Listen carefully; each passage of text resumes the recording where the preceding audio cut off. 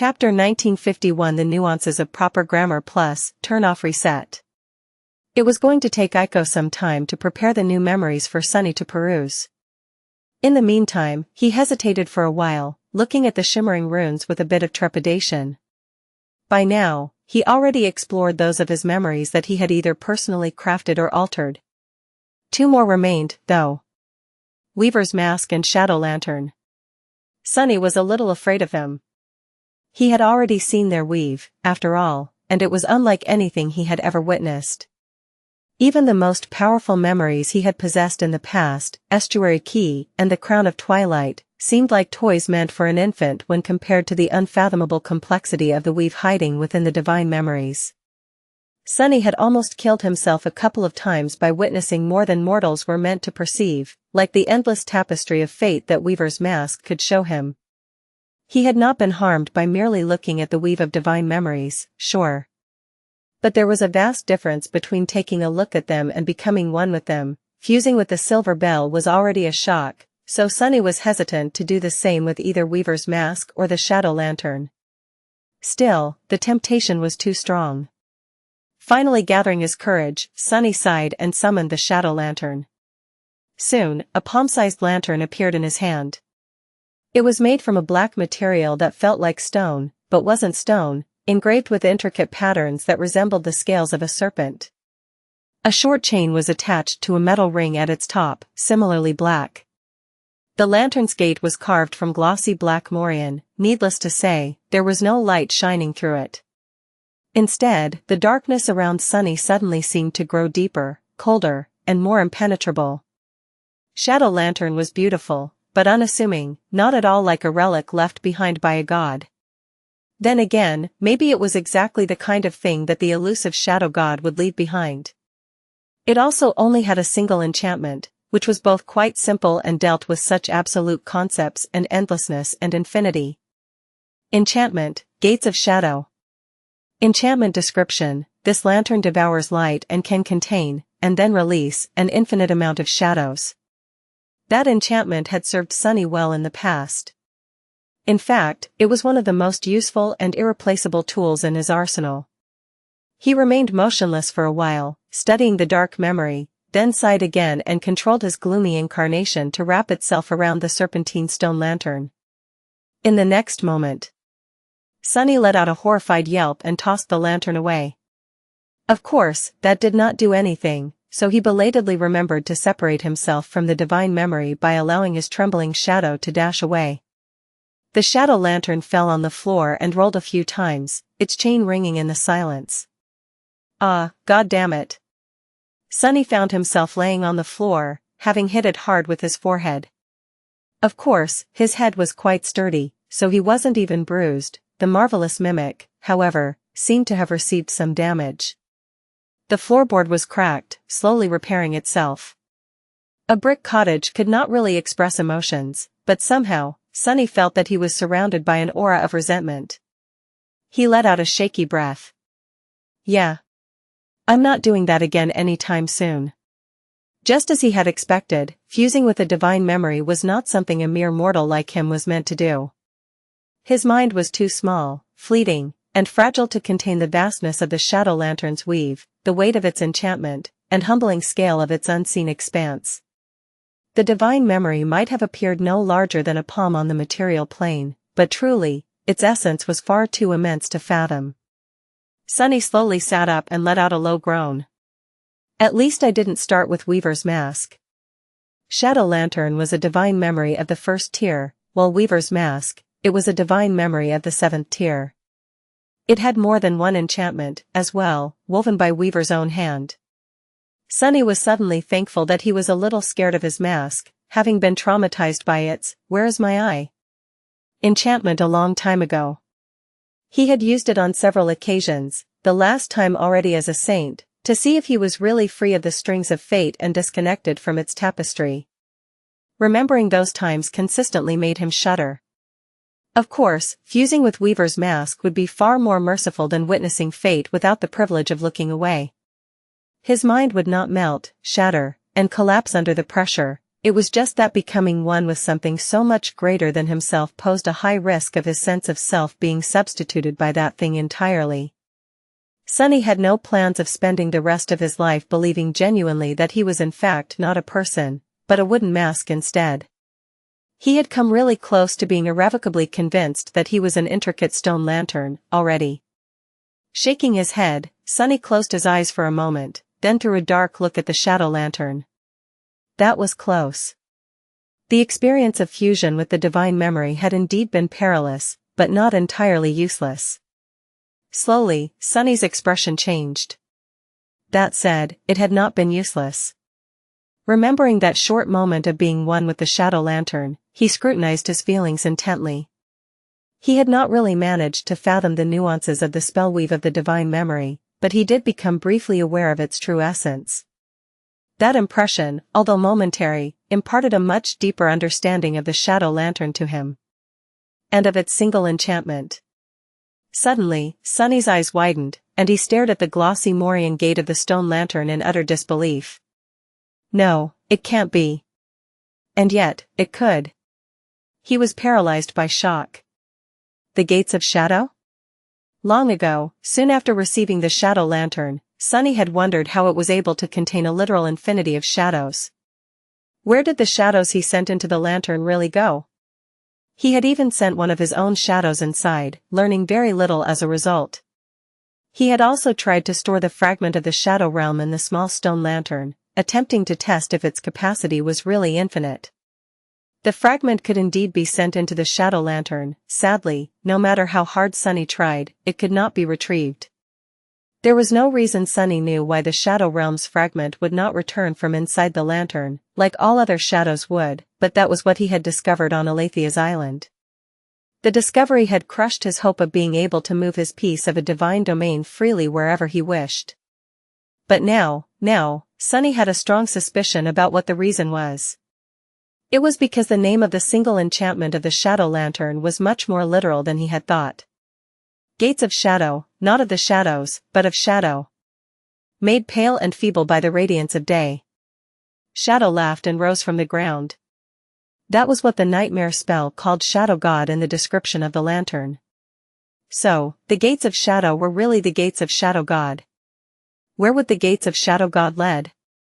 Sunny stared at the small stone lantern and its tiny Morian door with an expression of horror. There was only one logical answer. They would lead to Shadow God's realm. It just doesn't end today. Sunny stared at the shadow lantern with a strange expression. Today, he had discovered the key to mastering the next step of shadow dance, elevated his sorcery, and now, found out that the door to the shadow realm had been in his pocket the entire time. Well, technically, these revelations had unfolded over several days, as Aiko so helpfully reminded him. Still, how was his heart supposed to handle so many stunning discoveries? Who cares about my heart? I have 6 spare ones, anyway. Standing up, Sunny carefully picked up the shadow lantern and studied it, a deep frown forming on his face. He was fairly sure his theory was correct. In that brief moment of fusion with the divine memory, he and the shadow lantern had become one and the same. In that instant, he'd glimpsed a bit of what the shadow lantern truly was, as well as what lay hidden beneath its surface. Although he couldn't fully comprehend it, he was certain of one thing: the gate of the shadow lantern led directly to the shadow realm. This would explain why it could hold an infinite number of shadows, as well as why the fragment of the shadow realm could be stored but not retrieved. That fragment had been torn from the shadow realm when a dreadful being escaped it, and by returning the fragment, Sunny was, in a way, mending a rift in the shadow realm itself. And there was no chance he could pull an entire divine domain out of the lantern, after all. Just thinking about all of this made Sunny feel incredulous. The shadow realm. His gaze grew distant, his mind wandering to the implications. Out of the 6 divine realms in existence, only the 7th, the shadow realm, remained. When the dream realm was born, it slowly consumed the mortal realms, absorbing them into itself, along with 5 of the 6 divine realms, or so Windflower had told him. Sunny strongly suspected that the storm sea had once been the divine realm of the storm god. Godgrave had likely belonged to the sun god. The burned forest may have been the divine realm of the heart god. As for the beast god, fragments of its realm lingered in the song domain. Finally, Earth seemed to have once been the divine realm of the war god, humanity's patron deity. While 5 divine realms had been accounted for, the shadow realm had always remained a mystery. Where was it? Had it been swallowed by the dream realm? If so, where in this nightmarish world were the remains of the shadow god's realm? Sunny had never seen or heard of a place resembling the realm of shadow. So he'd always wondered where it went. And now, he could go find out. The thought made him shudder with a sense of profound dread. Could he? Should he? The first question was simple: yes, he could. His shadow had entered the shadow lantern back when he first acquired it. Now, with shadow incarnation and the ability to control his shadows directly, he could do it himself. In fact, he probably could have done it even before becoming a saint, simply by using shadow step to assume an incorporeal form. The only issue had been the unknown inside the lantern, and that there would be no one to summon him back. But now, one of his avatars could hold the lantern while another ventured inside. He could maintain at least 2 avatars indefinitely, and shadow step no longer drained his essence passively. The possibility was certainly there. But should he? The reason for caution was obvious. Venturing blindly into a fallen divine realm was asking for trouble.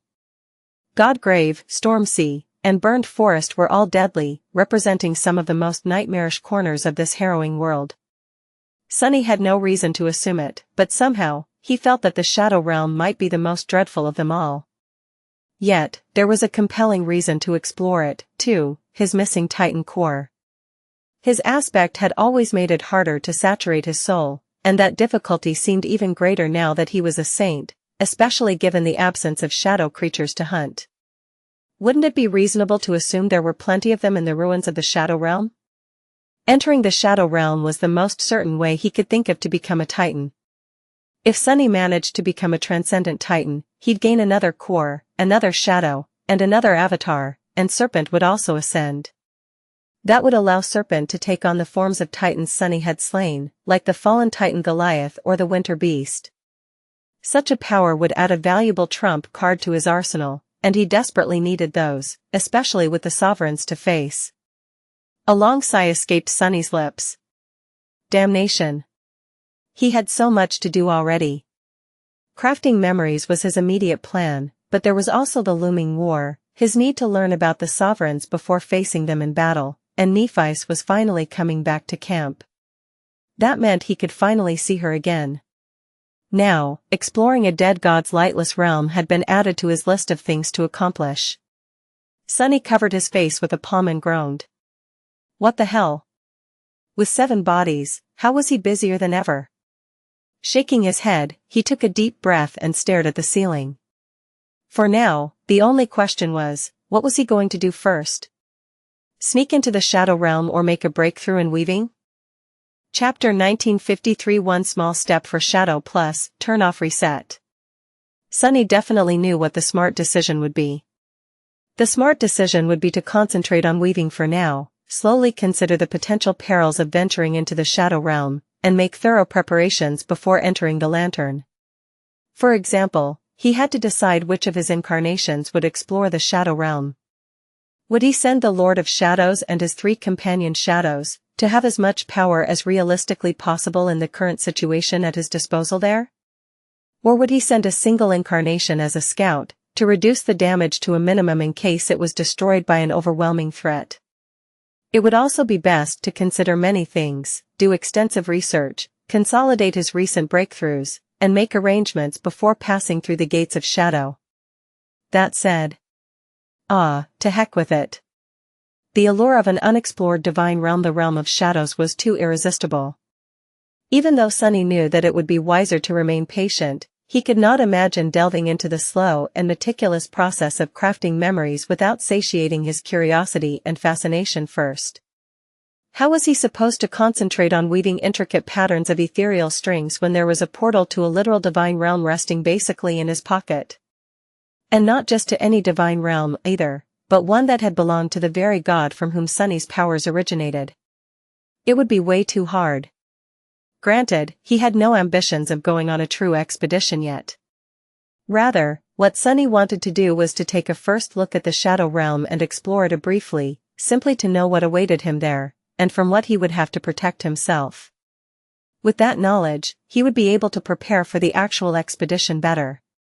He might even want to craft a few specific memories to help him face the perils of the Shadow Realm, so it had to be done before he dove into weaving. It had to be done now. Sunny turned around, walked to the middle of the basement, and outstretched his hand. The shadow lantern hung freely from his fingers. Following a mental command, the little Morian gate opened, revealing a dark entrance. He remained motionless for a few moments, absorbed by solemn silence. Then, he looked down, at his shadow. "Well, what are you waiting for? Chop chop. Get inside." The gloomy stared at him in shock, then pointed at itself with a finger, as if asking. "Who? Me?" Sunny raised an eyebrow. "Why, of course. I mean, who else? What, did you think that I'll banish my original body to the Shadow Realm?" He scoffed. "Of course not. That's the land of death, you know." The gloomy shadow was dumbstruck for a few moments, then lowered its hands, and slowly clenched its fists, staring at Sunny with a murderous gaze. Sunny ignored its antics and activated Shadow Incarnation, taking direct control of his shadow. "Here we go." He glided up his leg, onto his arm, and toward the open gate of the Shadow Lantern. Shadow Realm. In that short moment before entering the darkness within, Sunny considered what he knew about it. Truly, it wasn't much, and most of what he did know had come from the description of the fragment. When Shadow made death, he had become death. Everything that Shadow swallowed died, and everything that died was swallowed by Shadow. Death was an absolute law, and thus, that which was ever-changing no more. lig_htn_ovel_world_com Time was an absolute law, and thus, that which was everlasting no more. Space was an absolute law, and thus, that which was endless no more. Wielding time, space, and death, the gods defeated and bound their enemies. However, there were those who defied even absolute laws.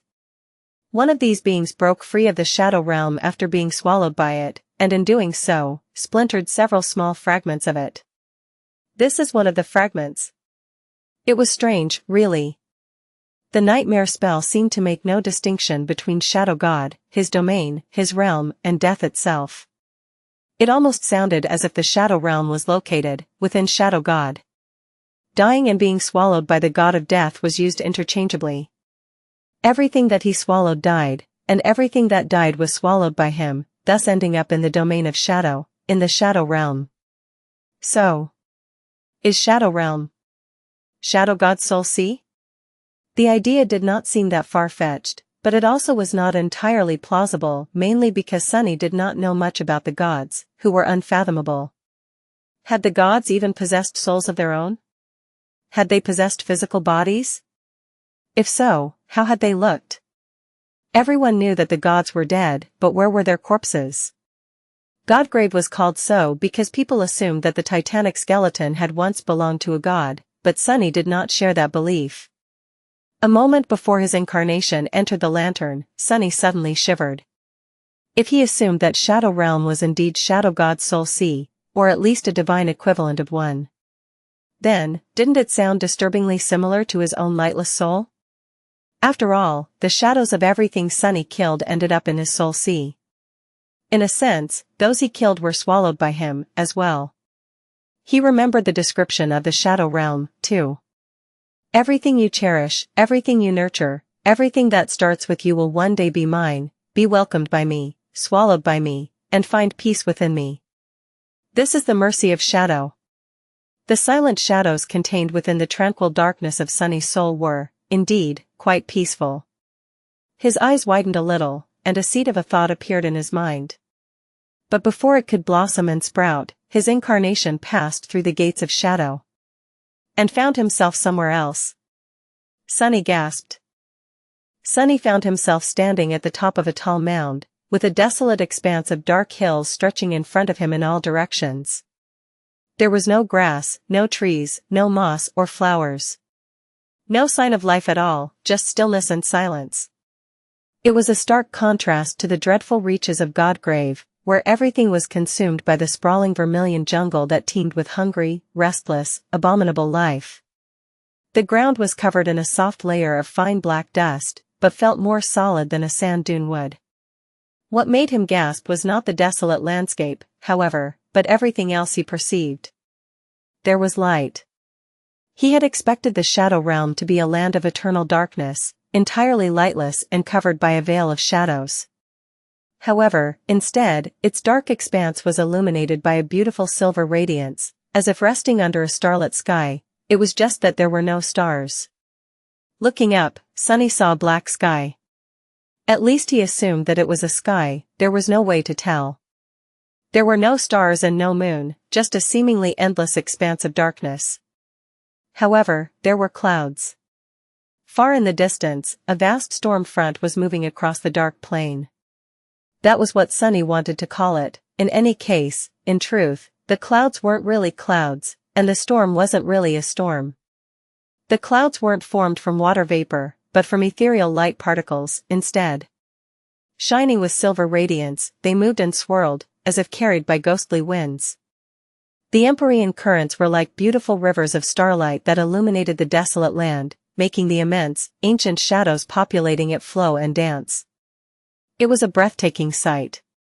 But, more than that, even from a distance, Sunny could feel the terrifying violence of the radiant storm. It was both daunting and chilling, making him want to dive deeper into the embrace of shadows to hide himself. It was a storm of light. No. Not light. Looking closer, Sunny shivered slightly. Those sparks of silver light, he recognized them for what they were. It was soul essence. The storm raging above the dark plain was a storm of essence. He didn't quite know what to make of it. At the same time as his eyes were enthralled by the sight of the beautiful, terrible soul storm, Sunny's other senses were flooding his mind with intense sensations, as well. There was his shadow sense, of course. As it flowed in all directions, Sunny felt at home. He was surrounded by nothing but shadows, all of them indescribably ancient and unfathomably deep. Their dark depths were so vast that he almost felt lost, and so immense that he almost felt cowed by their scale. Their tranquil, slumbering indifference made him feel calm and at peace. The shadows were his source element, after all. Here in the Shadow Realm, Sunny felt more spirit essence than ever pour into his soul, soothing and satiating it. It was to a degree that the rate at which he replenished shadow essence had become swift enough for at least one more avatar to be maintained indefinitely, without causing any loss. That's good. Sunny strived to maintain a careful balance between expending and replenishing his essence. Maintaining two avatars at all times, the Lord of Shadows and Rain's companion, was what he could do without constantly draining his reserves. So, knowing that he would be able to send one additional incarnation out to explore the Shadow Realm without crossing the line was welcome news. Now, then, should I take a look around? There did not seem to be immediate danger around him, but Sunny still remained in the form of an incorporeal shadow for now. He could not see any structures or sense any movement nearby, either. But he felt uneasy, for some reason. Actually, it was completely reasonable for him to feel ill at ease. The Shadow Realm was supposed to be the land of death, after all. If everything that died ended up here, then the shadows of unholy titans and horrors beyond description would be here as well, wouldn't they? Sure, those harrowing creatures were supposed to be already dead, but beings of higher ranks were often above such limitations. Had Shadow God not blessed him from beyond the grave? Come to think of it. Would the shadows of the gods, and the 7 demons, be here as well? Sunny shivered and carefully glided a few steps forward, nearing the crest of the hill. Something is wrong, I think. He was feeling rather strange. There was no pain and no discomfort, but he definitely felt that something about him was not right. His unease grew stronger. What is it? Then, he froze. If Sunny had eyes at the moment, they would have undoubtedly narrowed. It was because he saw a tiny mote of silver light slowly rise above his incorporeal form, dancing in the ghostly wind. Then, there was another, and another. Why was he emanating sparks of soul essence? That did not make any sense. Not only because he was not supposed to randomly leak essence, but also because Sunny had never possessed soul essence. To begin with, he was rather unique, possessing shadow essence instead. Following an ominous premonition, Sunny summoned the runes and looked tensely at the counter of his shadow fragments. A moment later, he felt a hint of terror. His shadow fragments were dwindling. The rate was not high, just 1 or 2 every moment, but it was unmistakable. His soul was being drained. Not quite. It was not being drained, instead, it was slowly disintegrating. It was bizarre and beyond reason, but he could not deny the fact. He was not under a soul attack and was not receiving soul damage, he did not even feel any pain, but his soul was slowly falling apart. It was being broken down and turned into pure soul essence. If not for the radiant motes of light, Sunny would not have even suspected anything.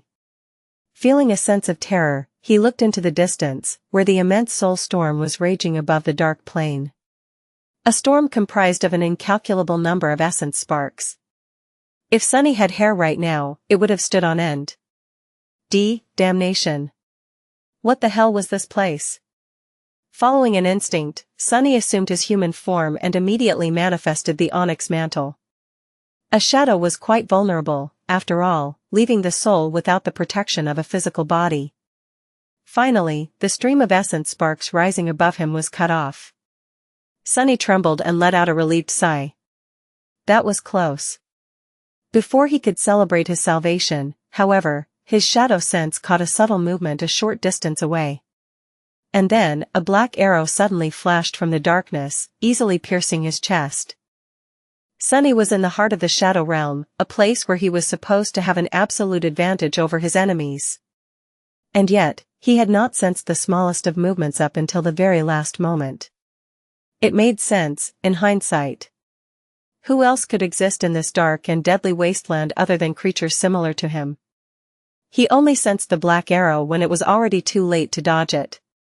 Sunny only managed to turn his torso a little, bracing for the impact. He had a faint hope that the onyx mantle would protect his body. It was a transcendent armor, after all, its breastplate designed specifically in a way to deflect blows instead of enduring them directly. However, his hopes were futile. The arrowhead pierced his armor easily. It pierced his skin and muscles, as well, sliding between his ribs and biting his heart. If not for that slight last-moment turn, his heart would have been entirely destroyed. Now, it was merely damaged. A split second later, the arrowhead exited from his back and scraped against the inner surface of the onyx mantle.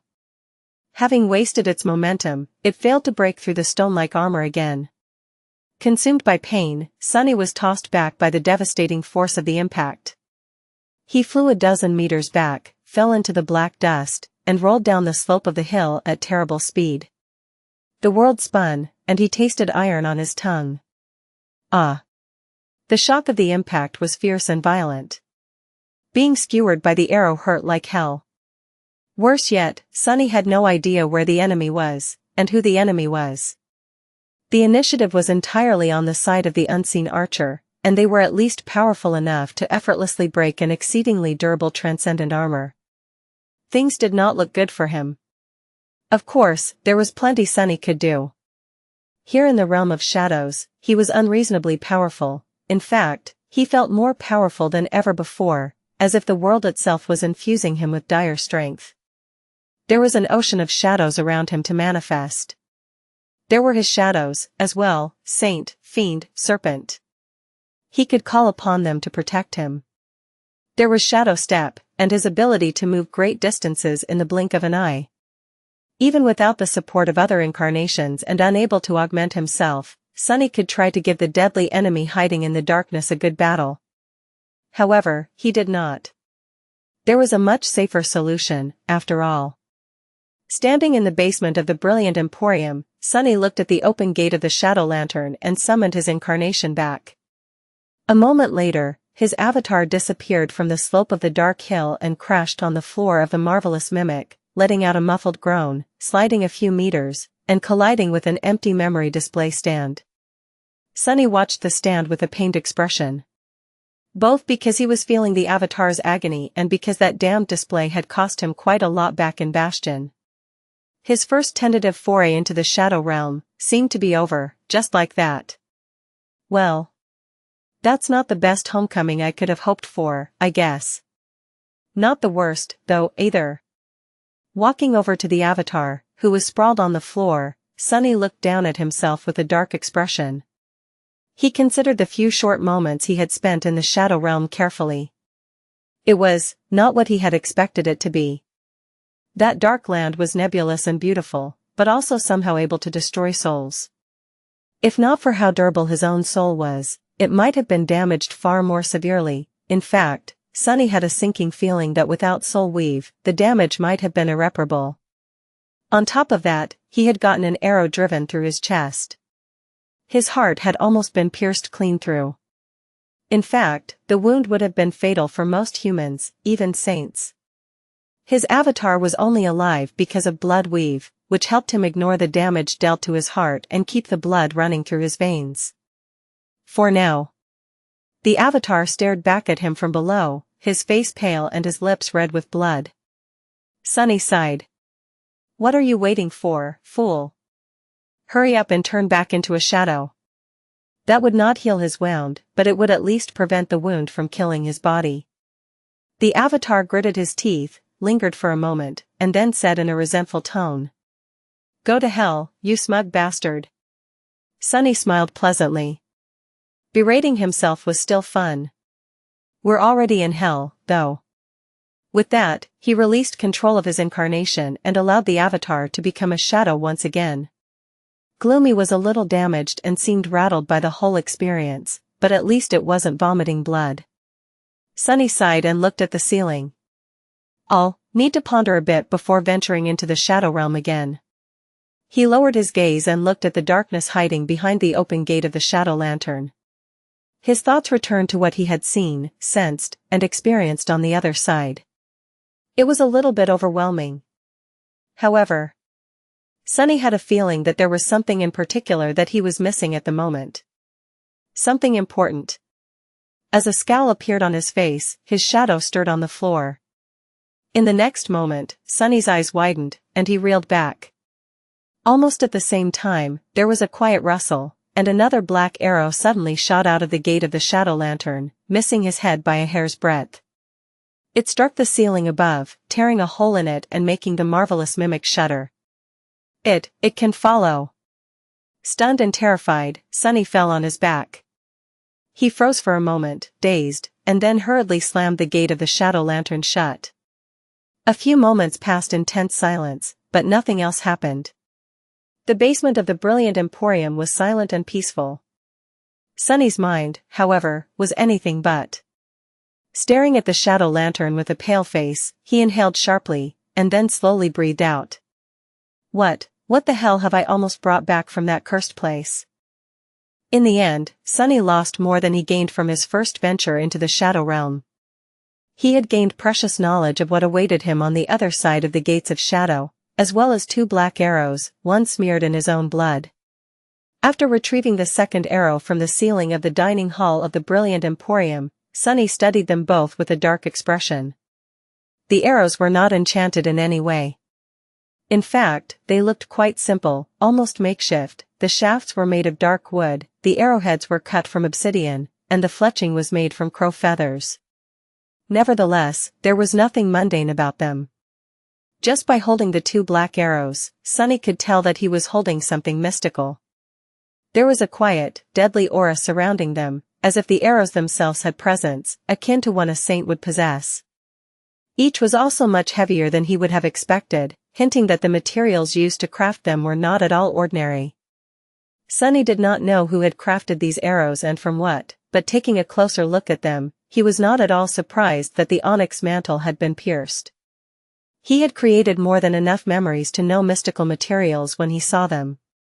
The materials used to fashion the 2 black arrows, were at least akin to something he would have harvested from a great nightmare creature, but somehow even more daunting. Even the shadows cast by the arrows were a little threatening. There was something else about them, as well. Sunny's expression turned even darker when he sensed something familiar about the black arrows. If he wasn't wrong, they seemed to be imbued with the killing intent of the unknown Shadowstalker, etched with their desire to see the prey die. The arrows carried their own will. Well, I'm still alive, aren't I? Better yet, he was now in possession of 2 supremely lethal arrows. Sunny had many uses for something so precious. Who knew, perhaps he would be able to return the favor and sink them into the heart of that damned archer one day. Sadly, he had lost something far more precious in return. It was not the health of one of his avatars either. Grimacing, Sunny glanced at the shadow lantern. It was his ability to use its gates of shadow enchantment. Of course, he was still able to send shadows inside or call them back. However, now that the unseen assailant had shown their startling ability to follow shadows back through the gate of the shadow lantern, Sunny was wary of opening it again. Who knew what would crawl out of the shadow realm the next time he did? By personally passing through the gates of shadow, Sunny seemed to have attracted the attention of at least one creature dwelling there. Now that the shadow archer knew his scent, it would not be impossible for them to wait patiently in the area where the lantern led to. Sunny uttered a quiet curse and dismissed the shadow lantern. Now was not a good time to lose one of his most useful tools. The war was raging on, and the battle with the sovereigns was drawing closer with each passing day. He would have to step into the shadow realm and slay the mysterious archer sooner rather than later. But not now. Now, Sunny had to collect his thoughts and pay attention to his other endeavors. First, his sorcery. He looked at the destroyed display stand, sighed, and called upon the shadows to clean up the debris. There was a lot to do, and no time to waste. As he headed for the warehouse hidden behind the memory boutique portion of the brilliant Emporium's basement, though, Sunny lingered, staring into the distance with a complicated expression. He was still being tormented by curiosity, wishing to learn the secrets of the shadow realm. If anything, his thirst had only grown stronger after witnessing the unforgettable vista of the dark, silent land. But he could wait for a bit before trying to quench it. Nevertheless, he had to consider something. He had to consider death. The soul storm raging in the distance and the strange fact that his own soul had started disintegrating almost immediately after entering the shadow realm were obviously connected. In fact, Sunny had an idea of what the storm of soul essence was.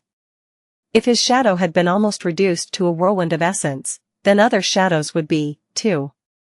And since the shadows of all living beings that died were supposed to enter the shadow realm, he could safely assume that the soul storm was formed by countless shadows being transformed into essence by the dark expanse of the shadow realm.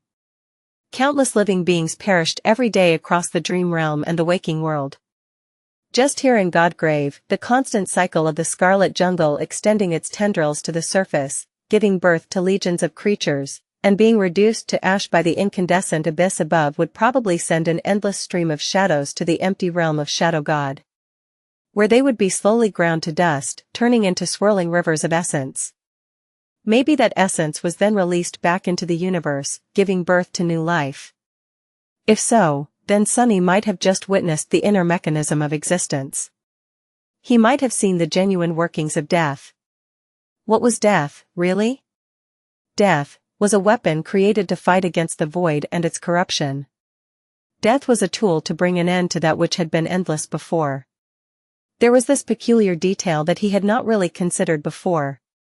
The souls of nightmare creatures were tainted by the vile corruption of the void.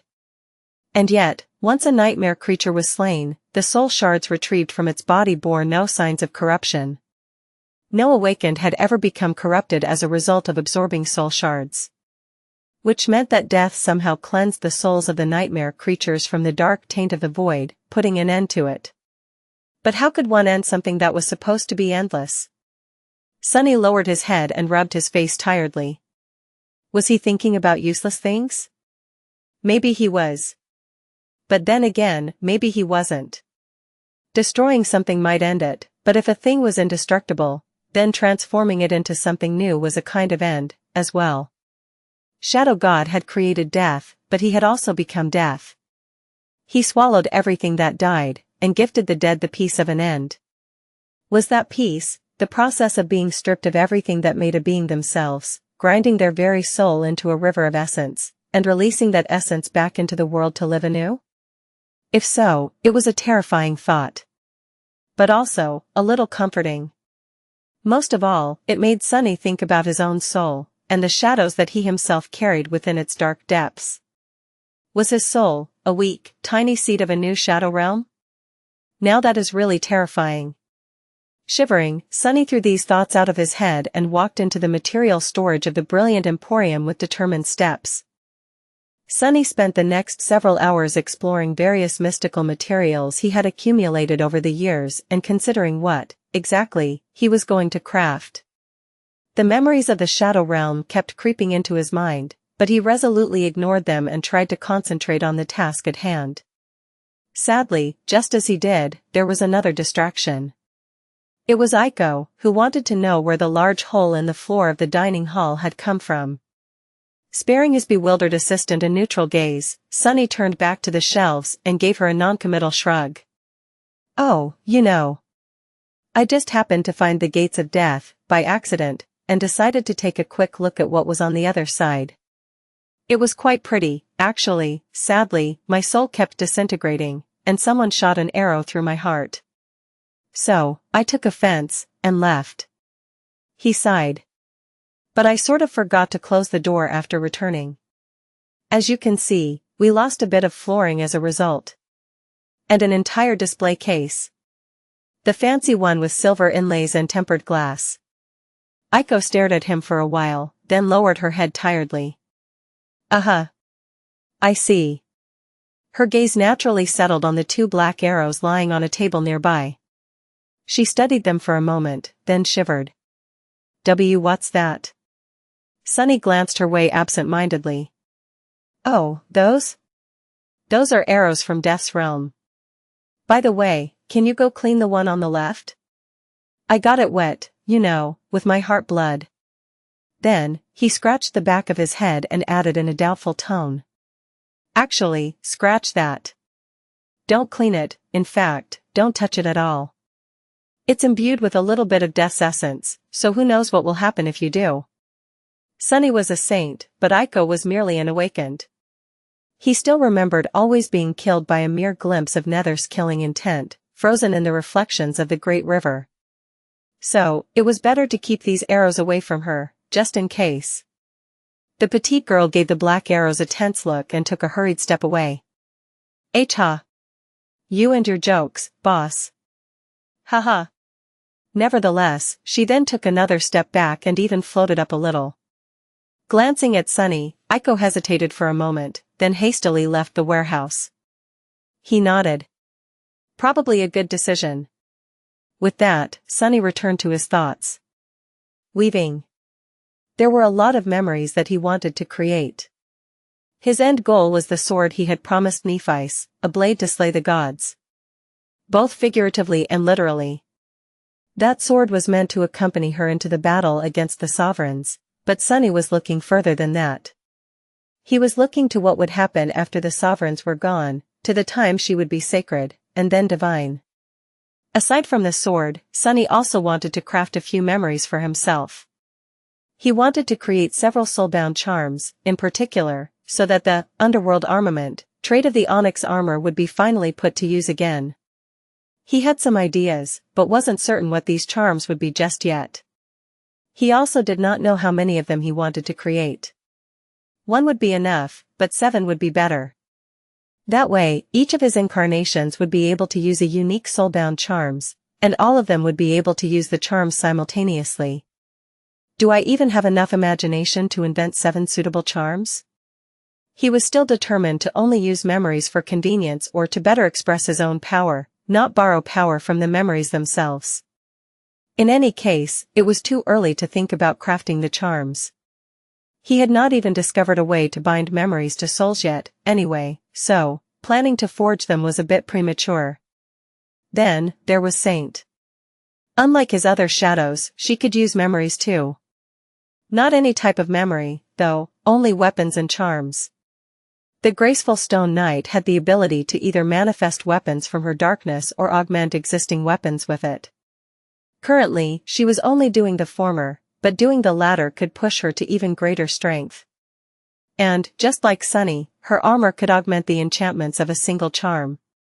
Finally, there was Rain.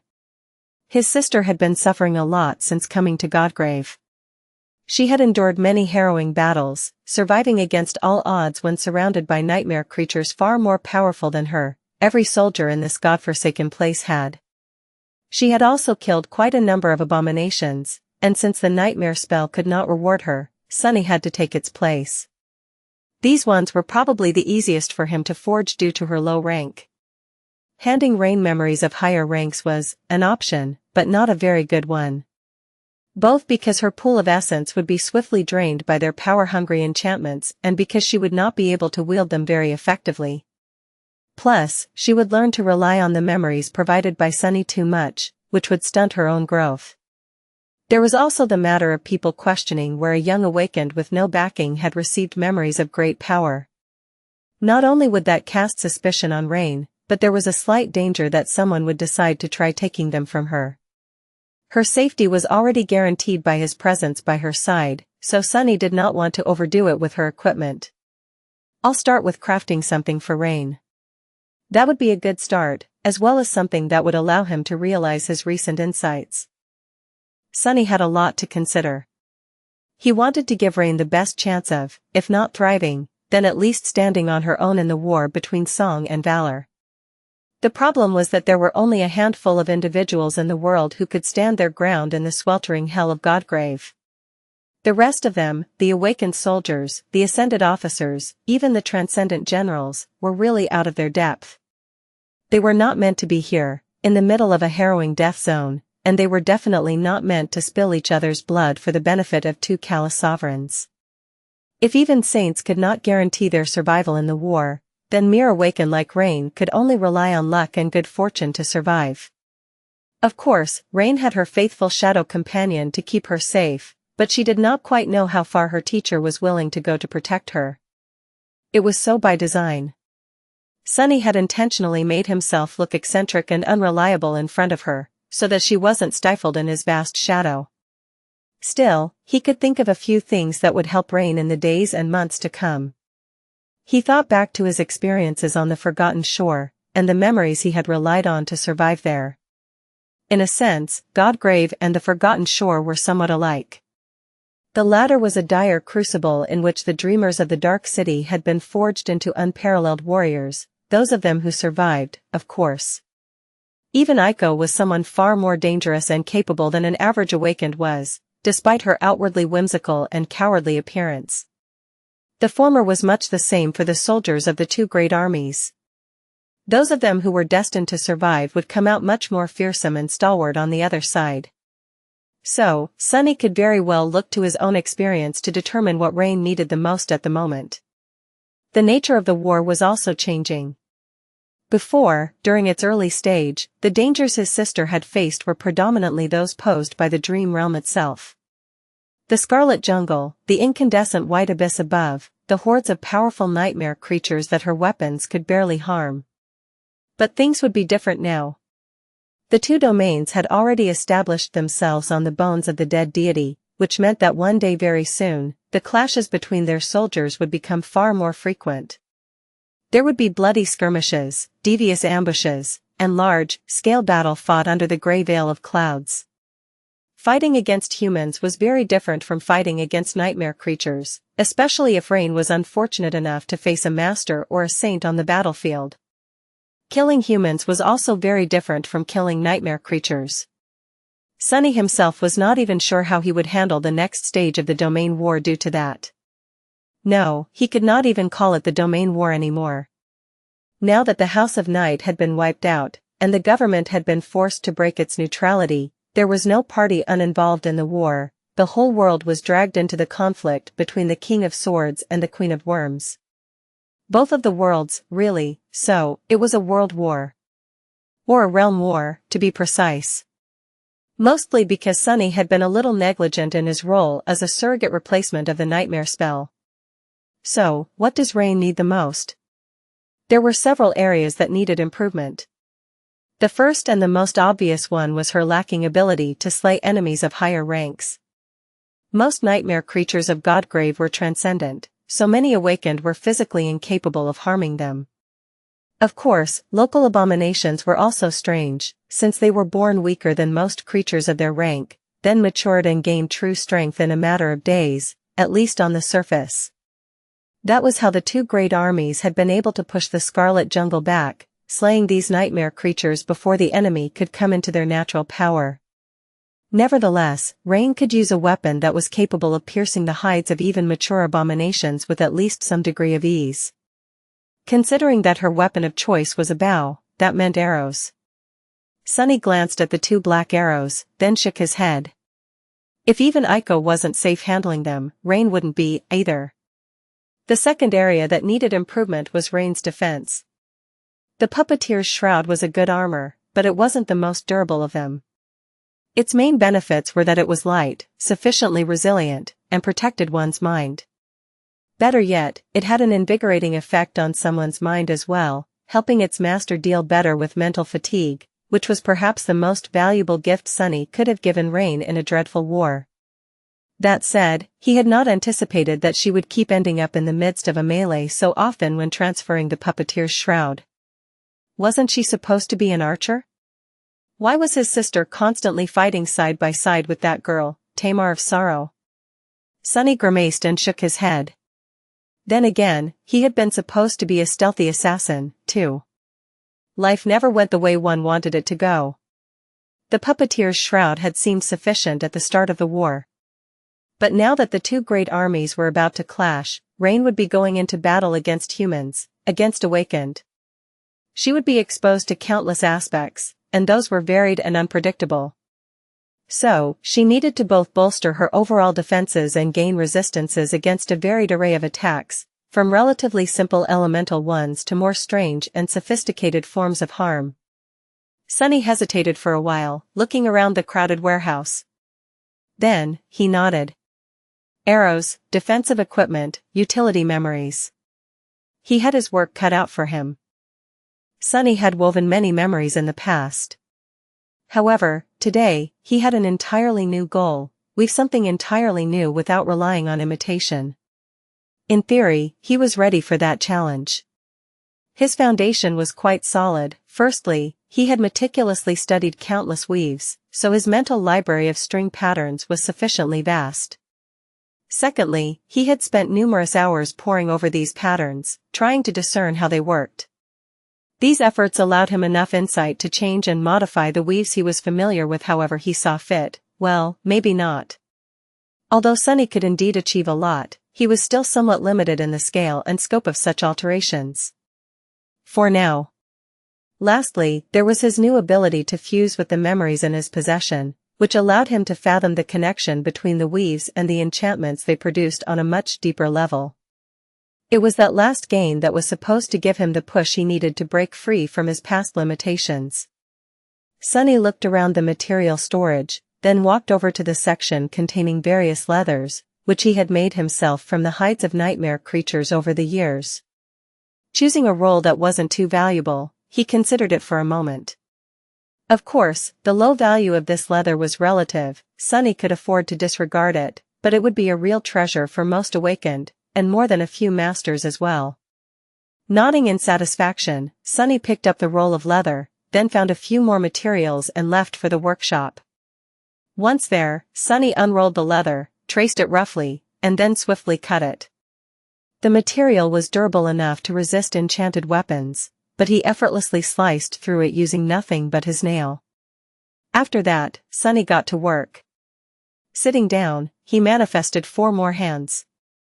These shadow hands were responsible for weaving threads of essence, while his original pair was handling the leather. Funnily enough, Sunny also summoned Weaver's Needle. Today, it had some mundane stitching to do. Slowly, a leather backpack took shape in his hands. The backpack was on the smaller side, but crafted with utmost care. In fact, it could quite easily compete with the most luxurious leather bags sold by famous fashion designers in the waking world.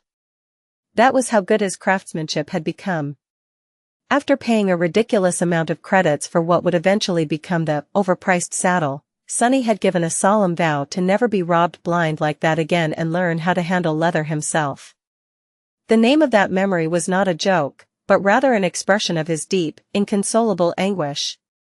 He continued to focus on his work. When Sunny needed additional tools, he manifested them from shadows.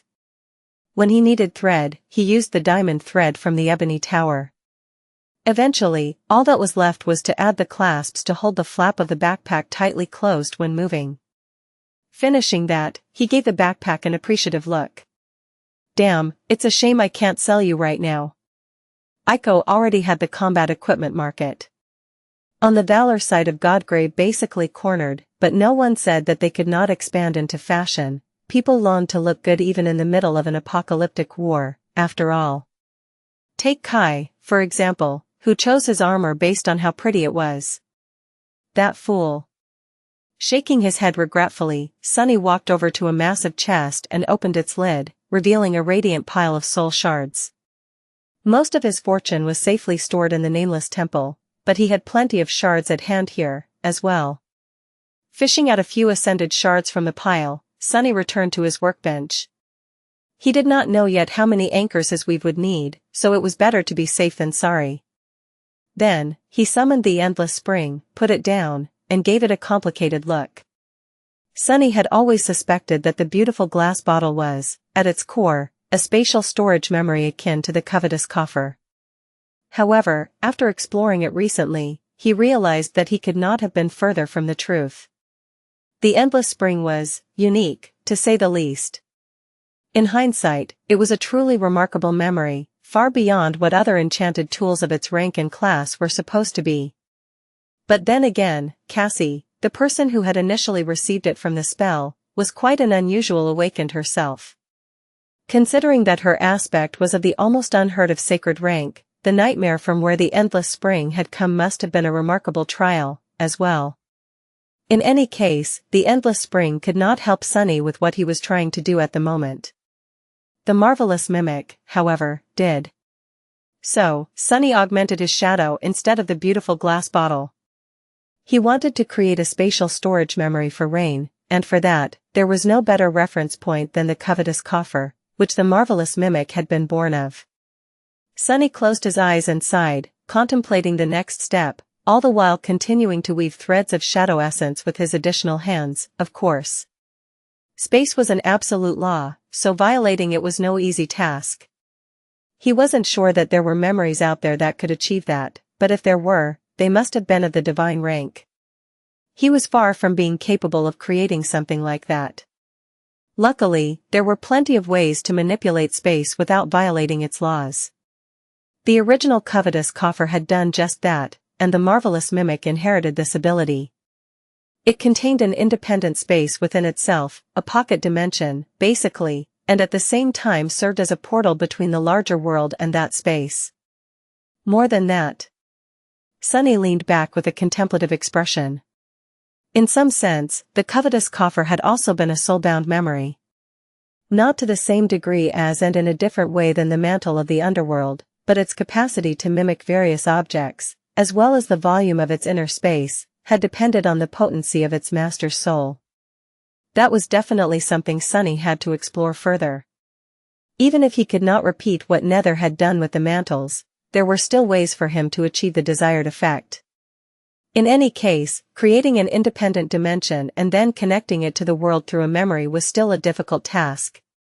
Sunny was confident that he could do it, if given enough time for research and experimentation, but Rain did not need something that sophisticated, and there was a much easier way.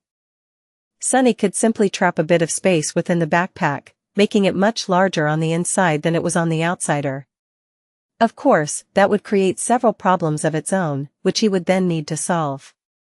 For example, there was the issue of weight. A simple memory like that would be able to contain many items, but it would also weigh accordingly. Having a spatial storage memory was of little use if its master could not lift it, after all. Luckily, Sunny had long mastered enchantments that manipulated weight. By adding a simplified version of the Feather of Truth, he would be able to give the backpack the ability to reduce the weight of all items stored inside. Then, there was the issue of continuity. Effie had actually possessed a spatial storage memory of her own long before the Black Beast locket, all the way back on the Forgotten Shore. However, it possessed a glaring flaw when compared to the covetous coffer. Once it was dismissed, everything inside was tossed to the ground instead of being safely stored within her soul. The same would be true for the leather backpack, unless Sunny came up with countermeasures.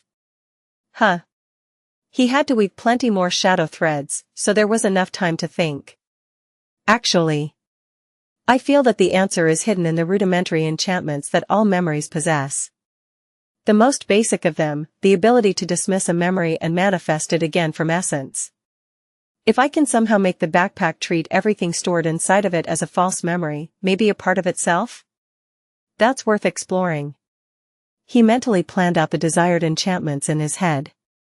Just like with the backpack itself, which was made from leather, but required many little details to be added, like clasps, pockets, decorations, and so on, the fundamental weave also needed many additions to perform well. There was a lot to think about. Eventually, though, Sunny took a deep breath and concentrated on the backpack, peering beneath its surface. He was ready as he would ever be. The tentative design of the weave was fleshed out in his mind. Unlike how he had done it before, meticulously imagining every twist and turn of each single thread of essence, Sunny did it differently this time. Instead of a precise and clear image, the weave in his head was more abstract. There were clearly defined sections, those that were responsible for the overall structure and framework of the entire tapestry. There were also several precisely mapped patterns, mostly the smaller ones. However, there were also segments that were loose and vague, more of a concept than a detailed solution. Those, he was going to finish in the process, following his knowledge, intuition, and inspiration. Before starting, Sunny cleansed his mind, bringing it to a state of clarity, something he usually only did when going into battle, but which felt strangely appropriate. Then, he picked up Weaver's needle and one of the soul shards. And started to weave. Sunny started slowly, creating the framework of the weave and its rudimentary enchantments. In the process, he dove deeper into the state of unity with the marvelous mimic, exploring its connection to space. Of course, the marvelous mimic was a shadow now, not a memory. But Sunny remembered the spellweave of the covetous coffer quite well. By becoming the mimic, he could mentally connect its traits and attributes to the corresponding patterns on the coffer. I understand. Following an intense spark of inspiration, Sunny entered the state of flow and switched to the conceptual patterns of essence strings he had loosely planned. It was not absolute improvisation, rather, it was a guided improvisation that sought to invent the correct connections between the concepts and elements of the weave he had prepared in advance, forming the functional pattern out of them. There was a strange, unfathomable, and beautiful logic to weaving that Sunny did not quite understand, but could feel intuitively. It felt close now, just out of reach now. He was the heir of Weaver, after all. Armed with that intuitive kinship, the deep well of theoretical knowledge he had built, and the state of unity with the marvelous mimic, Sunny used all 6 of his hands to form the intricate patterns of essence threads. At some point, his eyes widened. This is it. As if by magic, the chaotic mess of strings was slowly forming into a harmonious tapestry, giving birth to order. The correct decisions were just clicking together. In that moment, Sunny fully felt the nature of a spell weave, where everything was tied together and interconnected. Resolving one problem led to a solution to another, which hinted at how to deal with 2 more. Like that, a cascade of understanding was born, helping him deal with dilemmas that he had no prior knowledge of, and pushing the weave to its final form. It's wonderful. Finally, many hours later, Sunny let out a long sigh and dismissed the shadow hands, looking at the beautifully crafted leather backpack with satisfaction. He had succeeded. He had created a spatial storage memory, not by copying a pattern created by the spell, and not even by altering one. Instead, He had enchanted the backpack simply by having a sufficient understanding of the fundamental rules of weaving, graduating from imitation to originality. This was his first entirely original memory. Sunny smiled tiredly. Hell. Am I a bona fide master weaver now? His skill was at least on par with that of the unknown sorcerer who had created an Anki's mantle, and even superior to it in many regards. And it would only continue to grow. In fact, he was about to enter a period of explosive growth. The sky was the limit. Well, maybe here in Godgrave, that phrase was not the best to use. In any case, there was one last step left. Sunny stared at the leather backpack lovingly. What should I call you, huh? He intended for Rain to use it well. Sunny scratched his chin. What was the purpose of a spatial storage memory? Obviously, it was to hold things. Not just hold things, of course, but hold it away from the grabby hands of other humans. And here, in front of him, was basically a leather bag. Sunny's eyes glistened, and he raised a finger into the air. Ah, I know. It was so obvious. He nodded in satisfaction, as if having arrived at a perfect answer. I shall name you, the Bag of Withholding. Several more days passed. Sunny would have lost count of how many, honestly, if not for the fact that two of his incarnations were out there in the world, one marching with the Song army, the other preparing to raid and destroy its supply lines. He had spent these days immersed in weaving. At some point, Aiko delivered a collection of memories to the basement of the Brilliant Emporium. Some of them she had purchased and was about to resell, some had come from the Fire Keepers.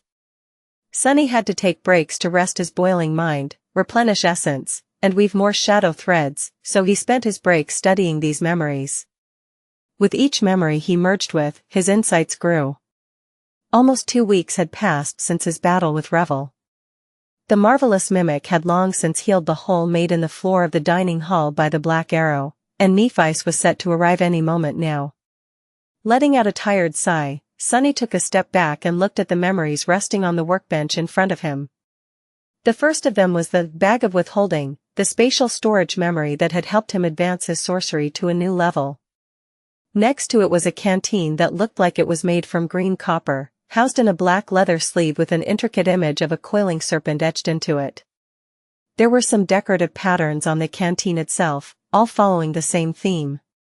In truth, Sunny had crafted it from the leftover scraps of the huntsman's axe.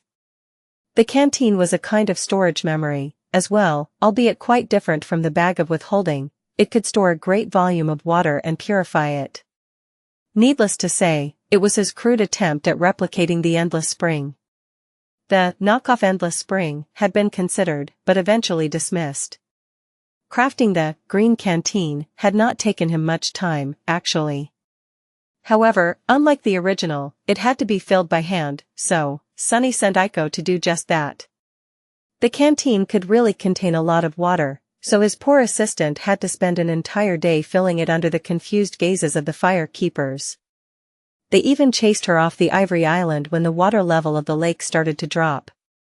The third memory Sunny had crafted for Rain had a very simple enchantment but was exceedingly difficult to devise. In terms of complexity, it might have been the most troublesome of them all, forcing Sunny to really strain himself mentally. It was a long strip of black silk that could be used as a sash or a scarf, decorated with subtle embroidery. After thinking for a while, Sunny had named it, In Case of Emergency.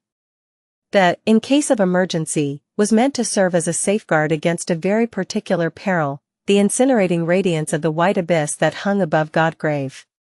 Its function was indeed simple. If given a mental command, it would instantly turn the person wearing it completely still.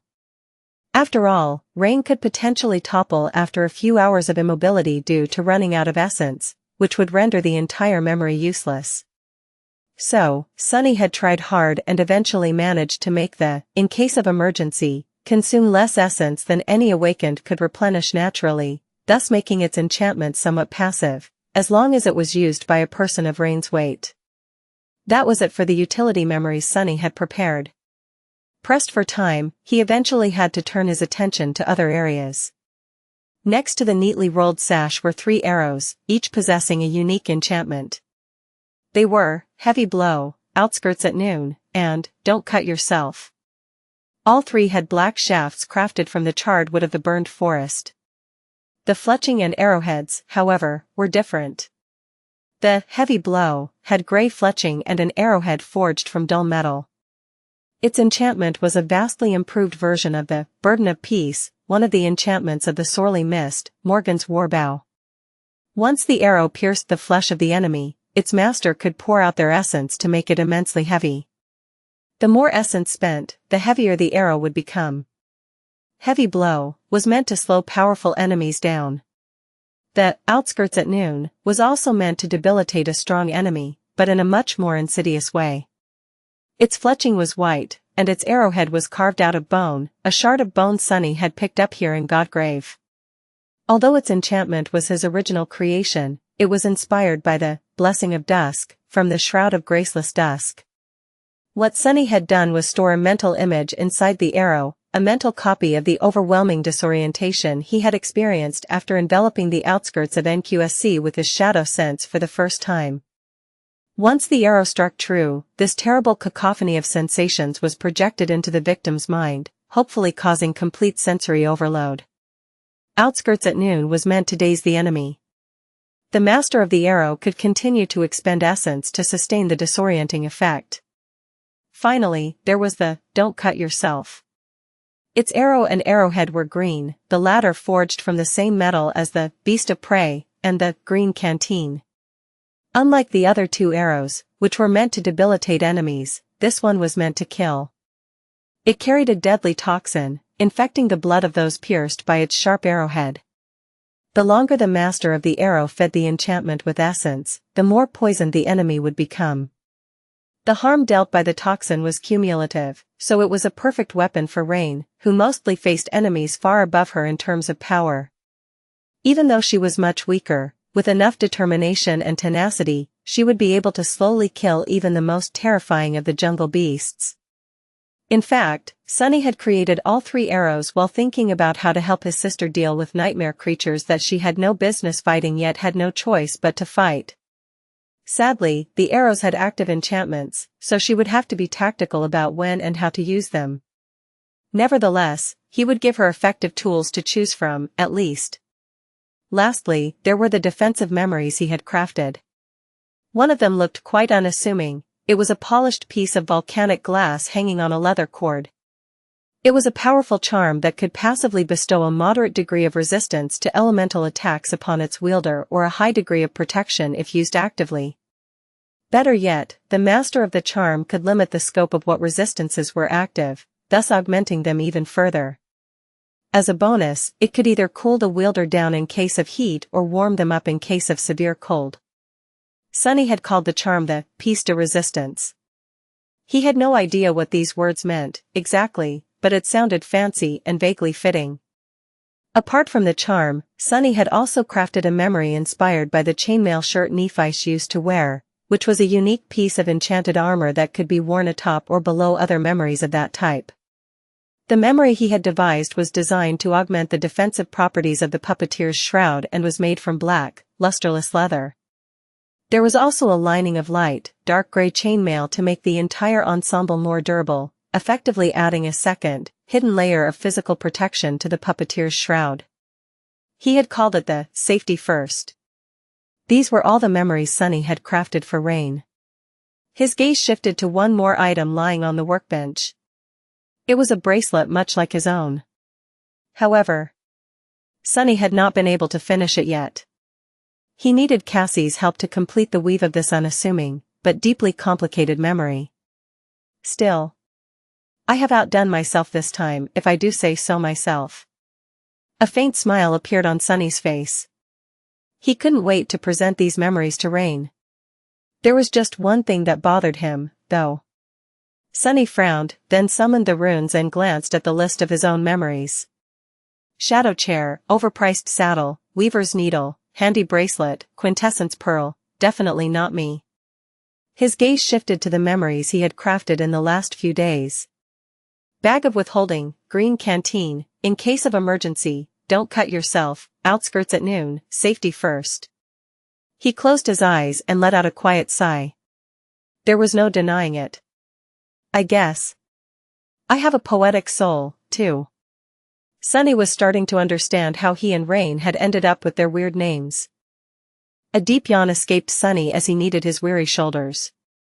Despite his status as a saint, and an extraordinary one at that, even he had his limits. The past weeks had been nothing short of grueling, the fierce battle against Revel, the intricate process of merging with shadows and memories, and the relentless week of weaving. His mind screamed for rest. Neither of his aspects, the Lord of Shadows nor Rain's mentor, had found a moment's peace throughout this ordeal. With deliberate movements, he retrieved the bag of withholding, its ancient clasp creaking as he opened it to store the remaining memories within. Task finally complete, he emerged from the brilliant Emporium's basement, dreaming of collapsing onto the plush bed awaiting him on the second floor. But first, he made his way to the entrance, where he carefully returned the silver bell to its designated spot above the door. There. Back where it belongs. As he gazed at the softly gleaming bell, an odd thought struck him. How ironic. He remembered lamenting his lack of a home once, which had prompted Noctis, another saint far from his original dwelling, to offer heartfelt counsel. While Noctis had built himself the sanctuary, Sunny had created something quite different. The brilliant Emporium stood as testament to his peculiar nature. What kind of person crafts a home specifically designed to follow them everywhere, ensuring they could never lose it again? It spoke volumes about his deep-seated fears. Yet he couldn't deny its effectiveness. Here he was, living comfortably in his cottage despite the transition from Bastion to Godgrave. A small, satisfied smile played across his lips. Perhaps I'm more clever than I give myself credit for. His thoughts wandered to the marvelous mimic's future form. Would it someday house both him and Nephi's? The prospect filled him with warmth. His smile grew as he imagined sharing this cozy space with Neph. Of course, modifications would be necessary. She'd need her own closet, though knowing her priorities, a training ground would come first. Additional rooms would follow, another bathroom, an office, a proper library, and perhaps, a nursery? The thought made him cough awkwardly. His expression sobered as reality intruded. Ah. Right. If they survived to see that future, they would be supreme. Nephi's would be more than just powerful, she would be a queen, likely humanity's sole ruler, bearing responsibility for both their territory in the dream realm and their crumbling homeworld. A queen couldn't very well reside in a humble cottage. He released a heavy sigh before brightening slightly. Though that's not insurmountable. The marvelous mimic possessed another remarkable quality, its ability to reshape itself. Since its form's complexity depended on Sunny's soul strength, by the time he reached sovereign status, his modest cottage could easily transform into a magnificent palace. Sunny scrubbed his face with his hands. What strange paths my mind wanders. Sleep. I need sleep. He turned toward the stairs, but before he could reach them, the silver bell's gentle chime announced Aiko's arrival. She entered the dining hall wearing a bright smile, only to freeze upon spotting him. Boss. You've emerged from the basement? Her surprise is rather unnecessary. I'm hardly some cave-dwelling hermit. After studying her briefly, he nodded. Indeed. You seem particularly cheerful. Her grin widened. Oh. St. Tyrus has returned to camp. Which means we'll have a break from those awful cloud breaks. They're such a nuisance. During the last one, I was headed to the bathroom and got stuck there for 4 whole hours. Sunny's expression turned deadpan. That's more information than I required. Then the significance of her words struck him. St. Tyrus has returned. Skytide had been traveling with Neff's group. Which meant Nephi's was back as well. His eyes lit up with sudden energy. Finally. With renewed vigor, he turned away from Aiko and headed for the door. After a moment's consideration, though, he used Shadow Step to transport himself to the brilliant Emporium's second floor. 2 weeks in the basement had left their mark on his appearance, after all. Meeting Nephi's looking anything less than presentable was out of the question. A thorough shower is in order. While Sunny's anticipation for Nephi's return ran high, the entire sword army shared his excitement. The army had split its forces between two locations. The main contingent remained at their primary camp, while the expedition force established a secondary position on the dead deity's breastbone. Nephi's return would likely trigger a reorganization of these forces. Her delayed arrival stemmed from her mission to secure a safer, broader path connecting the two camps. The secondary camp would function as their offensive spearhead against the Song army, while the main camp provided rear support.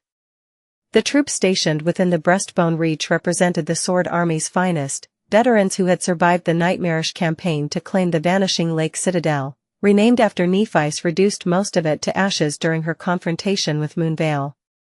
The main camp's soldiers were no strangers to combat either, having gradually conquered the eastern collarbone plain while battling the Scarlet Infestation. However, they knew the expedition force's trials and the battle for Vanishing Lake only through increasingly elaborate tales. Whether these stories originated from Clan Valor's elders attempting to boost morale or from Cassie's careful manipulation remained unclear, but they painted grandiose portraits of Summer Night, the Lord of Shadows, and Changing Star, particularly the latter two. Despite his self-imposed basement exile, Sunny had heard the whispers about the Lord of Shadows. Had he not been that very figure, he might have found himself impressed by the descriptions. They spoke of a mysterious entity wielding unfathomable power with ruthless precision. A fearless warrior commanding darkness and death itself, leading an army of terrifying beings against countless monstrosities. Yet simultaneously, a brilliant tactician who preserved his soldiers' lives against impossible odds. Well, perhaps I am somewhat impressive. Sunny often overlooked his own extraordinary capabilities, understandable, given how his opponents seemed to grow exponentially more powerful at an alarming rate. But to ordinary awakened, the Lord of Shadows must appear truly terrifying, a being whose dark powers defied comprehension. The Sword Army's troops counted themselves fortunate to have such an ally, while the Song Army would soon learn to dread the very shadows themselves. Fortunately, none suspected that the Lord of Shadows represented merely half of Sunny's true might. That knowledge would have robbed them all of sleep. For all the reverence the Lord of Shadows commanded, his reputation paled before the luminous legacy of Changing Star, last scion of the immortal Flame clan. The contrast made perfect sense. Their very essences dictated their roles, one destined to lurk in darkness, the other to blaze like a beacon. More than that, while the Lord of Shadows remained an enigmatic newcomer, Nephi's had long since become the beating heart of these people's hopes. Their devotion ran deep, rooted in decades of admiring her illustrious family. They had witnessed her meteoric rise firsthand, her extraordinary achievement at the Forgotten Shore, her triumphant return as a master after a solitary quest across the Dream Realm, and her unwavering protection through the tumultuous years following the Chain of Nightmares. Where Sunny's connection to humanity remained tenuous, Nephi's had forged bonds of steel.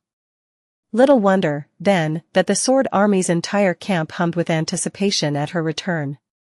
Yet more fascinating was her unexpected popularity among the Song Army's ranks. At first glance, it seemed paradoxical, Changing Star stood as their declared enemy. But the same qualities that endeared her to the Sword Army resonated across battle lines. Moreover, word had spread, carefully orchestrated by Cassie, no doubt, that among all Valor's champions, only Nephi's had raised her voice against the king's declaration of war. Thus, while Song's warriors spat venom at the mention of other sword domain saints, particularly the king himself, they spoke of the immortal Flame's daughter with something closer to wistful regret. This sentiment echoed strongest in Rain. Though she seldom discussed Nephi's and her companions, Sunny recognized the turmoil in his sister's heart. Her memories, though altered, held clear images, Effie as a neighbor, lessons from Nephi's and Kai, casual meetings with Cassie. The prospect of facing them as enemies across a battlefield weighed heavily on her soul. But Rain's struggle merely exemplified a broader tragedy. Though presented as a conflict between sovereign domains, the war between Anvil and Kisong cut deeper, a civil war that severed bonds of friendship and even blood. The arbitrary nature of their allegiances only twisted the knife, the nightmare spell had scattered people across the dream realm with cold indifference, and few possessed the means to traverse the vast distances between citadels or brave the treacherous storm sea. Master Orm's fate stood as a stark example. His clan's eastern location had forced their vassalage to valor. Had the spell cast them westward, he might have served Qi proudly instead of dying a traitor in a lightless cell. Discontent simmered in both armies. As the initial shock subsided and the specter of impending bloodshed loomed closer, resentment and fear poisoned the air. Yet what choice did they have? The Supremes had spoken, and mere mortals could not defy their will. Sunny, however, saw opportunity in their growing disillusionment. As the war's atrocities mounted and hearts grew heavy with grief, he knew the soldiers would become increasingly receptive to Nef's radical solution, the overthrow of the very sovereigns who had forced them into this fratricidal conflict.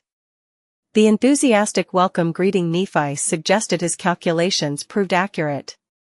Even Sunny's fearsome reputation as the Lord of Shadows would serve their cause. In this realm where might made right, his apparent allegiance to Nephi would legitimize her authority. After all, what better proof of her power than her ability to command such a terrifying force? Sunny lingered at the war camp's gates, listening to the excited chatter of the crowd. They've returned. The fire keepers all made it. Glory! Glory! Whispers about his alter ego filtered through as well. These celebrations masked a bitter truth: the victory at Vanishing Lake had come at a devastating cost. 7 saints lost, each death not only weakening humanity's defenses but guaranteeing more casualties in the battles to come. Though some knew the truth, the bereaved clans had been informed, and word had spread. Most preferred to focus on more palatable narratives: the triumph of Changing Star and the Lord of Shadows, the supposed defeat of Dark Dancer Revel and her sisters. But such concerns could wait. For now, after far too many days apart, Sunny had eyes only for Nephi. His smile softened with genuine warmth. There you are. At the column's head, Nephi advanced with her characteristic grace, every bit as luminous as Sunny remembered. Filtered sunlight pierced the clouded veil above, catching her silver hair in its gentle rays. Her slender form moved with fluid elegance, softly draped in a pristine white tunic that caught the breeze. Sunny's eyes widened in surprise. She really meant it. True to her word, she had abandoned her usual attire. Gone was the gleaming steel armor that had made her look so valiant and knightly, replaced by the simple tunic and leather sandals. The change lent her an air of approachable beauty that drew even more attention than her martial appearance had. Not that Sunny minded the change. Behind her, the fire keepers trudged wearily, clearly worn down by the oppressive heat of their journey. Yet Nephi appeared remarkably fresh, as though she hadn't spent days traversing Godgrave's treacherous landscape. Sunny noticed curious droplets of water still clinging to her hair. How does she manage to look so immaculate? The mystery would have to wait. While the crowd erupted in jubilant cheers around him, Sunny remained silent, drinking in her presence. Perhaps sensing his gaze, Nephi turned, her eyes finding his among the masses. Her lips curved into a smile that stole his breath. The crowd's cheering intensified. A rough hand suddenly gripped Sunny's shoulder as an overexcited voice bellowed in his ear. Did you see that? She smiled at me. Another voice immediately contested from his other side. Are you daft? Why would Lady Changing Star smile at you of all people? That smile was clearly meant for me. A third voice joined the fray. You're both wrong, it was obviously for me. The soldiers' enthusiasm bordered on hysteria. Sunny could only grin at their fervor. Yes, I saw it. But he knew better than all of them. His eyes followed Nephi's as she entered the camp. That smile was mine alone. Really no one else's. Once Nephi's had arrived, Sunny slipped away to the Ivory Island.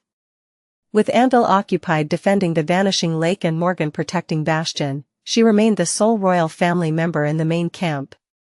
Her duties would keep her busy for some time before she could retire to her citadel. Perfect opportunity for preparation. His earlier exhaustion had mysteriously vanished, replaced by an energetic buzz that belied his recent sleepless weeks. Only the occasional betraying yawn hinted at his true state. What to do first? Sunny yearned to create a romantic moment with Nephice, but Godgrave offered precious few opportunities for traditional courtship. His knowledge of such matters was limited to vague notions picked up here and there. The conventional options seemed simple enough: shared walks, entertainment venues, fine dining. Perhaps visits to cultural institutions or recreational facilities, though he remained unclear on what exactly an amusement park entailed. Any activity that let couples share pleasant moments in agreeable surroundings. But Godgrave provided none of these. No peaceful promenades, no theaters, no restaurants. No galleries, no festivals, no performances. Their time together usually involved fighting grotesque nightmare creatures, thrilling, perhaps, but hardly romantic. A frustrated sigh escaped him. Curse this realm. His options for displaying affection were desperately limited. Cooking good meals, offering massages, lending an attentive ear, all worthy gestures, but somehow insufficient. Then his eyes flew wide as realization struck. His palm met his forehead with an audible smack. Gifts? How could I forget about gifts? I'm such a fool. A memory would have been perfect. The oversight stung now that it was too late. Shaking off his self-recrimination, Sunny ransacked the brilliant Emporium's pantry before using Shadow Step to transport himself to the ivory tower. At least he could still prepare a proper feast. After weeks of field rations and the sparse fare during their march to Vanishing Lake, she deserved something special. The thought made him chuckle as he worked. Speaking of taste, I'm quite the delicacy myself. The observation wasn't mere vanity. Countless nightmare creatures had attempted to devour him despite his unimposing frame. Surely his exquisite flavor explained their persistent interest? So absorbed was he in his cooking that he missed the soft footfalls behind him. A familiar voice made him start. What has you so amused? Sunny went still before slowly turning. Nephi stood there, wearing that subtle smile he adored. Up close, her beauty was even more devastating than it had been at the gates, sending his pulse racing. Though perhaps his racing heart owed something to the awkward timing of her question. He swallowed hard before deciding honesty was his only option. I was just thinking that I must be quite delicious, you know, taste-wise. Her smile grew, gray eyes sparkling with warmth. After a moment's contemplative silence, she replied in her characteristic measured tone. I suppose I'll have to verify that claim. Then her hands found his shoulders, drawing him into a kiss that left no room for doubt. His arms encircled her waist as he silently congratulated himself on his response. Well, I guess that settles it. They were clearly resuming where they'd left off before Anvil's untimely interruption at the Vanishing Lake. And Sunny couldn't be happier about it. Chapter 1965, Slow Burn. Eventually, they ended up sitting at a table across from each other. Nephice was delighting in the meal Sunny had prepared, savoring it with a satisfied smile on her captivating lips. She acted calm and composed, but her face was still a little flushed. Her eyes glistened in the sunlit expanse of the spacious stone chamber. Sunny, meanwhile, was savoring watching Nephice eat. He just sat quietly, following her movements with his gaze, smiling faintly. He felt content, and his heart was at peace. Actually, no. It was very much not at peace. Instead, it was beating wildly, and he felt as if his entire body was on fire. It took all his willpower to stay still, maintain his composure, and keep the deep, carnal hunger from reaching his eyes. He really needed a cold shower, a very, very cold shower. Honestly, it was too cruel. Nephice was inexperienced, and therefore irresponsible with showing him physical affection. Did she really expect him to just go and cool down after being set on fire so thoroughly by her touch, her scent, and her lips? Sure, they tasted sweeter than he could describe, but Sunny was a man, and men were not usually satiated by a little taste. In fact, he felt quite insatiable at the moment. Her presence, which naturally inspired and impassioned desires, was not helping the situation one bit. Sunny was ready to devour her like a beast. But, he couldn't. Curse it. Why did I cultivate this soft and gallant image? I should have pretended to be a wild and unrestrained shopkeeper instead. A quiet sigh escaped from his lips. What is this sweet torture? Still, he was not in a hurry. He was enjoying the slow burn of their strange romance very much. The flirting, the tender moments of mundane closeness, the exhilarating rush of physical passion, he wanted to savor every second of it. And, deep down, he was a little reluctant to take the next step already. Sunny and Nephice were adults, and they both knew what they wanted. However, he was very aware of how differently they viewed each other.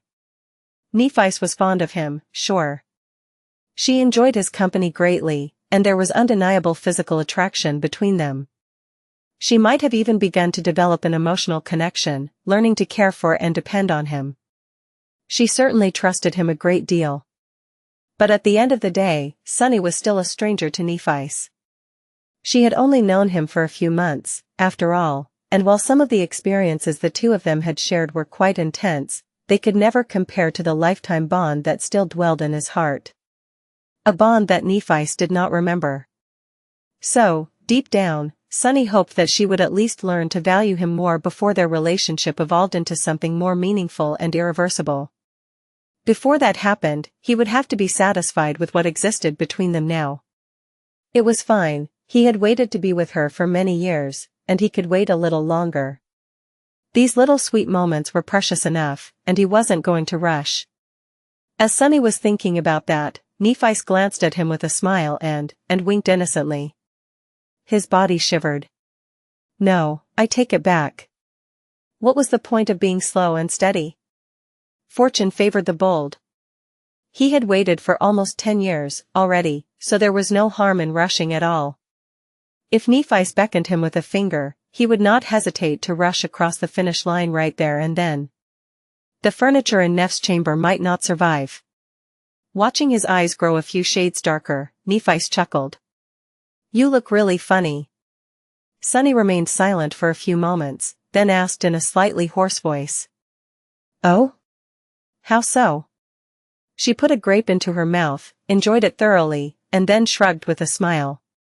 It's just that, you're so intense, but also can't stop yawning. It is so cute.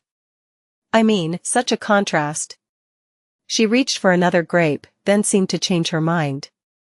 Have you not gotten any rest lately? Sunny blinked a couple of times. Have I been yawning? He hadn't noticed at all. Suddenly, he was embarrassed. I wasn't yawning, before, right?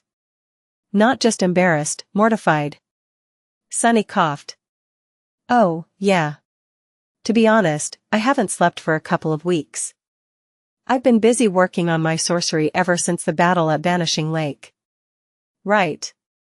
I created quite a few memories as practice. Let me show you. He was about to summon the bag of withholding, but then froze for a few moments. Before that. With that, he manifested the gloomy shadow into an avatar. A second later, a second Sunny was standing near the table, wrapped in clothes made from shadows. Nephice looked at him in surprise, and at that moment, the avatar swayed, clutched at his chest with a grimace, and fell to one knee.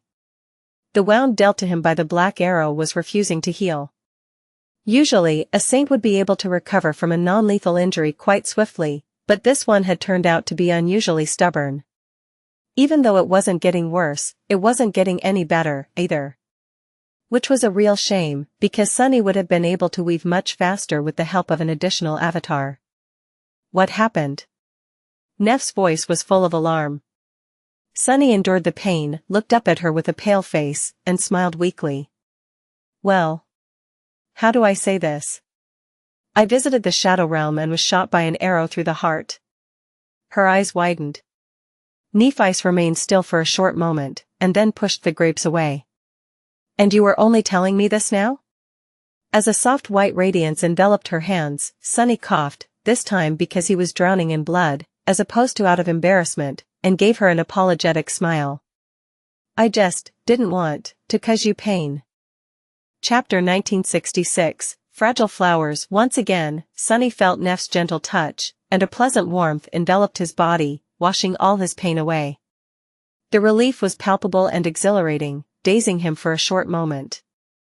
Of course, it was darkened by the knowledge that the pain he was liberated from was at least equal, and very likely much inferior, to the pain Nephis endured for his sake in return. As the soft radiance enveloping her hands dimmed and was extinguished, she supported the avatar and looked at Master Sunless, who was still sitting at the table. Her expression was strangely dark for a moment, and then turned stern. No more of that nonsense. Confused, Sunny raised an eyebrow. What do you mean? Nephis remained silent for a moment, then sighed deeply and let go of the avatar. Patting him on the shoulder, she rose from the floor and walked back to her chair. The sparing me the pain nonsense. Nephis took a glass filled with fragrant wine, drank deeply from it, and then carefully placed it down. If I were wounded and in pain right in front of you, and you had the power to stop my suffering, would you have hesitated to help me because of a few fleeting moments of agony? Sunny shook his head. No. I mean, seeing someone I care about suffer would have been quite agonizing, anyway. Nephis nodded slowly. Exactly. So, never hesitate to ask me for help, if you will. Sunny did not say anything for a while. Then, he dismissed the avatar and smiled mischievously. Is this your roundabout way of saying that you care about me, Lady Nephis? She scoffed. Seriously, how come I am only ever surrounded by such people? Nephis sighed and shook her head in resignation. Both you and Cassie. She has this infuriating habit of bottling things up, suffering in silence, and treating me like some kind of fragile flower. I watched her retreat into herself for 4 entire years, never admitting what was wrong. Sunny's eyes glistened. He knew that Cassie could have been very well hearing this conversation, but could not endure the temptation to share his grievances with a fellow victim of the blind seer's cagey nature. Right? She's so secretive. Like, who in their right mind would keep so much to themselves? 4 years. Vital information, too. Of course, he knew that Cassie had most likely only been withdrawn in the last 4 years because she simply couldn't make Nephis, or anyone, really, except for Sunny himself, remember what she had to say. And he knew that Cassie's habit of keeping secrets close to her chest was because of the trauma of watching her visions become self-fulfilling prophecies in the most horrible way. Sunny was personally responsible for cementing that trauma in her heart, after all. But still. Was there anyone who could pass on the chance to complain about a friend to someone who knew them as well? Neff's eyes glistened with fervor. Right. She didn't even tell me that you were the Lord of Shadows.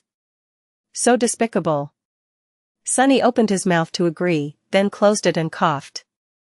Well, that was my fault, really. Nephis looked at him with an appalled expression, but couldn't maintain it for long and laughed. Oh, I know. Then, she lowered her head and gave him a curious glance. It seemed like she wanted to ask something, but in the end, she did not. It was only then that Sunny realized that he had let more than he wanted to slip. His words implied that he had known Cassie for a long, long time. Nephis must have noticed that, but decided to remain silent. By now, she had to know that there was a strange connection between her and Sunny.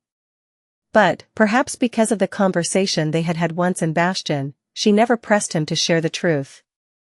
Sunny was thankful for that, because he knew that he would not be able to answer. But at the same time, it pained him, because he wanted for her to ask the question so badly. It was a strange thing. Nephi studied his face for a bit, then leaned back and let out a sigh. Then, she raised an eyebrow. So, what was it about visiting the Shadow Realm and being shot through the heart by an arrow? Her eyes narrowed. Who dared?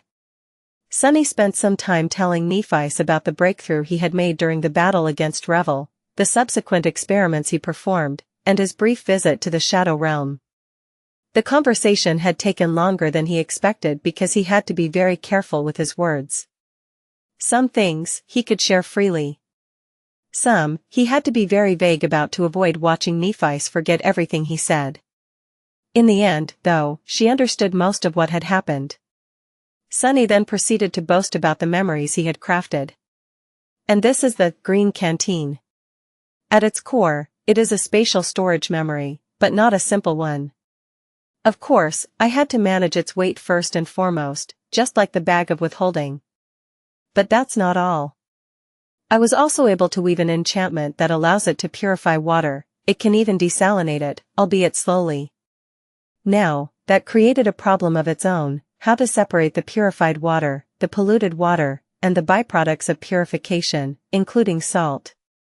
Noticing that Nephis was looking at him with an amused smile, Sunny stopped. What? She shook her head lightly. It's nothing, Sunny. I'm just seeing another one of your many faces. I've never seen you so enthused about anything, I think. Sunny's gaze slipped to her lips. He lingered for a moment. I'm sure there was something I was more enthused about. Nephis laughed. Oh, yes. I felt your enthusiasm quite clearly. Sunny blinked a couple of times. What's that supposed to mean? Then, he shook his head. Well, you're not wrong. We are different, after all, you and I. Nephis tilted her head a little. Different? How so? Sunny hesitated for a few moments, looking at the enchanted canteen in his hand. Then, he offered her a faint smile. You were born to a family of warriors. You have inherited swordsmanship from your father, and wielding a sword is both your passion and your calling. I, however, only picked up the sword out of necessity. I've gotten quite good at wielding it, true. But if left alone, I would have much preferred to do something else. Like running a memory store, writing academic papers, or managing a small restaurant. Nephis seemed surprised by his words. Really? Once again, it looked like she wanted to ask more. But she held herself back, sensing that he wouldn't answer. Sunny tried to ignore the awkward pause and nodded. Sure. I am not a very brave and virtuous person by nature. If anything, my true nature is 50% greed and 50% hedonism. Oh, and a little bit of spite. Neff smiled gently. It seemed that you are more remarkable than I thought, then, Master Sunless. Because it takes much more effort to become who you are now while going against your nature. She sighed. It even makes me feel insecure about my own swordsmanship. After all, as you said, it is not only my calling, but also my inheritance. Hearing that, Sunny froze for a moment. Right. Her inheritance. He wanted to spend more time with Nephis, but there was something more important than their reunion. Sunny hesitated a little, then dismissed the green canteen, and said tentatively. About that. I think you should talk to Cassie soon. We have discovered something important. As well as something that might be of great value to you, and only you. Chapter 1967, Lost Together. Nephis had only just returned to the camp, so she did not know about the memories of Master Orm yet. Sunny selfishly wanted to stay in her company for a while longer, but it was important for her to meet Cassie. Not only because of the knowledge about the sovereigns that Orm's memories contained, but also because they were a testament to the lives of her parents. Broken Sword, Smile of Heaven. The two of them, who had been the shining stars of humanity once, were long gone. And they had not left a lot behind for their daughter, who carried the weight of their legacy alone. When Sunny spoke, Nephis nodded lightly and stood up. Placing a hand on his shoulder, she smiled. All right. Wait a little, I'll be back shortly. With that, she left. Cassie's living quarters were only one floor below her own, so she did not have to go far. However, Sunny knew that it was going to take her quite a long time to come back. Left alone, he sighed quietly. Suddenly, the fatigue that he had forgotten about returned, making his eyelids feel heavy. Sunny remained at the table for a while, picking up a few grapes absent-mindedly. Then, he stood up and walked over to the wide balcony, looking at the landscape of the army camp far below. Neff's chambers were spacious and sparsely furnished. The white walls were unadorned, and there was nowhere to rest except for the bed hidden beneath a canopy, which fluttered gently in the breeze. Shadows and sunlight were interspersed with open space, creating a beautiful and complicated mosaic. Sunny hesitated for a few moments, then sat down on the bed and closed his eyes, intending to let them rest for a moment. Instead, he simply fell asleep. His tired body desperately needed reprieve, and so did his overtaxed mind. So, Sunny decided not to wake himself up. Master Sunless had nothing to do at the moment, anyway.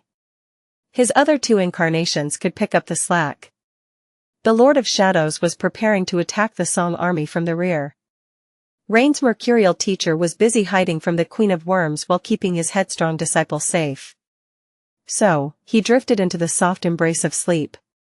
After a while, feeling rested and refreshed, he became aware of his surroundings once again and slowly opened his eyes. It seemed that he had been asleep for much longer than intended. The air smelled of impending rain, and the stone chamber was much darker than before. Considering that there were no knights in Godgrave, it could only mean that storm clouds were gathering in the sky, casting a deep shadow on the war camp of the Sword Army. Sunny was still in the sweet grasp of sleep, a little. The bed was soft and welcoming, and both his body and mind felt revived. He was in a very good mood. The hollows are going to be flooded again. At least the hollows of the eastern reach of the Collarbone Plain. He did not know how vast the approaching storm would be. Turning his head, Sunny noticed that Nephis had come back at some point. She was sitting on a chair a few meters away, looking at the piece of the gray sky visible through the arches of the balcony. Her distant eyes were the same color as the stormy sky, harboring a hint of melancholy. Watching her, Sunny belatedly realized that he was laying comfortably on her bed, his head resting on a soft pillow. However, he did not move, reluctant to disturb her thoughts. Nevertheless, Nephis must have sensed his gaze. Or maybe something deeper, and turned. Her face remained motionless for a few moments, and was then illuminated by a faint smile. "You're awake." Sunny nodded. "Yes. Sorry. I just closed my eyes for a moment, and that seemed to have powered me down." She shook her head lightly. "That's all right. It was sweet, actually. I got to see another of your faces. You look very different when you sleep." He raised an eyebrow, hiding his embarrassment. Sunny had only recently called himself delicious, but really, no one had ever described him as sweet, at least not that he could remember. His expression wavered for a moment. Wait. Was she watching me sleep? He wasn't quite sure how to feel about it. Not the least because it meant that he felt safe enough here to not even bother staying aware of his surroundings with the help of the gloomy shadow. Glancing at it briefly, Sunny looked back to Nephis and hesitated for a moment. "Have you met Cassie?" She turned to the gray sky again and nodded after a short pause. "Yes. We learned quite a bit about the sovereigns. It's good news." In the silence that followed, Sunny sighed deeply. "What about the rest of it?" Nephis looked up and smiled. There was a hint of bitterness in her smile. Eventually, she sighed. "It is something special, isn't it? Cassie's power. I never thought I'd get to see my mother one day. I mean, how she was before becoming hollow. I had only ever heard about how bright and wonderful she was from others." Nephis lingered for a few moments and added, her voice growing a little distant. "My dad, too. I still remember him, a little. It was not like we were particularly close, though. He was not indifferent or uncaring, just, always busy. And always bleak, even if he tried to brighten up when around me. Looking back, he was really obsessed with what he was trying to achieve. Conquering the fourth nightmare, most likely. The apple doesn't fall far from the tree, does it?"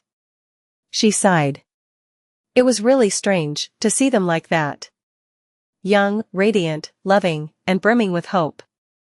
I had thought that it would be a solace to finally know what they were like. To know that they have not always been just a pair of ghosts. Especially my mother. She looked down at her hands and added, her voice sounding wistful, "But to be honest." Nephi sighed. "In the end, witnessing them only made me feel lonelier." Sunny remained silent for a while, not knowing what to say. Everything he wanted to say to her would be forgotten in a few moments, never leaving a mark. So, there was no point. Eventually, he looked at the ceiling. There is this guy that I know, who became an orphan early on. He was lonely for a long time, too. But then, he met a girl. He paused for a few seconds. And then, he lost that girl. And then, he found her again, only to lose her again. Come to think of it, I guess it's wrong to say that he lost her. Rather, it was him who became lost. In any case, what I am trying to say is, actually, I'm not sure what I'm trying to say. Sunny smiled. I seem to have had some kind of idea when I started talking, but now, I don't know. You don't have to feel like that, I guess. Nephi's chuckled softly. Standing up, she walked over to the bed and sat down, looking at Sunny from above. There was a strange emotion in her eyes, both bitter and sweet, both powerful and timid. Perhaps it was longing. Nephi smiled. Well, how does the story end? Was that guy found in the end? Sunny answered her smile with one of his own, then shrugged. I'm not sure yet. Time will tell. She gazed at him deeply, not saying anything. Slowly, her smile dimmed, replaced by a calm and sober expression. And the strange emotion in her eyes grew more intense. Sunny wanted to speak, but before he could, Nephi leaned down and kissed him deeply. Her lips were like flame, setting his heart on fire. His hands rose, hovered hesitantly near her waist for a moment, and then wrapped around her tightly. As if intending to never let her go. Never let her go again. Responding to her kiss, Sunny pushed himself toward her, and then gently pulled her onto the bed. A flash of lightning illuminated the world, and somewhere in the distance, a deafening thunderclap shook the world. However, neither Sunny nor Nephi were aware of the storm, fully and utterly lost in each other. Chapter 1968, Council of Shadows. Somewhere far away, a titanic humorous bone hung far above the desolate ashen wasteland like a floating mountain chain. It was the right arm of the dead deity that connected Godgrave to the distant Moonriver plain, as well as to the road leading to Ravenheart. Not long ago, it had been covered by the scarlet jungle. Now, however, the jungle was gone, the vermilion forest had been obliterated by the soldiers, and the white slope shone blindingly under the radiant, overcast sky. Then, there was movement. A small bird suddenly fell clumsily from that sky, colliding with the bone surface at full speed, head first. The black crow bounced off the ground, rolled a couple of times, then jumped to its feet and shook its tiny head dazedly. Then, it remained motionless for a while before suddenly bursting into a tide of shadows. Those shadows surged and formed into the menacing figure of the Lord of Shadows. Sunny stared at the horizon with an absent expression. He was supposed to be preparing an ambush for the supply convoy of the Song army right about now. But, how the hell, was he supposed to? He was already lucky to have fallen on the arm of the dead deity instead of plummeting straight into the sea of ash. That would have been. What was he thinking about? Why was he even thinking about anything, to begin with? Shaking his head decidedly, Sunny fell backward and crumbled into 4 bewildered shadows. He had released control of his incarnation, entirely unwilling to split his attention between several bodies, right now. The shadows looked at each other in confusion. Nobody was controlling them at the moment, so it was unclear what they were supposed to do. A few seconds later, the naughty shadow suddenly threw its arms into the air and performed a triumphant pirouette. Then, it threw a smug, satisfied look at its companions. The haughty shadow would have usually given its sibling a contemptuous stare, but this time, it charitably held itself back. In fact, it raised his chin even higher than usual, emanating a very subtle feeling of contentment and pride. As if saying, finally, everything is as it should be. Haughty was such an august shadow, after all. It could reluctantly approve of being with a literal princess. Their master had done something worthy, for once. Even the crazy shadow seemed happy. Or, at least excited. It was usually hard to tell what the lunatic felt, but today, it seemed to be in a good mood. Too good of a mood, maybe. Only the creepy shadow remained his usual self. No, not quite, he looked very puzzled by the whole situation. And a little bored. His emotionless stare seemed to convey a silent question. I don't really know what is happening, but weren't we supposed to start killing soon? Hello? Can we concentrate on the important stuff? Hello? Why wasn't anyone listening? The other three shadows ignored him. Creepy scratched the back of his head. Well, it wasn't all bad. At least he was learning new things about human anatomy. In fact, it was quite fascinating.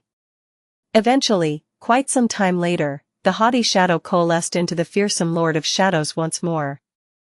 Only, he wasn't so fearsome anymore. It was hard to maintain one's ferocity while happily humming a tune. Sunny only realized that he was humming a few minutes later, though, and forced himself to stop. However, he neglected to erase the stupid smile from his face. His face was hidden behind Weaver's mask, anyway, so no one would know. The other three shadows were giving him strange looks. Well, the gazes of the creepy shadow and the crazy shadow were strange. The naughty guy was quite obvious and expressive. Sunny grinned. Shut up. He failed to make his voice sound stern, though. What does he even know? Looking around, Sunny tried to concentrate and glanced warily at the sky. Then, he turned into a shadow and glided swiftly across the surface of the white bone. He was already running late to his rendezvous. Some time later, he reached the road built on the dead god's arm by the soldiers of the Song army. It was hardly a proper road, really, not even a sovereign could have built something substantial on the nearly indestructible surface of the ancient bone. Instead, logs scavenged from the annihilated jungle were placed on the ground, held in place by tar. The supply caravans used this road to pull heavy carts up the slope, eventually reaching the crossing to the collarbone plain. Now that Qi Song had descended upon Godgrave in person, the Song army possessed a dream gate of their own, so their supply situation was not as bad as it had been before. But there were limits to what a dream gate could achieve. First of all, only cargo from the waking world could be carried through it, most of which was mundane. Secondly, the supply infrastructure in the waking world was a glaring vulnerability. After the fall of the House of Night, no one believed that the war would stay contained in the dream realm anymore. The flow of supplies from the other side could be cut off at any moment, so both armies were working hard to maintain a logistical connection to their domains. Sunny's job was to disrupt that connection by harassing the Song army from the rear. He had briefly considered destroying the crossing itself, but decided against it in the end. The crossing was too close to the main camp of the enemy, and to their sole citadel in Godgrave, as well. The risk of running into someone truly powerful, perhaps even the Queen herself, was too great. So, he had chosen to start with a single caravan. Those caravans weren't easy targets, either. The supplies were guarded by both awakened troops and ascended officers. From time to time, there would even be a saint mixed between the soldiers. Clan Song had plenty of those to spare, after all. Worse still, the carts were being pulled by Beastmaster's thralls, and there were dead pilgrims escorting them. The Queen had her eyes on the caravans, so Sunny had to be swift about his attack. He had already lost the chance to be swift due to unforeseen circumstances. It was worth it, though, of course, without a shadow of a doubt. Sunny couldn't stop smiling. Focus. There is no time to waste. He could already see the head of the caravan in the distance. But, sadly, he really could not focus at all. Master Karna of the Maharna clan observed the white slopes of the dead god's arm with a somber expression. The abominable jungle was gone, and the caravan was far above the sea of ash now. The crossing to the collarbone plain was close, so the most dangerous part of the journey was almost behind them. Yet still, he felt ill at ease. Perhaps it was because of the radiant clouds above, or because of how desolate the landscape was. Perhaps it was for no reason at all, and he was simply tense because of the heavy responsibility of protecting the caravan.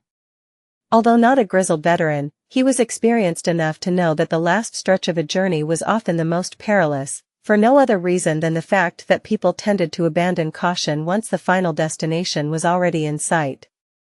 His cousin, Saint Dar, had taught him that. We ought to stay alert. He turned back to look at the caravan. The sight alleviated his worry, somewhat. There were more than 100 heavy wagons being pulled across the crude road, each loaded with precious supplies. Which meant that there were at least 100 ferocious, towering creatures pulling them, Beastmaster's thralls, most of them at least equal to him in rank. Some of the enthralled nightmare creatures had come from the various regions of the Song domain, some had been subjugated by the Queen's daughter here in Godgrave. They alone were a fearsome force, making the caravan akin to a moving fortress. But the thralls weren't the only ones defending it. There were awakened warriors, as well, 200 of them. There were a dozen masters like him. There were also powerful echoes, and, most importantly of all, the pilgrims were escorting the caravan, walking silently at its flanks.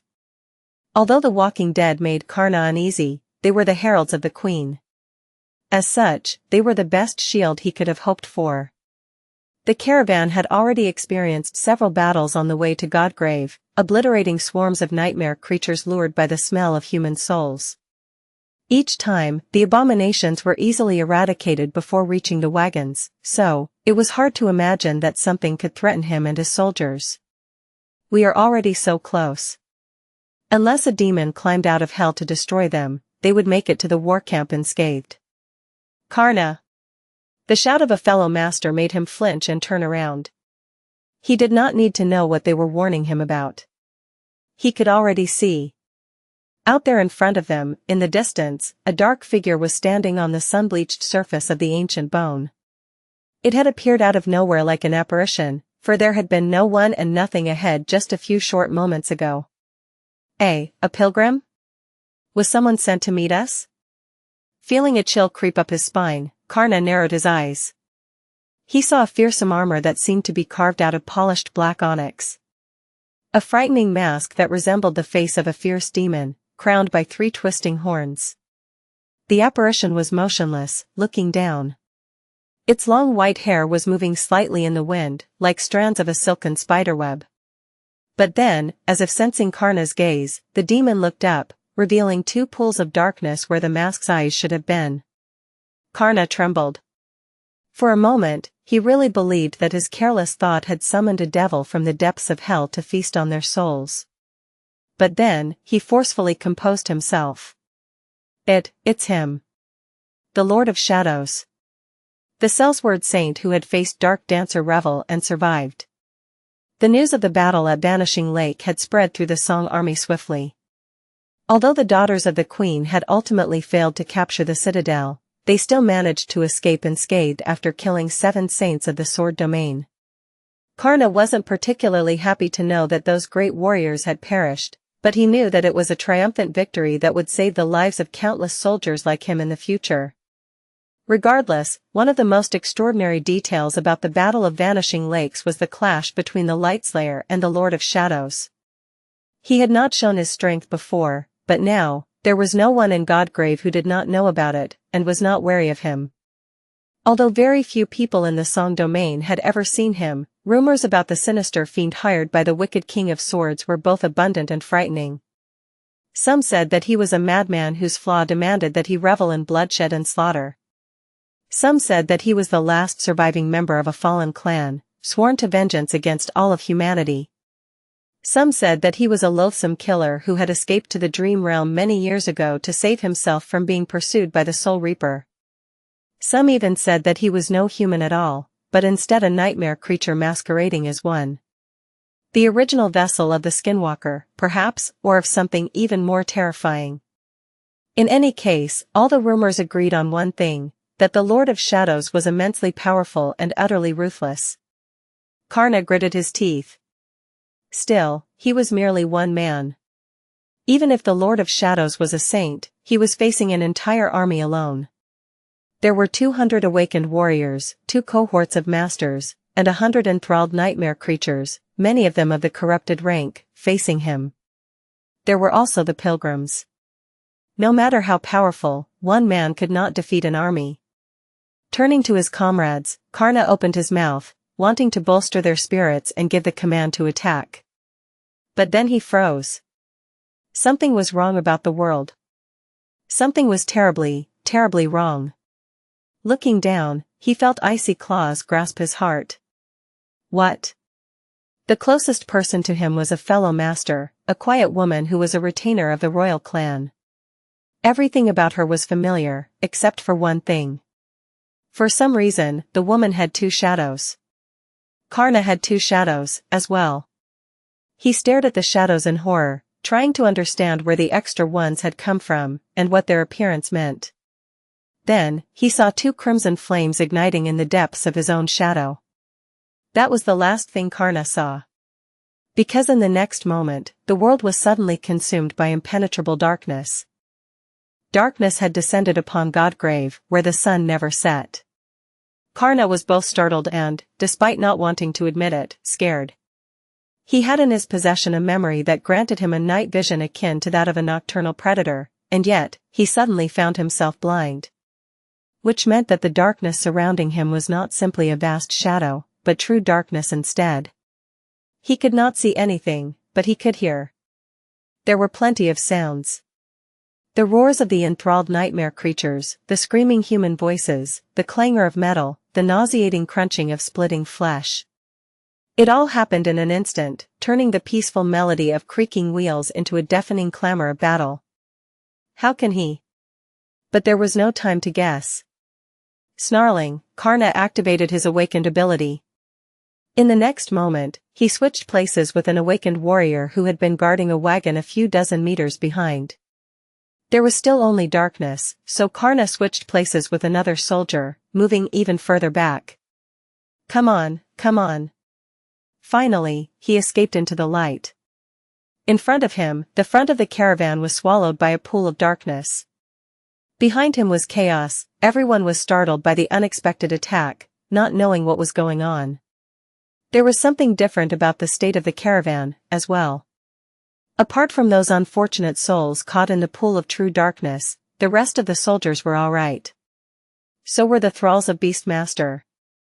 However, the pilgrims, each and every one of them, were gone, replaced by tall bonfires. Someone, or something, had set them all aflame in these few short moments. Karna paled a little and jumped onto the wagon, looking ahead, in the direction where the Lord of Shadows had been standing before. He saw the sinister saint almost instantly. The Lord of Shadows was calmly walking down the bone slope, his steps graceful and unhurried. The back of a black odachi rested on his shoulder, and his white hair was fluttering in the wind. There were still several hundred meters separating him from the caravan, but the madman was indeed intending to face them all alone. Karna's eyes narrowed. If so, he was going to oblige. Raising his bow, he put some strength into his voice and bellowed. It's the Lord of Shadows. Brothers, with me, attack. And they did. The warriors surged forward, the wagon drivers cut the nightmare creatures loose, allowing them to rush at the Valor's hired fiend in a murderous frenzy. Arrows streaked across the sky, and scores of aspect abilities were unleashed. The sight of it was daunting. However, in the next moment, Karna felt his mouth turning dry. It was because countless shadows suddenly moved all around them, coming alive. The light of day seemed dimmer now, the darkness deeper. Some of the shadows shot from the ground, turning into needle-sharp spikes. They pierced the bodies of Beastmaster's thralls. Some turned into black chains that slithered across the ground, binding soldiers and pulling them down. Some even turned into black hands, each with 7 fingers that ended in sharp claws, blocking the aspect abilities. Blood spilled on the white bone, a terrible cacophony of screams permeated the air, and several wagons were split apart by the unleashed violence. Karna growled. Curse you! A saint was a powerful existence, but not an invulnerable one. They still bled like humans and could be killed by humans. All it would take was one sword that struck true, one arrow that bypassed the enemy's onyx armor. Knocking an arrow on the string of his bow, Karna activated both its enchantment and his ascended ability, then drew it and took aim. Come on! He was far inferior to Saint Dar in terms of archery. But he was still better and far more deadly than almost any other archer out there. And so, Karna let his arrow loose. It shot forward at terrible speed, and disappeared. A split second later, though, it emerged out of nowhere mere meters away from the Lord of Shadows, ready to plunge into the eye of his fierce mask a split second later. Its instantaneous arrival was both bizarre and insidious, and it left the enemy no time to react. However, even though the Lord of Shadow could not have predicted what would happen, and had only a fraction of a second to move, he still did. In the next moment, his hand shot upward and caught Karna's arrow, holding it a few centimeters away from his eye. Karna staggered back. Impossible. But a heartbeat later, the Lord of Shadows was suddenly standing in front of him. Karna's eyes widened. He had followed the arrow back. Had he stolen Karna's ascended ability? Just like he had stolen Princess Revel's true darkness. He's here. Fight. The Black Odachi moved. In the next few minutes, Karna witnessed a scene of pure horror. The Lord of Shadows did not just look like a fiend, he was a fiend. The sinister saint moved with the grace of a dancer and the ruthless precision of a butcher, his sword never resting and never failing to find its target. His white hair fluttered in the wind like ghostly silk. The attacks of the awakened warriors either missed him entirely or were deflected by the polished surface of the onyx armor, not leaving even a scratch on it.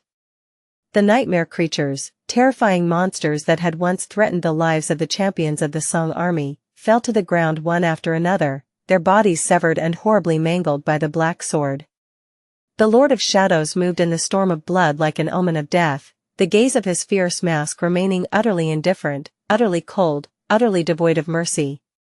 But the demon was not without emotion. What frightened Kama the most was that he could faintly hear the sinister saint humming an upbeat tune as he slaughtered corrupted abominations and bathed in their blood. The sick bastard was enjoying the harrowing massacre. Karna had been wrong. That thing could not be a human.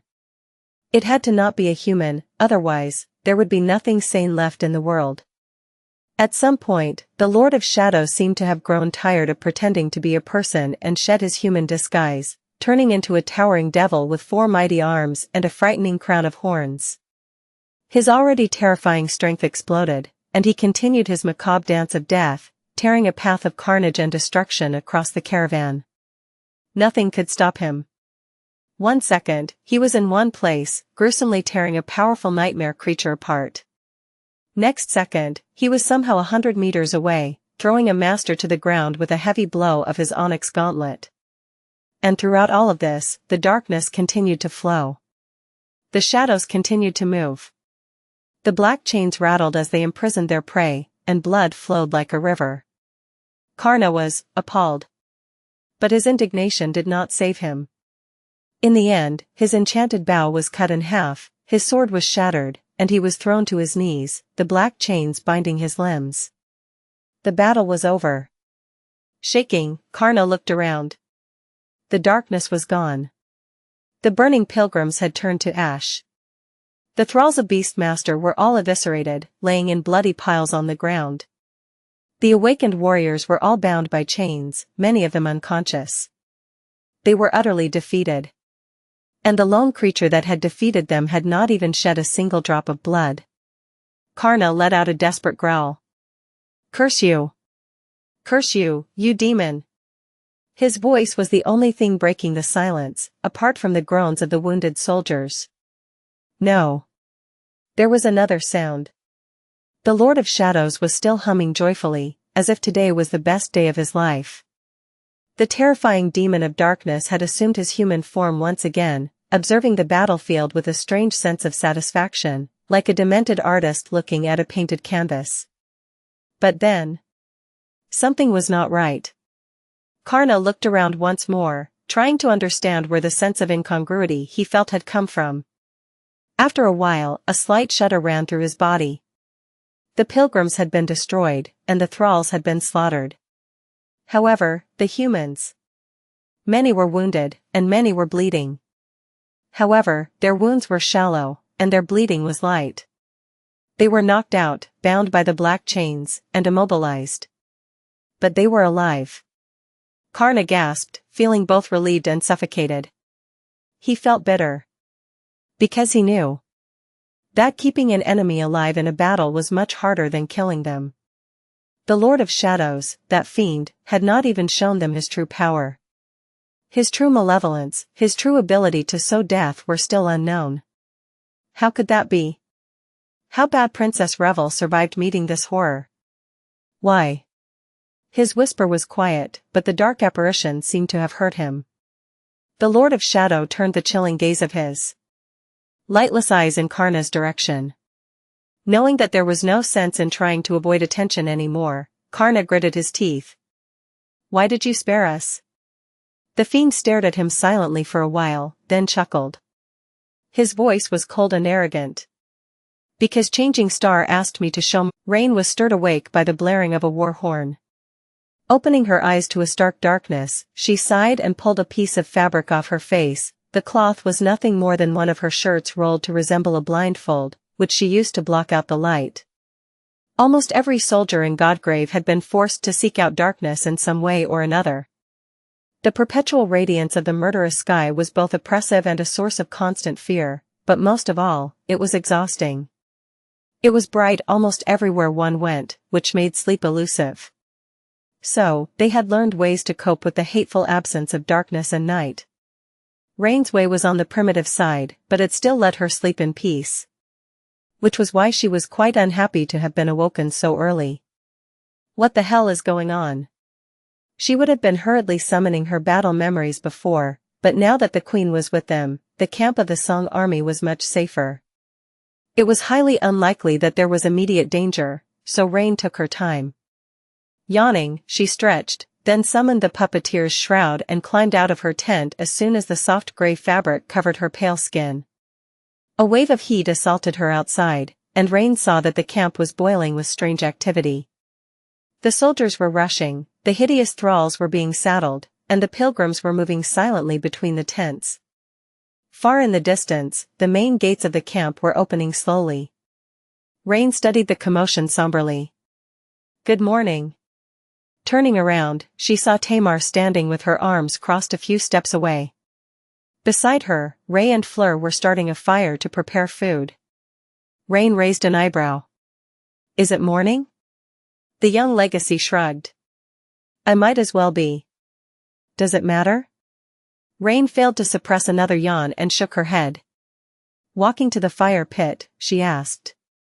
What is going on? Ray, who had been trying to fire up the kindling with a mundane flint, looked up at her in surprise. You haven't heard? Rain stared at him for a moment, then took the flint from his hands and ignited the kindling on the first try. How would I have heard anything while asleep? Everything had been fine yesterday. A corner of Tamar's mouth curled upward a little.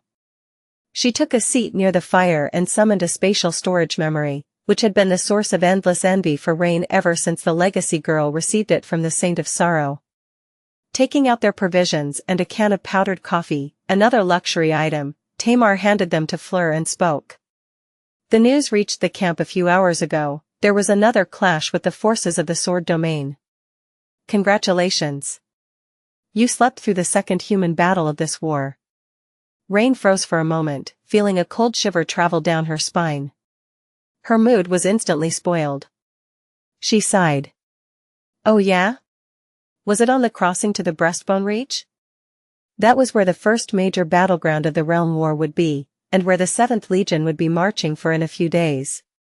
Tamar slowly shook her head, her expression turning a hit dark. No. It happened near the crossing from the right arm to the collarbone plain, behind us. A supply caravan was attacked, by the Lord of Shadows. Now that was concerning news. Rain threw a sidelong glance at her shadow, wondering how her teacher felt about someone wielding a similar authority launching an attack on the Song army. There was a lot of talk about the Lord of Shadows in the camp these days, painting him to be some kind of a monster. Well, it wasn't that uncalled for, after all, he had crossed blades with Princess Revel and lived to tell the tale. No one would have been surprised if someone like Changing Star or Morgan of Valor had done the same, but for an entirely unknown saint to prove himself capable of facing the first princess in battle was a disturbing revelation. Added to the sinister reputation and mysterious nature of the Lord of Shadows, wild rumors about him were bound to spread. The situation was not helped by the fact that very few people in the Song camp had ever seen him, like her cohort members had. Rain suddenly felt tense. How did the Lord of Shadows and his troops manage to reach our rear without being noticed? Ray shivered. That's the thing. There were no troops, the madman attacked the caravan alone. The young man seemed stuck somewhere between terror and awe. And it wasn't a harassment attack either. He actually obliterated the entire caravan. Alone. Rain froze. She had seen these supply caravans entering the camp. They were not an easy target, far from it, actually. Each was guarded by hundreds of awakened warriors, several cohorts of masters, scores of powerful thralls, many of them of the corrupted rank, and now escorted by the Queen's pilgrims. One saint obliterated them all? How was that possible? Were the rumors about the Lord of Shadows not as exaggerated as she had thought? Both the rumors about his frightening power and the rumors about him being a monster. Fleur placed a coffee pot on the fire and sighed. That is not the strangest part, though. Rain glanced at her. It isn't? The delicate girl nodded, her expression strangely similar to one of relief. The Lord of Shadow did not just destroy the caravan. For some reason, he spared every human guarding it. He killed the thralls and the pilgrims, but left the soldiers alive. Tamar's subtle smile widened a little. Don't we know the reason? He said it himself. It was because Lady Changing Star had asked him to be merciful. She seemed strangely cheerful despite the slap dealt to the Song army. Rain, meanwhile, was a little dumbfounded. She could easily believe that Lady Nephice had asked the Sellsword Saint to be merciful. She could even believe that the Lord of Shadows would actually listen to her. But subduing so many warriors? Not killing them, but defeating them without taking a single life? Just how terrifying did one's power have to be to achieve a feat like that? She felt both disturbed and relieved. Relieved because her fellow soldiers had been spared, and disturbed because the nebulous figure of the Lord of Shadows seemed even more frightening now. What would happen on the day the enemy decided not to stay his blade? Ray cursed quietly. I told you all that he was a scary bastard. The first time I saw him, gods. He said. Dreamer Ray, I've decided not to kill you. As if killing me was the default option. If not for Lady Nephice, I would have probably died right there and then. Fleur looked at him scornfully. But he saved our lives, in the end. Show some gratitude. Ray spared her an apologetic smile. Tamar sighed, took the cup of fragrant coffee that Fleur offered her, and said. In any case, the remnants of the caravan are still on the right arm. They are alive, but many are wounded, so, the army is sending a rescue force to bring them back. We'll know more once they reach the camp. Then, her expression changed, and she looked around in confusion. But, what was that noise? Rain scratched the back of her head, receiving her own cup of coffee. What noise? I didn't hear anything. She was lying through her teeth, though. She did hear it. What the hell? Tamar frowned. I am sure I heard something. Sounded like, humming? Rain took a sip of coffee, hiding her face behind the tin cup. She had heard it too. After all, the humming had come from her own shadow. What is this fool doing? Feeling pins and needles, she gulped down the scalding coffee and forced out a smile. Well, anyway. I'll go take a walk. I mean, visit the baths. Thank you kindly, Fleur, the coffee was delicious. She had to get away from her companions as quickly as possible, in case her teacher was planning to start whistling or actually break into a song. Rain was truly flabbergasted. He had always been flawlessly cautious when around other people. What could have made him commit such a ridiculous mistake? Putting the cup down, she stood up, stretched one more time, and headed away from their small cluster of tents. Wait, Rani. Aren't you going to eat breakfast? Rain waved a hand and answered Tamar in a carefree tone. Later. I'm not very hungry. Damnation. She needed to find somewhere private to talk to her teacher. Sadly, privacy was not very common in the crowded camp of the Song army. Still, she knew a place or two. In fact, many soldiers did, since everyone needed privacy from time to time, for one reason or another, some as innocent as simply wanting to be alone, some a bit more salacious. The place Rain had chosen was situated at the back of a large warehouse where the building materials were stored, not far from the towering Dream Gate. Now that the walls of the camp had been built, and the queen was here, making damaging them a tall task for the nightmare creatures inhabiting Godgrave, very few people visited the warehouse, let alone walked around it. She knew this place well. Squeezing into a narrow space between the wall of the warehouse and a neat pile of stone slabs unloaded behind it, she leaned her back against one of them and closed her eyes for a moment. Then, she looked at her shadow angrily and hissed. "Hey! What was that?" Her shadow remained silent for a bit. Then, it answered in an absent-minded tone. "Huh? What was what?" Rain opened her mouth, losing the ability to talk for a second. "The humming. Why the hell were you humming before?" A second shadow emerged from her own and scratched the back of its head. "Was I humming? Oh, sorry. It must have been because I'm in a really good mood." HC finally lost what little remained of his mind. Rain didn't even know what to say.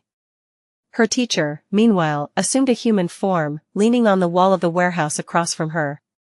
He did indeed seem to be in a strangely good mood, with a subtle smile on his lips and a distant look in his eyes.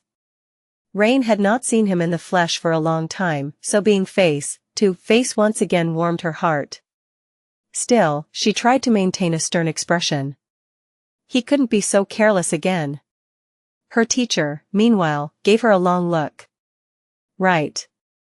Since we are already here, I actually wanted to talk to you about something." Rain raised an eyebrow. "Oh? Well, good." He smiled. "What, did you miss me?" She raised her chin a little and looked at him with disdain. As if that was a lie. She had, indeed, missed him quite a bit. They had not seen each other in a long while, after all. Her teacher laughed. "How heartless. So, you didn't really want to see me?" He let out a sigh and shook his head sadly. "And here I was, all excited to show you all the wonderful new memories I prepared for you." Rain's eyes glistened. Taking a step forward, she grabbed his arm and looked at him with an expression of utter devotion. "Teacher, your student missed you so much. My heart ached so terribly at being unable to see you that I couldn't sleep at all, so I just counted days and hours, finding solace in the memories of how benevolent and amazing you are." He stared at her for a second, then laughed. "That's better." Then, he fell silent. Rain waited for a few moments. And for a few moments more. Eventually, she spoke. "Teacher, so, about those memories?" He grinned. "Sure, I'll give it to you. But, not here. There's something else we need to do, so let's go somewhere more private."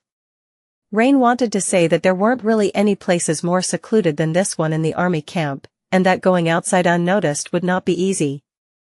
But at that moment, her teacher fell into the shadows. And pulled her with him. A moment later, they were somewhere else, surrounded by darkness and the damp, suffocating smell of the jungle. Everywhere around them, the vermilion jungle sprawled. Rain's nostrils were assaulted by countless smells, and her ears were assaulted by countless sounds. The rustle of leaves, the hum of abominable insects, the distant footsteps of dreadful predators. They were in the middle of the jungle, surrounded by darkness. That could only mean one thing. Rain's eyes widened, and she suddenly felt cold. Her hair stood on end. "Teacher? Did you bring me to the hollows?" Of course, she had kept her voice to a barely audible whisper. He just nodded calmly, as if it was not even worthy of being mentioned. "Yes. But don't worry, there are no cursed nightmare creatures nearby. Only the great ones." Rain shuddered. "You bastard. What do you mean, only the great ones?" Pulling her along, her teacher walked between the ancient trees and entered a small clearing. There, somehow. Rain saw a familiar brick cottage. She was too dazed to even bother wondering what it was doing in the hollows. This time, she was led to a back door. Rain was pretty sure that it had not existed the last time she saw the cottage, but now, it was undeniably there. Inside was a vast chamber filled with darkness. And in the middle of that darkness, lay a towering mountain of items. There were pieces of broken wagons, piles of precious mystical materials, bags of flour and rice, crates of arrows with arrowheads forged from sorcerer's steel, barrels filled with unknown liquids, slabs of building stone, and so much more. There was a very familiar symbol burned into the wooden crates, as well. The crest of the royal clan song. Rain froze. Raising a shaking hand, she pointed at the mountain of supplies and asked in a small voice. "Teacher, what is that?" But she knew what it was. It was the supply caravan of the Song army, what was left of it. He glanced at the supplies briefly and shrugged. That? The supplies meant for the Song army, of course. Rain nodded. Right. As if that explained anything. She struggled to speak for a moment. But what are they doing here? Her teacher sighed. Well, I thought that it would be a real shame to just burn them all or toss them into the sea of ash. So, I commandeered them instead. Oh, but don't tell anyone. Officially, all these supplies were destroyed. Feeling like she was losing her mind, Rain took a deep breath, and then whispered loudly. But why do you have them? It was the Lord of Shadows who attacked the caravan. That scary bastard. The monster whom even Princess Revel couldn't defeat. Her teacher stared at Rain with a surprised expression. Then, he scratched his nose. Wait, you really didn't know? What was she supposed to know? Rain silently shook her head. He coughed. It's because I am the Lord of Shadows. Noticing Rain's dumbfounded expression, her teacher smiled pleasantly. Just think about it, anyone claiming to be the Lord of Shadow would be claiming to be the Lord of me. And even if there was a fool crazy enough to do something like that, I would have probably sent them to see the Shadow Realm real quick, to dissuade them. For a while, there was nothing but silence in the dark hall. Then, there was more silence. Rain stared at her teacher with wide eyes. What did he just say? It seemed that she imagined that her teacher claiming to be the Lord of Shadows. The Lord of Shadows, the mysterious saint of Godgrave, the sinister Sellsword who had offered his blade to the King of Valor, faced Princess Revel in the battle at Vanishing Lake, and decimated a supply caravan of the Song army alone, sparing the lives of 200 awakened and ascended warriors at Changing Star's behest. That Lord of Shadows. Wait. The Lord of Shadows who had saved the lives of Tamar, Ray, and Fleur. At Changing Star's behest. The situation was so shocking that Rain was struggling to form a single cohesive though, but despite all its seriousness, an entirely frivolous memory surfaced in her mind instead of something important. It was one of her teacher's preposterous rants. Do you know Princess Nephice? Changing Star of the Immortal Flame Clan? I was practically her boyfriend. Rain almost swayed. No, wait. She pierced her teacher with an intense gaze, momentarily forgetting even about the sweet memories he had promised to give her. Teacher, you really are the Lord of Shadows? The bastard had started humming again, at some point. Hearing her, he looked at her and smiled. Sure. Now can we move on to? Rain did not let him finish. No. We absolutely cannot move on. What the, how? I mean, why, no, what do you mean, you're the Lord of Shadows? He's all the way in the camp of the Sword Army. When he was fighting Princess Revel, you were with me. When he was saving Tamar, you were helping me track down the huntsman. How does that make any sense? What, you can be in two places at the same time? Following me around and simultaneously acting as the Lord of Shadows? Her teacher gave her a confused look. What? Of course not. Rain let out a relieved sign. Thank the gods. It was another one of his preposterous lies. However, she celebrated too early. Because her teacher wasn't done talking. I can be in 7 places at the same time. Actually, I am also a knight commander of Clan Valor and the memory purveyor of the Ivory Island. Oh, and I also run a small restaurant in Bastion. It's quite popular. Rain just started at him with dumbfounded expression. Her teacher looked at her with concern and smiled. Do you want to sit down? She nodded slowly. Yeah. A moment later, specks of darkness swirled in the air and formed into an opulent wooden chair.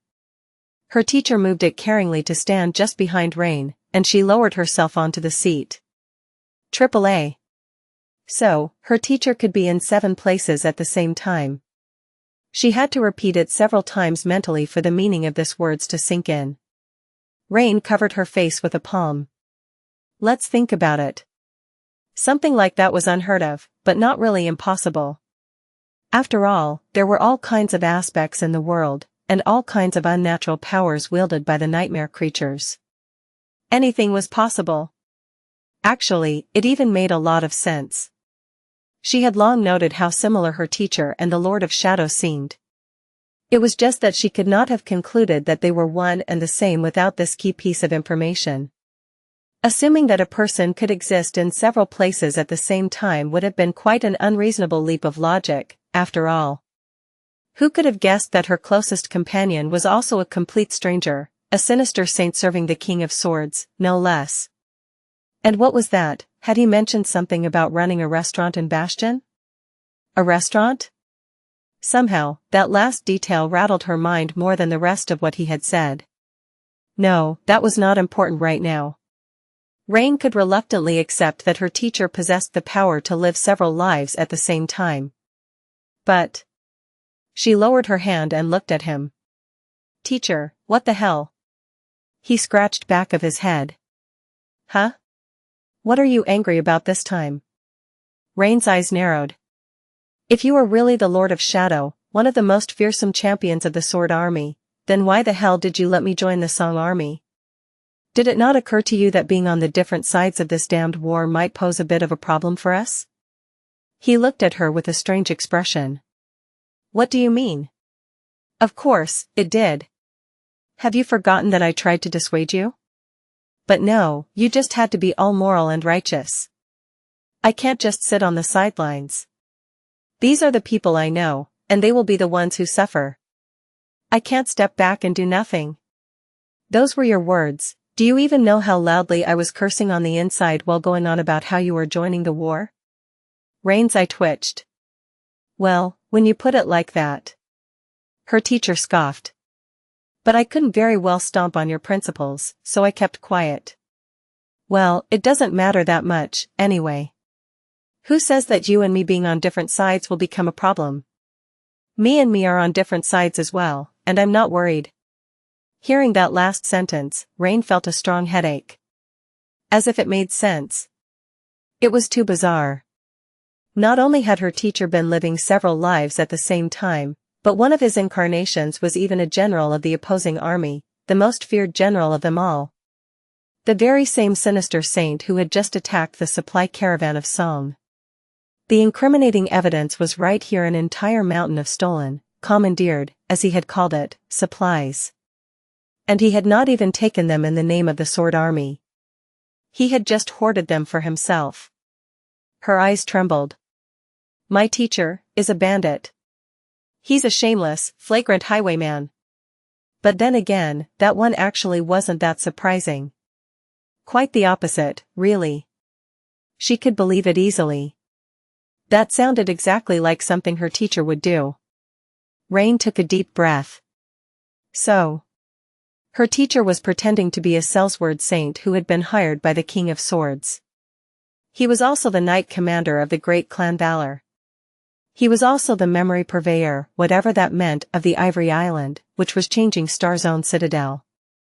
And he was a master chef somewhere in Bastion on top of that. Right. It was going to take her some time to come to terms with these facts. Just as expected from a dark deity. No, was he really a dark deity? Suddenly, Rain came to realize that she knew very little about her teacher, despite spending almost every day of these past 4 years in his company. She took a deep breath and looked at him soberly. After hesitating for a while, Rain asked. Teacher, who are you, really? Rain hesitated, trying to formulate her question better. I mean, are you a human? A spirit? Some strange apparition that enjoys cooking, terrifying vast armies of awakened, and educating young maidens? And don't you dare say that you are just a shadow. What does that even mean? Her teacher stared at her for a few moments. Well, a shadow is the dark area that appears when an object blocks the source of light. Rain clenched her fists. That's not what I was asking. He laughed, then commanded the shadows to rise from the floor and manifest into another, much less comfortable, from the looks of it, chair. Sitting down, her teacher shrugged. What are you even talking about? I am just a human saint. Rain shook her head energetically. No. I've met saints, and there are no human saints like you. You never sleep, never eat, live in the shadows, and go around slaying skinwalker vessels as if they were children. You even know how to guide a person to awakening without infecting them with a spell. And that is just 1/7 of you. He hesitated for a little while. Well, all right. I'm not just a human saint. I am quite special, as far as human saints go. Leaning back, he smiled. In fact, there is no one else like me. As far as I know, there are 2 other transcendent humans who can rival my power. However, I am unique even among them, because I am not a carrier of the nightmare spell anymore. Rain blinked. A saint, who is not a carrier of the nightmare spell. Anymore? How was that possible? Noticing her confused expression, her teacher chuckled. It's a long story, a story that spans thousands of years, actually, so forgive me if I don't go into detail. Suffice it to say, I met a very loathsome cursed terror in my 3rd nightmare, and here I am. He hesitated, and then added. My original body is someplace else. Unlike this incarnation, it does eat, sleep, and perform all the things that humans tend to do. The version of me that has been following you around, meanwhile, is one of my shadows. That is why I sometimes seem a bit weird, compared to normal humans. Rain studied him silently. So that's how it is. She felt satisfied, because things were finally starting to make sense. But, strangely enough, she also felt a little betrayed. Because her teacher had an entire other life, several of them, actually, that she knew nothing about. Suddenly, something occurred to her. Teacher, if you are a human, then what is your name? He coughed. My name? Well, if you must know, my name is Sunless. But people usually call me Sunny. Rain stared at her for a few moments. Then, she leaned back and laughed. The laughter came on its own, and although she had tried, she failed to contain it. Oh, sorry. It's just funny. Because people used to call me Rainy. Sunny and Rainy, they were quite a pair, weren't they? No. I just can't call teacher that way. Rain felt a strange warmth spread in her chest after finally learning his name. But, at the same time, it was very strange, to think about calling her teacher by such a mundane and human name. She could at least imagine calling him Sunless, but Sunny. Nope. No way. Even if he really was a human, he had not deserved to be treated like one. After everything he had put her through. Rain spent some time in silence, digesting the earth-shattering revelations that had befallen her out of nowhere. He's the damn Lord of Shadows. Eventually, another thought suddenly flashed in her mind, and her expression changed. We are quite a pair. Now that she knew about the many incarnations of her teacher, she could understand why he was ruling a citadel in Godgrave and serving the King of Swords. She could also understand why he had positioned himself close to Lady Nephi's. She could even understand why he would run a restaurant, somewhat. In fact, out of all the lives her teacher had mentioned, only one wasn't making any sense. This one. The life in which he followed a random mundane girl around, taught her how to survive and thrive in the dire world, and guided her on the path of ascension. Why was this tremendously powerful saint, someone who clearly aimed to exert influence on the flow of history, was wasting his time with her. Rain was no one special. She was hardworking and talented, yes, but so were countless other people. In fact, hadn't their first ever encounter been strange, to begin with? Because even back then, in the nameless convenience store in NQSC, her teacher had already known her name. Rain raised her head and looked at him intently. Teacher. He smiled faintly. Yes? Are you ready to take a look at those memories? I've worked really hard on them, you know. Usually, Rain would have been mesmerized by the promise of receiving new memories, but today, she did not even spare them a second thought. Instead, she asked. Why did you offer to teach me? He stared at her silently for a few moments. Then, her teacher scoffed. Haven't I told you? It's because I am your long-lost brother. Rain sighed. And I told you that I would have remembered having a brother. He studied her for a while without saying a word. Then, he shrugged nonchalantly. Weren't you adopted? Rain nodded slowly, not knowing what that had to do with anything. Wait. Her teacher smiled. Well, I was your brother before that. There, you have my permission to drop the teacher and start calling me older brother instead. Rain froze. Before that? She had no memories from before she was adopted. After all, that happened when she was very young, 3 years old, at best. Her parents had never made a secret of the fact that she was not their biological child, and had never treated her differently because of that. That was why Rain had never really felt a need to learn where she had come from. However, she had tried to find out eventually. Her parents helped her, and her dad even pulled some strings at work. But there was nothing to learn. There was no robust centralized database that contained the records of every person living in the outskirts. In fact, many of them had no digital trace whatsoever. They weren't citizens, and so, the government did not care to waste manpower on keeping records of them. All they found out was that Rain's parents were both deceased, her mother passing away last due to illness. Even that was only a rumor an orphanage worker heard from the person who had worked there before him. And that was all.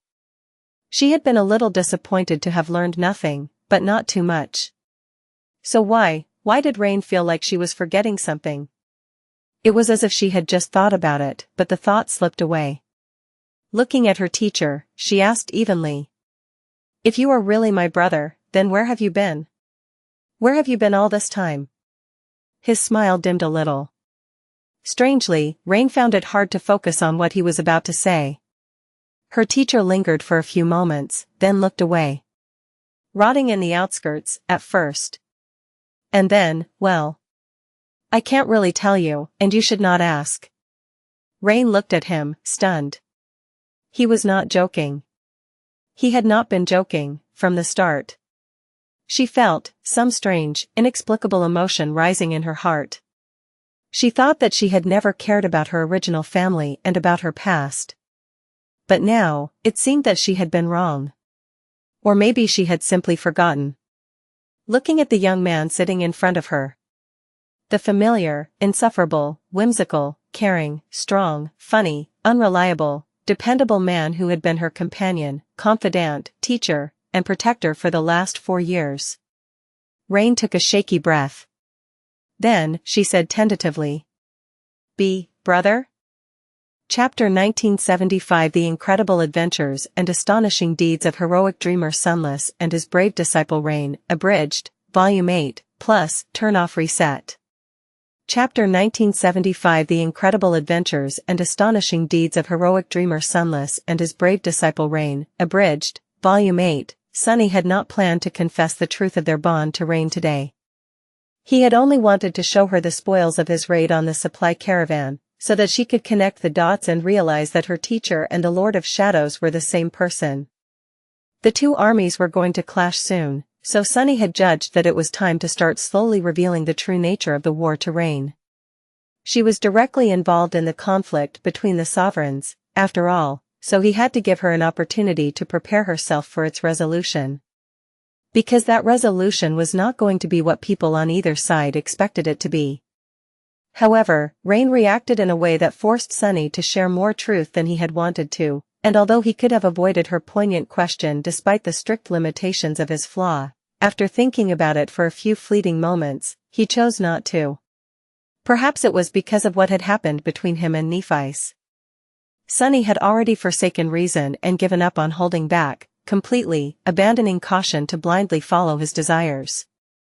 And since he had already betrayed one inhibition, the rest of them did not seem as sensible and important anymore. What did he have to lose? He had nothing. Brother? Hearing that word from Rain's mouth made Sunny flinch. It was such an emotional moment.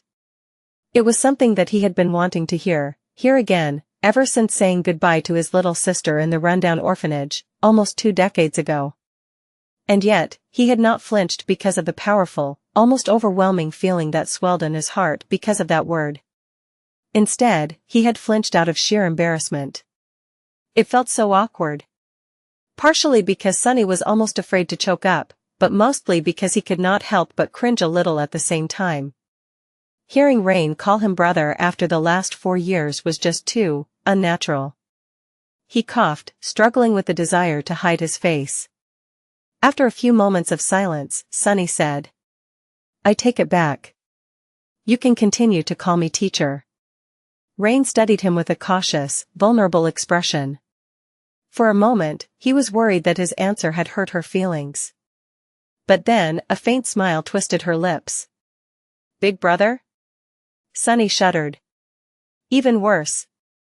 "Stop it." Rain's smile widened. "Why, big brother?" A heavy sigh escaped from Sunny's lips. "I have not thought this through." Sunny led Rain out of the brilliant emporium.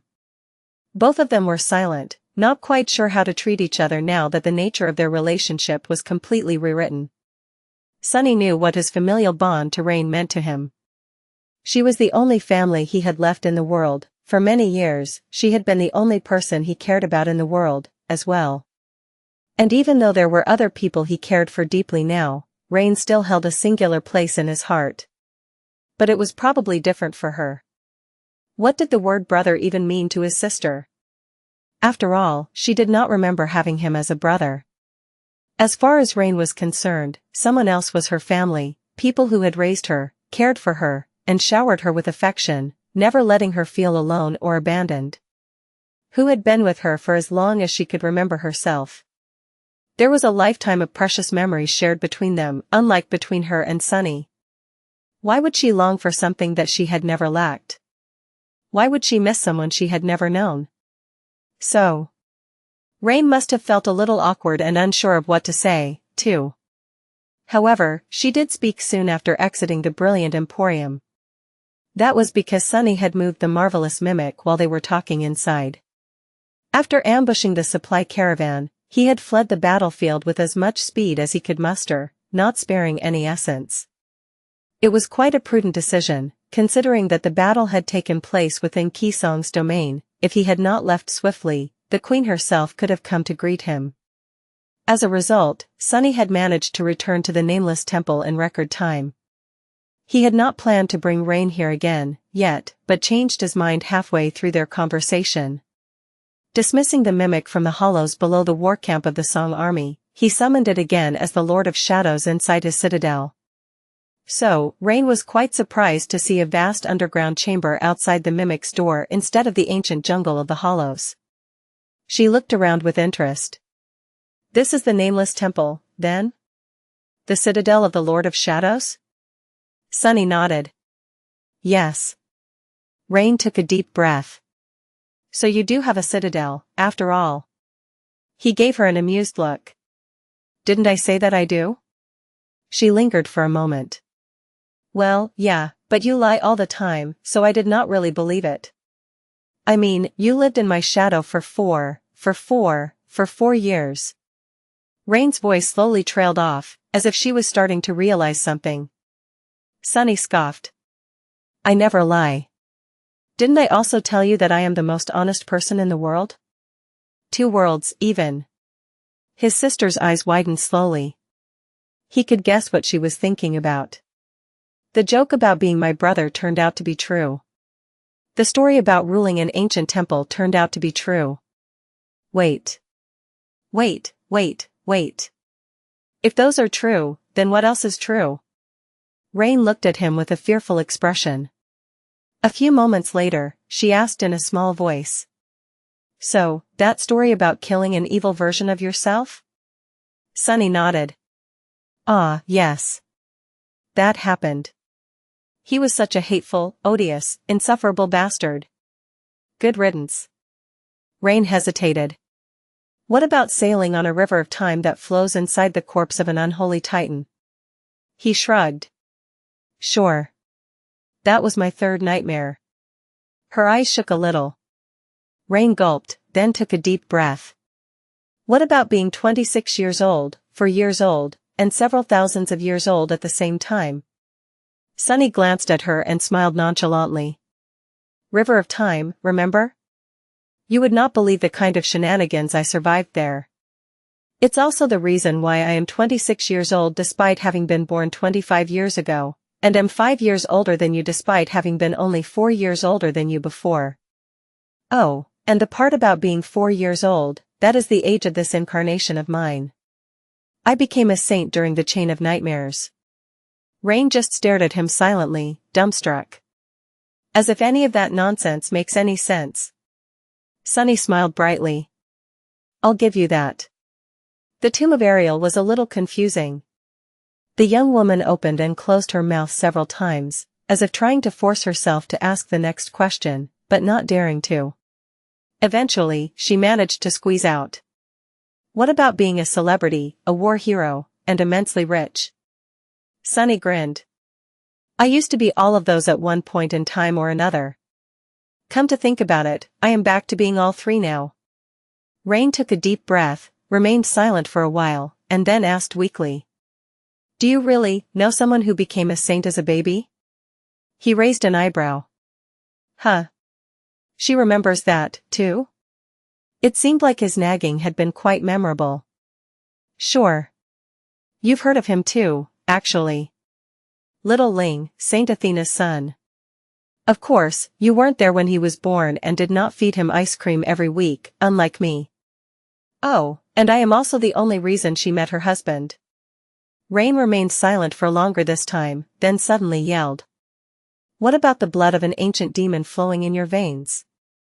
What about devouring the bones of a nebulous deity? What about ruling a fragment of a divine realm?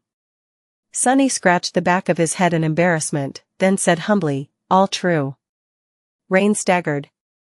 After a while, she asked in a quiet, numb voice. Did Beastmaster really ask you to run away with her once? He laughed, which prompted Rain to glare at him angrily. I should probably tone it down. Well, yeah. Technically, she offered to run away from a great nightmare creature together, but there were other candidates, and she chose me.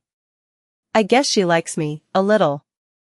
His sister closed her eyes and fell silent. Eventually, though, she asked in a shaking voice. Is Lady Nephice really your girlfriend? Sunny tripped. He did not answer for a while, then coughed and said in a neutral tone. Don't start calling her sister-in-law just yet, but yeah, it's true. He paused for a moment, and then added with a dreamy smile. In fact, I'm in her bedroom right now. In the next moment, Sunny was surprised to find a fist flying toward his face. Chapter 1976 Rani of Shadow Sunny failed to dodge Rain's punch. So, she hurt her hand. They ascended the stairs silently, but the silence was much less awkward than it had been a few minutes ago. In fact, it was quite comfortable, almost like before, well, if not for the fact that Rain groaned from time to time, cradling her bruised hand. What the hell are you made of, stone? Sunny looked at her and smiled. Actually, yeah, sort of. You see, there was this suit of armor I had, a memory of something forged by the ruler of the underworld. Rain shook her head decisively. No, stop. I don't want to know. He chuckled. There were some Valor troops stationed at the Nameless Temple, but their camp was outside its walls. Still, they had access to the main hall and the gateway located there, so Sunny took a roundabout way to the inner sanctum, and the courtyard beyond. There, a tall tree stood in absolute darkness, its leaves rustling quietly in the wind. Sunny led Rain across the black marble plates.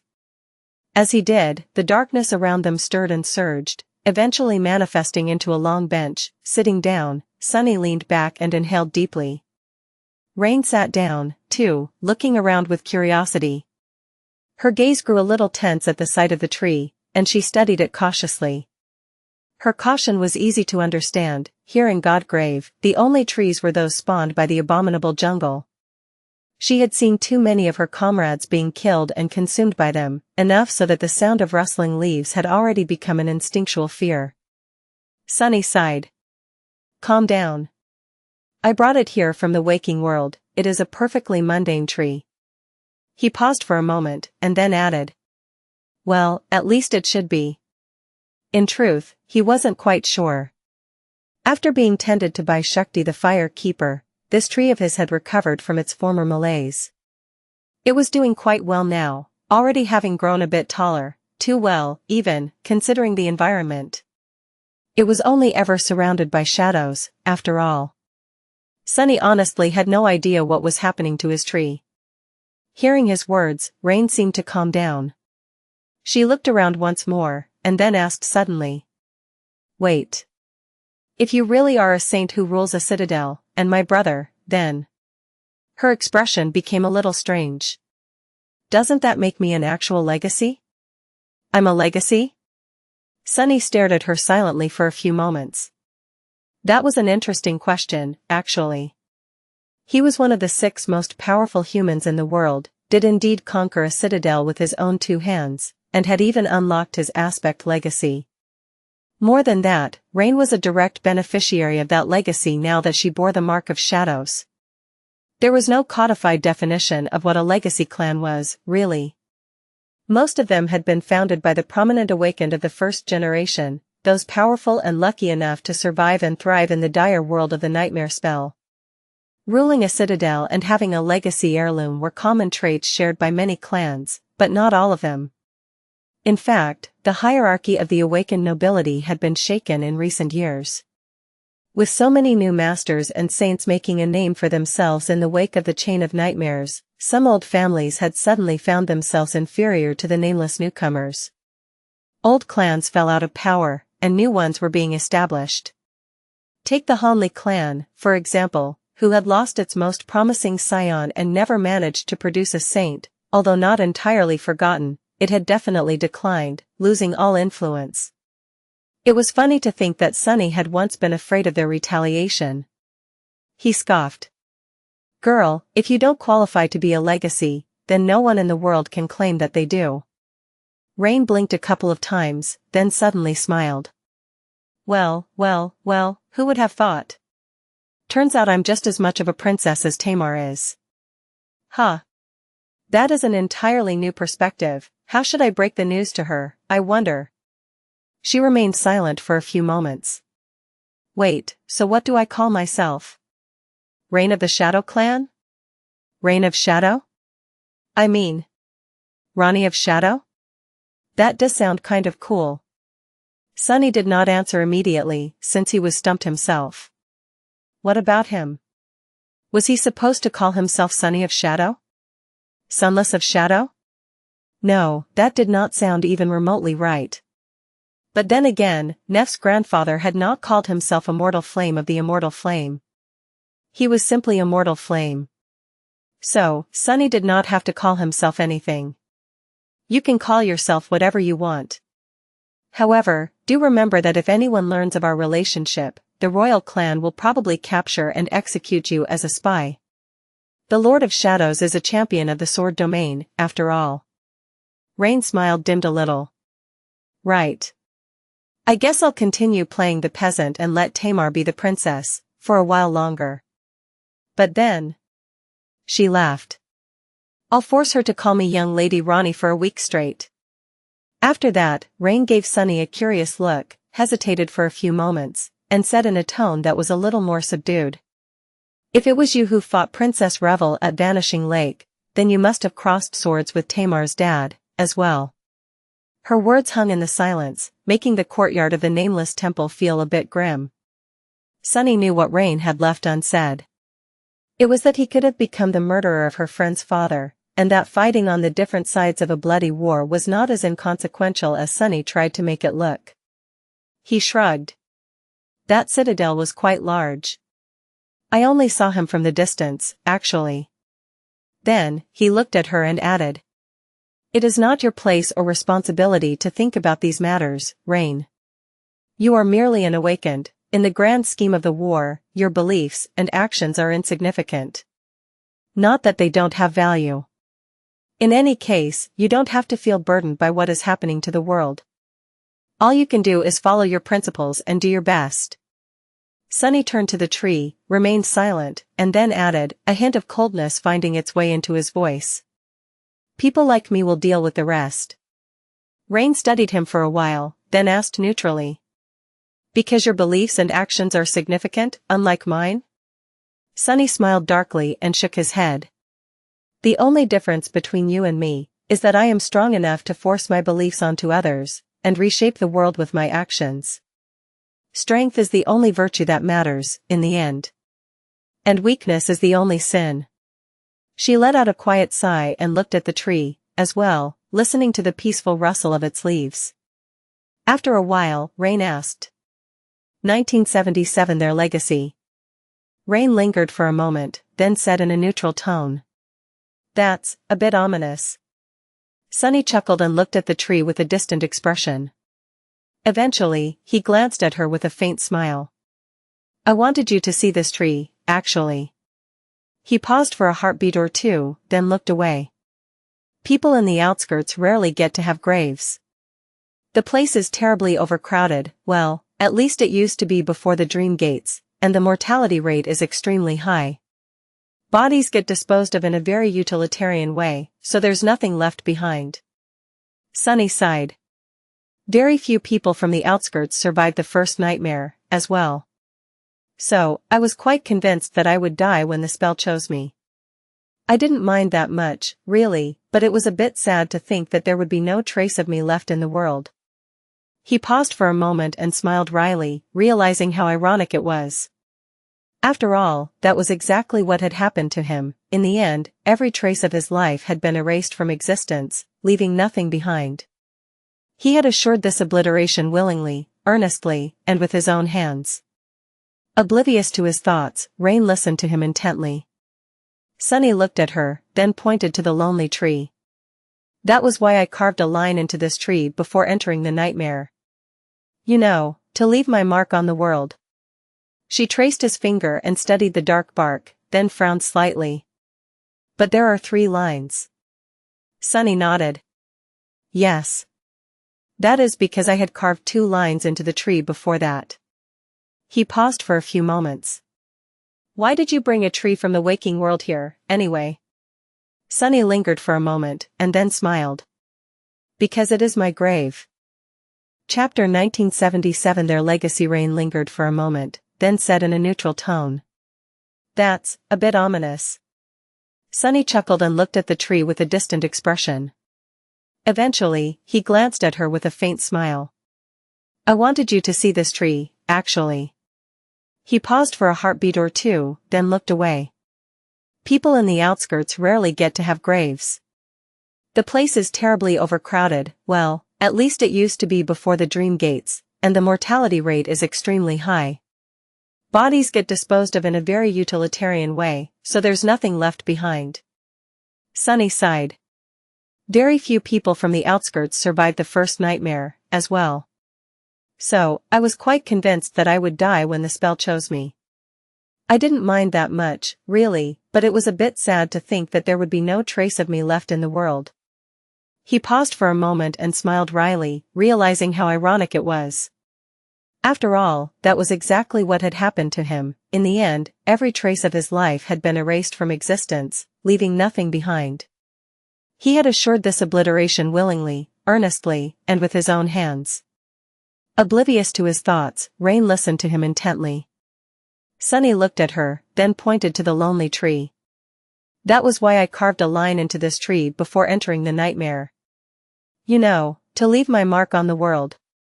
She traced his finger and studied the dark bark, then frowned slightly. But there are 3 lines. Sunny nodded. Yes. That is because I had carved 2 lines into the tree before that. He paused for a few moments. For our parents. Rain grew quiet, looking at the 3 lines with a guarded expression. Sunny smiled wistfully. What could he say? After a while, he finally spoke. They were good people, the 2 of them. Actually, they were very mundane people, but that is already an accomplishment in the outskirts. Our father. I don't really remember him that well. In my memory, he is more of a feeling than a person, something big, quiet, strong, and caring. Mom used to say that he had a mischievous side and quite a hot temper hiding behind the calm facade, but I don't know. He worked on one of the city barrier maintenance crews, and died in an accident not long after you were born. Stuff like that happens all the time to maintenance workers. Sunny did not know a lot about his father, but he did know some things. The mere fact that his dad had been a maintenance worker instead of ending up in one of the local gangs spoke a lot about his character. The way he had cared about his family was quite telling, too. He had been a good person, and both Sunny and Rain inherited some of that goodness, it seemed. It suddenly occurred to Sunny that Rain's mild obsession with building and infrastructure, which she had picked up while working as a laborer on the road crew, might have come from their dad. He smiled. Our mom, now that I think about it, when you were born, she was about as old as you are now. She was very cheerful, soft, and pretty. Well, at least from what I remember. Actually, you look a lot like her. When I saw you for the first time, I thought, thank the gods, unlike me, Rain took after Mom. Sunny chuckled. Rain indeed resembled their mom very much. Of course, her beauty was far more striking, after all, she was an awakened. Perhaps more importantly than that, she had grown up in an affluent district of NQSC, breathing clean air and eating well. Their mother, however, had spent all her life in the outskirts, where the air was toxic and the best food one could get was synth paste. She had been affected by this harsh and unforgiving environment, inside and out. Still, in Sunny's memory, she was breathtaking. His smile widened a little as he looked at Rain, studying her features subtly. She loved us very much. Mom worked in a factory that produced air filtration systems, and spent all her free time taking care of you and me. We lived in a small cell in one of the hives, on one of the highest floors. In the winter, she often cuddled with us on the floor, sharing her warmth and reading to us. Sunny searched her memory for more details, not knowing what else to say. Oh, yes, she liked reading. We had an old communicator with a cracked screen, and she downloaded all kinds of stuff from the network to read. She especially liked fanciful stories about the world before the dark times. What else? Her favorite snack was fried synth paste crumbs, with whichever spices she could get. She called me Sunless because I was born during an eclipse, and called you Rain because you were born during a storm. Rain's eyes widened slightly. He paused, remained silent for a few moments, and then sighed. She got sick when you were about 3, and eventually passed away. I hope you never believed that you had been abandoned. Because she would have never left you, or me, by choice.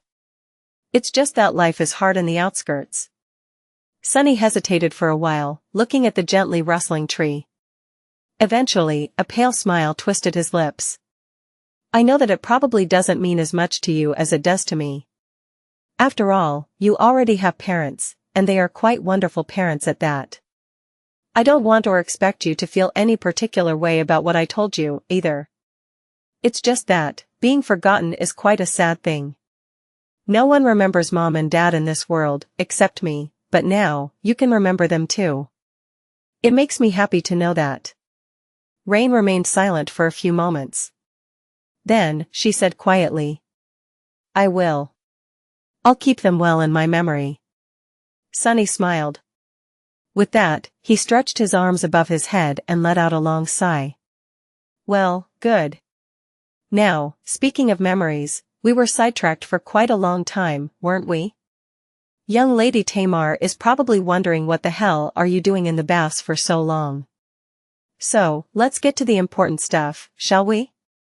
Rain studied his face with a sober expression for a while, then smiled tentatively. Sure. After all, as a legacy, I should receive some cool stuff, shouldn't I? I swear, there has never been a poorer legacy than me, and a stingier founder of a legacy clan than you. Big brother. Chapter 1978 Shiny new heirlooms. After speaking to Rain about their parents, Sunny felt strangely at peace. The darkness surrounding the nameless temple was safe and nurturing, and the quiet rustle of the leaves was pleasantly soothing. Added to his previous euphoria, it seemed like nothing could spoil his tranquil mood. But, at the same time, he didn't feel quite well about himself. After all, he had unexpectedly dumped the knowledge that they were family on Rain, and then proceeded to give her a lecture about their dead parents, who she did not even remember. Rain was a young woman who was trying to find her place in the world while dealing with the appalling nature of war. The former was already difficult enough, but the latter was a mental burden that no human could carry well, let alone endure unscathed. Sunny knew it better than most, and yet here he was, adding to her burden. Feeling a bit guilty, he decided to sweeten the deal with some gifts. Luckily, there were the memories he had prepared for her. Although Rain seemed a little distant and subdued, her eyes glistened at the mention of memories. She had witnessed and survived so many horrors since the start of the war, after all, and unlike other awakened soldiers, she had not received any rewards from the spell in the process. The same awakened soldiers were walking around with their shiny new memories on full display, and she saw them every minute of every day. Naturally, Rain was excited. And Sunny's mood improved even further after witnessing her excitement. Alright, here we go. Don't thank me too enthusiastically. With that, he summoned the bag of withholding, and presented it to her proudly. However, her reaction was not what he had expected. Instead of bursting with delight and admiration, Rain just continued to look at him expectantly. Her expression did not change at all. She remained silent for a few moments, looking at him with lively anticipation, then blinked a few times and glanced behind him. Sunny tilted his head a little. What's wrong? Rain smiled cautiously. That's not it, is it? What a strange question. Still holding the bag of withholding in one hand, he scratched the back of his head with the other. I mean, yes? That's it. Her smile froze a little. Slowly, the excited gleam of Rain's eyes was replaced with something that strangely resembled fury. A seething kind of fury. Leaning forward, she shouted suddenly. What do you mean, that's it? One memory? One. After everything I went through, and all the abominations I killed? Am I a joke to you? What kind of a damned legacy lord are you, huh? Big brother. Sunny stared at her in shock. Then, he stared some more. After that, he let out a quiet sigh and said with reproach. Open it, you idiot. Rain frowned, then grabbed the leather backpack from his hand, without spending even a second to appreciate the delicate stitching and tasteful decorative details, at that. And opened the clasp roughly. A moment later, she forgot to breathe. Sunny scoffed. Such an ingrate. Rain raised her head, looking at him with burning eyes. Her expression was strangely intense. Is that a spatial storage memory? And her voice was strangely hoarse. Sunny nodded dismissively. Yeah. Just a little something I crafted for practice. It's called the bag of withholding, by the way. I put everything else inside. In the next moment, he was suddenly deafened by a high-pitched squeal, and then frightened by a low, completely unladylike boast of laughter. Big brother is the best. Sunny's eyes twitched. I told you to stop calling me that. Rain continued to stare at the bag of withholding. Whatever. She studied the leather backpack with bright eyes, then nodded in satisfaction and finally looked up. We can work on your naming sense later. Let's see what's inside. Sunny frowned in confusion. What? What is wrong with my naming sense? But that was an exercise in self-delusion. In fact, he knew perfectly well what was wrong with it. All right. She's not wrong. But, at least I named the other memories exceptionally well. Rain carefully took the memories in question out of the bag of withholding. Soon, they were all laid neatly on the bench between them. Sunny pointed to a green flask housed in a black leather sleeve. This is the green canteen. It can store a great amount of water, as well as purify it. Just like the last time, you need to infuse a bit of your essence to claim it as your memory. Rain did just that and smiled in satisfaction. This is great. Not only can I drink as much as I want, but I can also use it if my water ration in the baths runs out. Sunny nodded. Yeah. Just don't forget to refill it from time to time. It is quite voluminous, but not boundless. With that, he pointed to 3 arrows. These are, heavy burden, outskirts at noon, and, don't cut yourself. Rain gave him a strange look. Really? Those are the names you went with? Sunny gritted his teeth. Yes. If you don't like them, I can just take them back. Rain quickly swept up the arrows and pressed them against her chest. No, no. I like them a lot. I can't believe you managed to create something so ingenious, deadly, and aptly named. What do they do, exactly? Sunny gave her an unamused look, then a detailed explanation. As he talked, Rain's expression slowly grew more serious.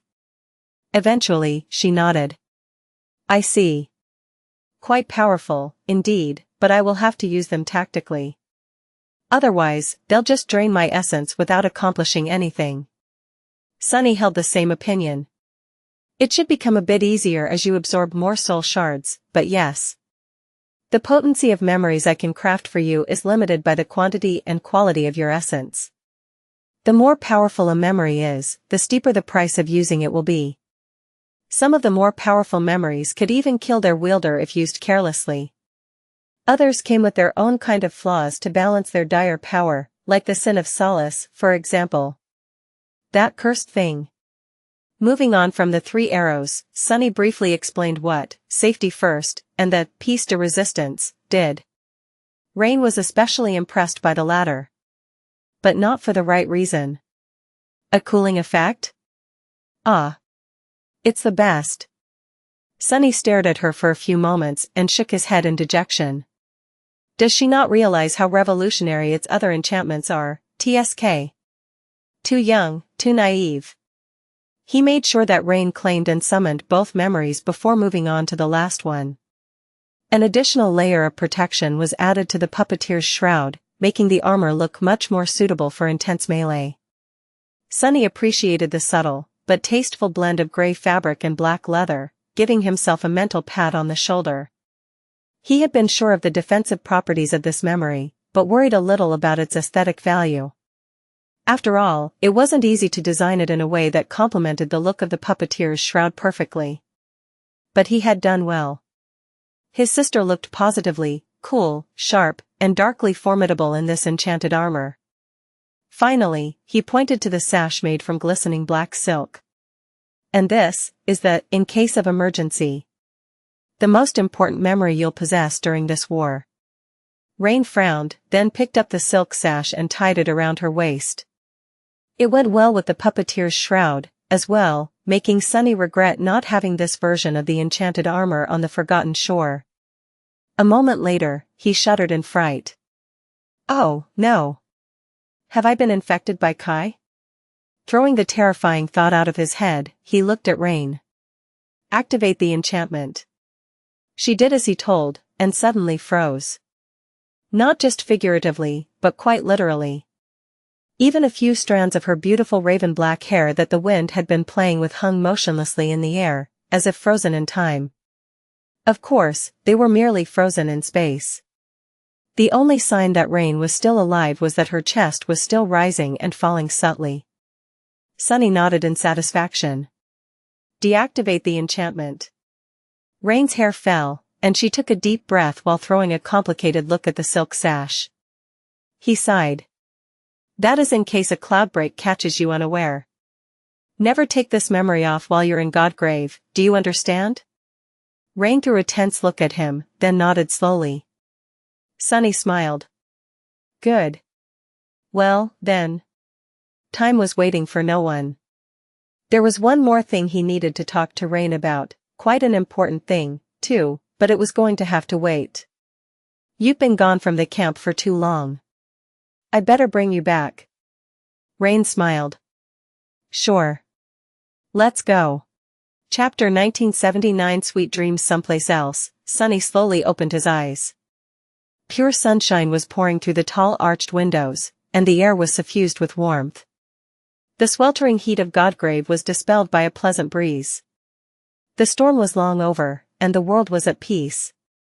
His body felt refreshed and revitalized despite having been enveloped by a blissful fatigue not too long ago, and his mind was at ease.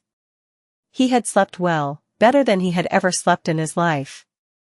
Waking up in Neff's bed for the second time in a row felt quite amazing. Of course, this time, he had not just fallen asleep atop the covers. Feeling a tantalizing, warm softness pressing against his chest, Sunny raised his head and rested it on a hand, looking down. Nephis was sleeping peacefully by his side, in his embrace. Her long, beautiful silver hair was scattered across the pillow, glistening in the sunlight. Her face was smooth and enchanting, more vulnerable than it had ever seemed before. Below it, her slender neck led to a round, alabaster shoulder, and beyond that, the alluring sight of her delicate clavicle was revealed, making his heart race. To Sunny's chagrin, the rest was covered by a pristine white sheet. Still, there was probably no sight more lovely in the entire world. He remained motionless for a while, delighting in the breathtaking scene and listening to the subtle sound of Neff's tranquil breathing. His mind was a little empty. This moment, this feeling, this closeness. He had been wanting it so desperately, and for long. Being here, with her, was almost too meaningful to fathom. And he did not really want to fathom it, either, or anything, for that matter. He was in too good of a mood to spoil it with excessive thinking, and wished to simply enjoy the blissful beauty of the moment. He wished that it would never end.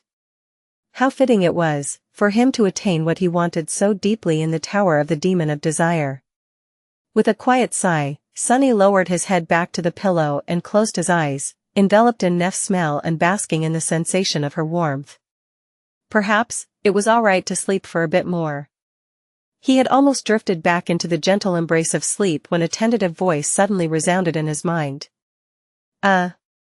Sunny? Sunny opened one eye, startled a little and dissatisfied by the sudden interruption. What? Cassie remained silent for a few moments, then asked in calm tone. Are you guys coming down anytime soon?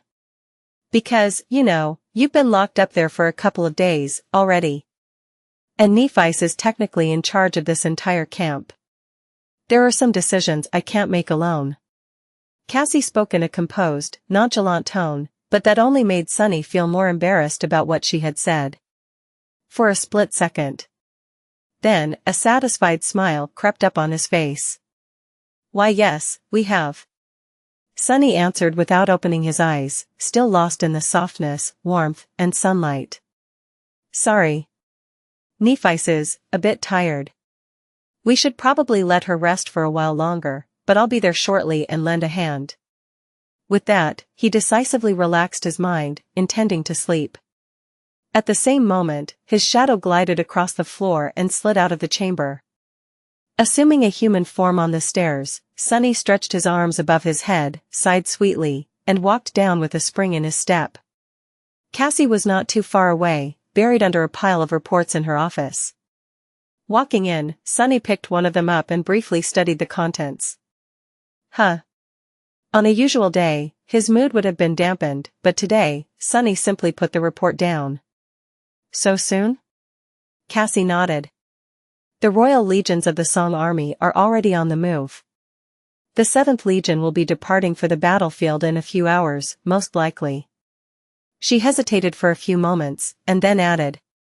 This time, Xianxia and Beastmaster will be joining the fray, as well. Revel has not been seen on the surface since the battle for the Vanishing Lake, though, it is highly likely that she is leading an expedition to the Spine Ocean, already. Sunny looked away, the darkness in his eyes growing a little bit deeper, and a little bit colder. What about the sovereigns themselves? Cassie shook her head. It seems that they are not going to take direct action against each other until both of the remaining citadels are conquered. For now, they will be serving as a deterrent for each other, although I am not sure if Qisong can even be contained. Her power is an insidious one, after all. Sunny nodded slowly. So, it is an all-out war. Cassie leaned back in her seat and sighed. Yes. We have received orders to set out west a few hours ago.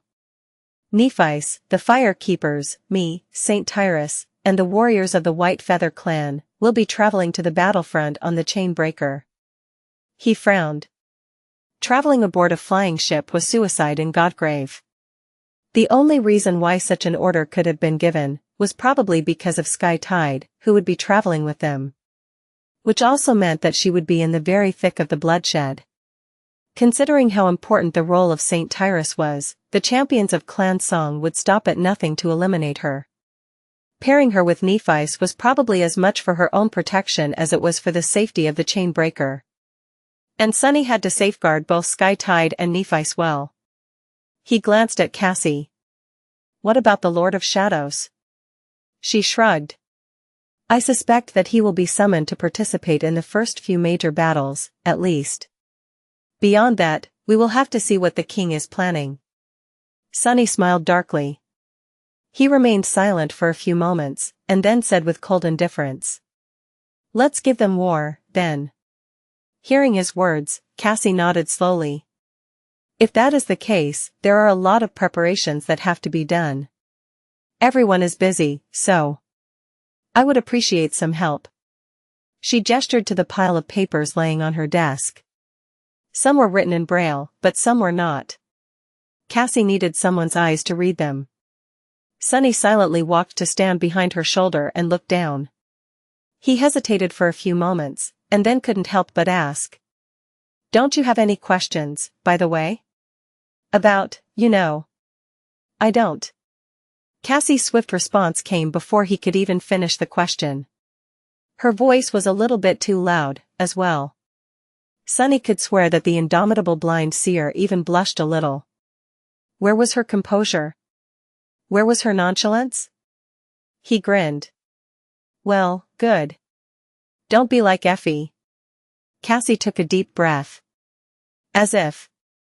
He chuckled, then hesitated a little, and asked in a calm tone. How are things in Bastion? Cassie remained silent and motionless for a moment. When she spoke, though, Sunny couldn't help but flinch. Bastion is gone. Finally, a deep frown found its way onto his face. Gone? What do you mean? Have Mordred taken it already? Cassie sighed, then shook her head. No. I mean it is literally gone. The castle, the city, and the people. Her voice grew somber. All that is left are the broken walls, the lake, and the shattered moon.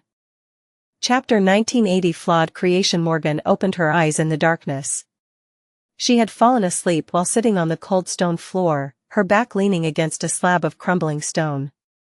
The wind was howling as it passed through the ruins of the main keep, and pale moonlight poured through the gaping holes of its partially collapsed dome. Taking a deep breath, she leaned on her sword and stood up. Her vermilion cloak had turned to tatters, and her black armor was broken and battered. Dismissing both memories to give them some time to mend themselves, Morgan felt a cold wind caress her skin gently. It was a pleasant feeling, especially after days spent in frenetic fighting. Her black tunic fluttered slightly, revealing how littered it was with tears, most of them crusted by blood. She sighed and listened to the sounds of the ruined castle, trying to evaluate if there were any immediate threats. It did not seem that way. Her companions would have warned her if the enemy was launching another attack, or if something else was. They would not have been eliminated without a fight, either, and there was no chance that she would have missed such a disturbance. It seemed that Mordred was still licking his wounds after the last assault, just like they were. Good. Morgan walked into the moonlight and looked up at the tall dais towering above the ruined hall. There was no throne on the dais, and no altar. Instead, there was only an iron anvil.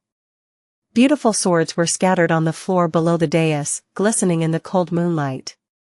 There had been a mountain of them here once, but her father had taken most of the swords with him to Godgrave, to use in the battle against the Raven Queen. Morgan stared at the abandoned swords for a while, a strange mixture of regret and amusement shining in her striking scarlet eyes. It used to be that she admired the swords her father had forged quite a lot, never missing the chance to steal a look at them. But now, she saw them for what they were, flawed creations that had been discarded by their demanding creator for failing to live up to his harsh expectations. Morgan knew because she was one such creation herself. Thank the gods. People seemed to be disturbed by the notion, but she had always known that her father saw her as a blade to be forged into a flawless weapon more than he saw her as a human being. That was how he saw everyone, really, and the only distinction between her and the rest of them was that she had been the most promising of blades. One made of most precious steel, one that he had harbored the most hopes for, and had forged with most care. Morgan knew that people had always misunderstood her father. To them, he was many things, a great warrior, a genius sorcerer, a wise ruler, a fearsome tyrant. But what he really was, first and foremost, was an artist. An artist who resented the deep imperfection of the world and rebelled against it, striving to create one flawless thing with all his heart. A flawless sword. Morgan had been meant to become that sword, so she understood him best, and she had been fine, happy, even, to carry that responsibility, despite how cold and harsh its weight was. She had been proud. It had all changed after Antarctica, of course. Looking at the scattered swords, Morgan sighed. There, she had learned the error of her ways. Ever since being a child, Morgan had always done what she was told. She had followed the guidance of her father, enduring his harsh training by sacrificing most of what other children had, and what most other people cherished. She had always excelled, never failed, and satisfied his every demand. And she still lost. Which inevitably made her think about the reason for her defeat, of course. What Morgan realized as a result, was quite disturbing. If she had done everything her teachers told her to do flawlessly and without complaint, and still lost, then the fault did not lay with her. Instead, the fault lay with her teachers, and the very form they were trying to mold her to. In truth, it was not just the King of Swords who had become disappointed in his daughter after Antarctica. Morgan had become disappointed in her father, too. Good thing I did. Looking at a beautiful, discarded sword that lay at her feet, Morgan smiled wistfully. She would have probably become an actual sword if she had continued to follow her father's will blindly. That would be quite a fitting transcendent transformation for a girl who had been raised to be a perfect tool, a pretty, deadly blade to be wielded by someone else. However, Morgan did not really want to be a sword, nor did she want to be wielded by another's hand. That seemed like quite a pathetic fate to her. So, her transcendent transformation had turned out to be something else. Of course, she could still transform into a sword, if she wished to. But that was not at all the only thing she could become. Picking up the abandoned sword, Morgan silently absorbed it into her body and smiled. How nice. I should have done this much sooner. A moment later, her figure rippled, turning into a river of liquid metal. It flowed across the moonlit hall, drowning it. The violence of its passage put cracks into the marble floor and made slabs of stone crumble to dust. Sweeping every abandoned blade that lay forlorn on the below the dais, Morgan climbed the steps and swallowed the ancient anvil, as well. Finally, the river of liquid metal coalesced back into a human figure. A moment later, it regained color, and Morgan was back to her original self. Looking up, she observed the radiant remains of her shattered moon and sighed. Time to face another day. Chapter 1981 Disillusionment. There was no way to defend Bastion from the Prince of Nothing, not the city on the shores of the Mirror Lake, certainly, and most likely not even the castle itself. As a strategist, Morgan was quite adept at evaluating both the strength of the enemy and that of her own, therefore, she knew that her side was lacking. Achieving victory did not seem like a realistic outcome. It was very likely that she had not been sent here to achieve victory, to begin with. Buying her father enough time to defeat Qi Song seemed far more likely of a purpose.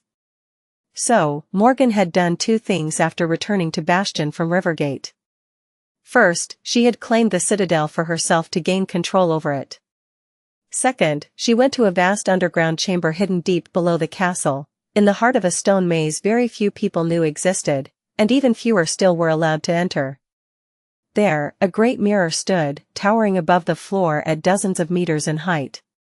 Its frame was composed of two immense stone pillars, and it was covered entirely by black cloth, reflecting nothing. Morgan hesitated for a few moments, then took a deep breath and pulled the cloth down. It flowed to the floor like a black waterfall, revealing the dark edifice of the ancient mirror. The vast underground chamber was drowning in darkness, so one would have expected to see nothing reflecting in the great mirror. However, instead, pale moonlight poured out of it, illuminating Morgan's pale face. Inside the mirror, a devastated version of Bastion seemed to be drifting in the beautiful night sky. Countless stars shone on the surface of the still water, made pale and bleak by the radiant shards of the broken moon. Dreadful beings hid in the cold lake, and there was no city on the distant shore. Instead, an ancient forest stood where the city should have been, teeming with harrowing beasts. That was the true face of Bastion. And, unlike the illusory one humans of the waking world had inhabited, it was a place that Morgan could defend. So, taking another breath, she closed her eyes, concentrated on her connection to the great citadel, and made reality and illusion switch places. Soon, a sunlit city that sprawled on the shore of a beautiful lake was reflecting in the dark mirror, instead, seen from the walls of an immense and magnificent castle. She sighed, gritted her teeth tightly, and used her authority over the citadel to break free of the illusion. A moment later, Morgan disappeared from the underground chamber and found herself standing in a ruined hall with a tall dais and crumbled dome. There was no sunlight here, but the eerie scene was bathed in moonlight. The world was in the embrace of a foreboding night. The castle was a ruin, and the still lake was surrounded by a pristine wild forest. This was what lay in the heart of the sword domain now.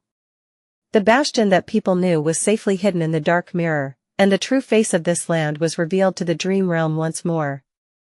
The citizens of Bastion were safe, but the same could not be said about the rest of the sword domain. The human cities depended on each other, after all, and they especially depended on the capital, the place where the Dream Gate had stood before being summoned to Godgrave instead. There were merchant caravans, exploration parties, patrolling warriors, and the like traveling to or from Bastion. Now, they had nowhere to go or return to. Worse than that, there was now a dire and perilous region of untamed wilderness in the heart of the sword domain, one far more dangerous than any of the surrounding lands. The closest human citadel to Bastion, Rivergate, had already fallen, but the rest of them would have to mobilize all their forces to avoid disaster. Luckily, there was Nightingale. Morgan had sent word to the people who ruled the citadels in the absence of the transcendent champions in advance, and she had also sent St. Kai to scour the surrounding land and warn the travelers of danger. With his ability to fly, inhuman sight, and stunning speed, most tragedies could be avoided, hopefully. Of course, she had no doubt that her dear brother would anticipate that decision and set up an ambush for the charming saint. But Nightingale was quite a fearsome being. Morgan had faith that he would complete his mission alive, especially after being warned about the danger. But even if there was no way to warn the rest of the sword domain about unleashing true Bastion from the mirror, it still had to be done. Morgan had several reasons to summon it back to reality. First and foremost, of course, was protecting the populous city, or rather, preventing her brother from using it as a hostage. Now that the city was replaced by the dark expanse of an abominable forest, Morgan could concentrate on defending only the ruined castle and use the lake to her advantage. Naturally, it would have been much better if Mordred had not taken the entire House of Night as his vessels, in that regard. But there were creatures in that lake that would give even transcendent Nightwalkers pause, not to mention that Morgan had Neve, Ether, and Bloodwave by her side. Both of them had come prepared for the battle for the Mirror Lake. The second advantage was the forest itself, which was no less dreadful than the depths of the lake. Her brother would have to launch his siege from there, suffering the full brunt of the fury of the powerful nightmare creatures inhabiting the nebulous dark expanse. Sadly, that was actually a sword that cut both ways. On one hand, Mordred would have to protect himself and his vessels from those abominations without rest, which would slowly drain his power. On the other hand, the forest would also present him a nearly inexhaustible supply of bodies to take, and the same nightmare creatures could become the cannon fodder he sent to ground the strength of the defenders of the castle down. A lot of blood was going to spill, which Morgan welcomed. The more chaos there was, the more opportunities to exploit it she would find. The final advantage introduced the most chaos, by far. It was also the most vital, and the most dangerous of the three. Both to Mordred and to herself. That advantage. Were the others. Chapter 1982 Open Invitation. There were no mirrors in true Bastion. Even the great mirror Morgan had used to switch the illusory realm with reality only existed within the illusion. And that was for a good reason. The others. Reflections had a mind of their own in true Bastion. There were strange, alien, and harrowing beings populating the mirrors here, and they could sometimes enter the real world uninvited. Morgan did not know the details, but she knew that her family had suffered greatly, and had paid dearly, for laying claim to the stronghold of the demon of imagination in the distant past. This topic was a taboo that not even the elders dared to discuss. All that she knew was that the great mirror had to be covered at all times, and that one had to be careful around reflective surfaces in true Bastion, especially the lake itself. There was a set of rules one had to follow here and a set of prohibitions one had to adhere to, lest they wanted to lose their lives and put the lives of others in danger. And yet, many of the elite knights that had been allowed here still perished in chilling ways. Morgan herself was a bit different, because she had been forced to face and kill her own reflection not long after becoming an awakened. Her father had escorted her to the Great Mirror personally on that day, and watched the battle until it was over. That rite of passage was quite a memorable experience for her. So, she purposefully left the Great Mirror uncovered today, inviting the others to come. Obviously, that made the ruins of the ancient castle dreadfully dangerous for Morgan and her 6 saints. But it was going to be far more dangerous for her brother, the Prince of Nothing, without a doubt. After all, most of his powers had to do with mirrors. He even carried a minor mirror domain in his soul, something that made all attempts of defending a fortified position against him hopeless, since he could bypass almost any fortification easily by jumping between reflections. However, the true Bastion was one of the few places in the world, the only place, perhaps, where her brother's authority over reflections would not stay unopposed. The powerful nightmare creatures dwelling in the forest were a threat to him, but the eerie beings that dwelled on the other side of mirrors were infinitely more dangerous. After all, they could enter his domain, intercept him when he was jumping between reflections, feel his gaze when he spied through mirrors, and do many things that neither Morgan nor Mordred could even imagine. Her brother would have to contend against the real mirror race here. That was the greatest obstacle that stood between him and conquering Bastion. Of course, there were a few others. Like the runic array that her father had carved into the ruins to protect them from the enemies of Clan Valor, and from her monstrous brother in particular. Or the sentinel swords he had left behind. Or the insidious influence of the shattered moon, which almost no one knew about. That was the dire battlefield that Morgan had prepared to stack every possible advantage in her favor.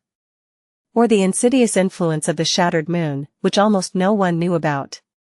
That was the dire battlefield that Morgan had prepared to stack every possible advantage in her favor. The enemy was too strong, and so, she had to be both resourceful and willing to risk it all. Hopefully, that would be enough to stall her brother long enough for the Song domain to fall. But, of course, Morgan wanted more than that. She had greater ambitions than merely serving as his foil. She wanted to win. She wanted to win and erase the shame of her pitiful loss in Antarctica, so that she did not have to think about it again, and feel fear ever again. You bastard. Smiling darkly, Morgan ascended the crumbling wall of the ruined fortress and looked upon the moonlit lake. That had happened, ages ago. The events unfolded pretty much exactly as Morgan had anticipated, even though she would have loved to be mistaken for once. Not long after the real Bastion replaced its illusory twin, Mordred attacked from the depths of the dark forest.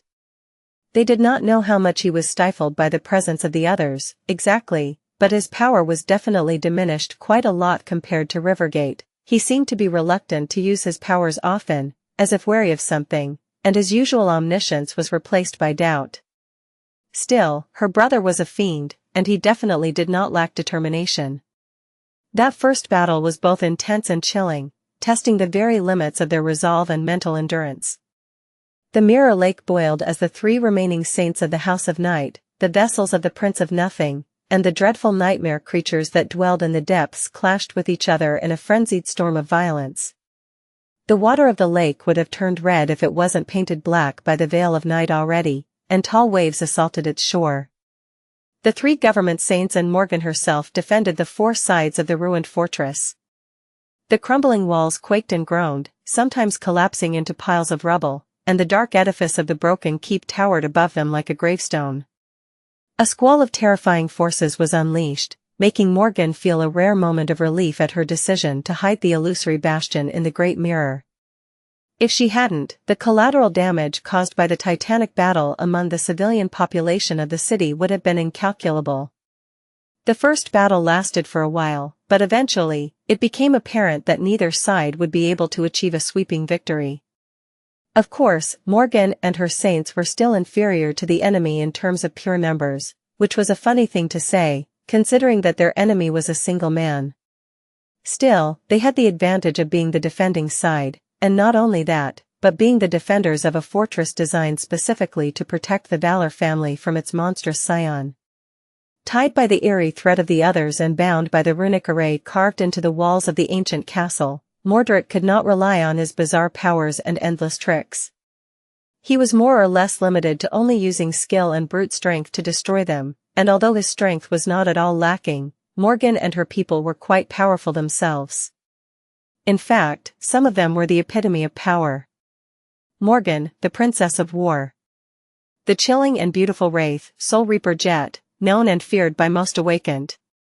Saint Athena, raised by wolves, a bona fide war goddess who had led her warriors into a hopeless siege on the forgotten shore, and only gotten stronger and more heroic since then. Saint Kai, the dragon slayer. And three last saints of a fallen great clan, who burned with the desire to avenge their kin. It was quite an epic battle. In fact, it was just the kind of battle that people would sing about centuries later. It was just a pity that no one was there to witness it, and tell the tale. Perhaps if Nightingale picked up the microphone once again. Chapter 1983. Besieged. In any case, Mordred could not eradicate them without resorting to extreme measures that would not only put him at great risk, but also result in dire losses among his vessels. And it was not time yet for that. So, eventually, he chose to retreat. Watching the grotesque leviathans resurface and swim away, Morgan exhaled tiredly and leaned on her sword. They had not won, exactly, but had not lost, either. It was a reason to celebrate, and yet she was not in a festive mood. She knew that this first battle was merely the beginning. The battle for Bastion had not ended, it was just starting. Of course, its nature would change after tonight's bloodshed. It would become a war of attrition. And it had. There had been many battles since then. Morgan and her saints held the ruins of the castle, while Mordred settled in the forest.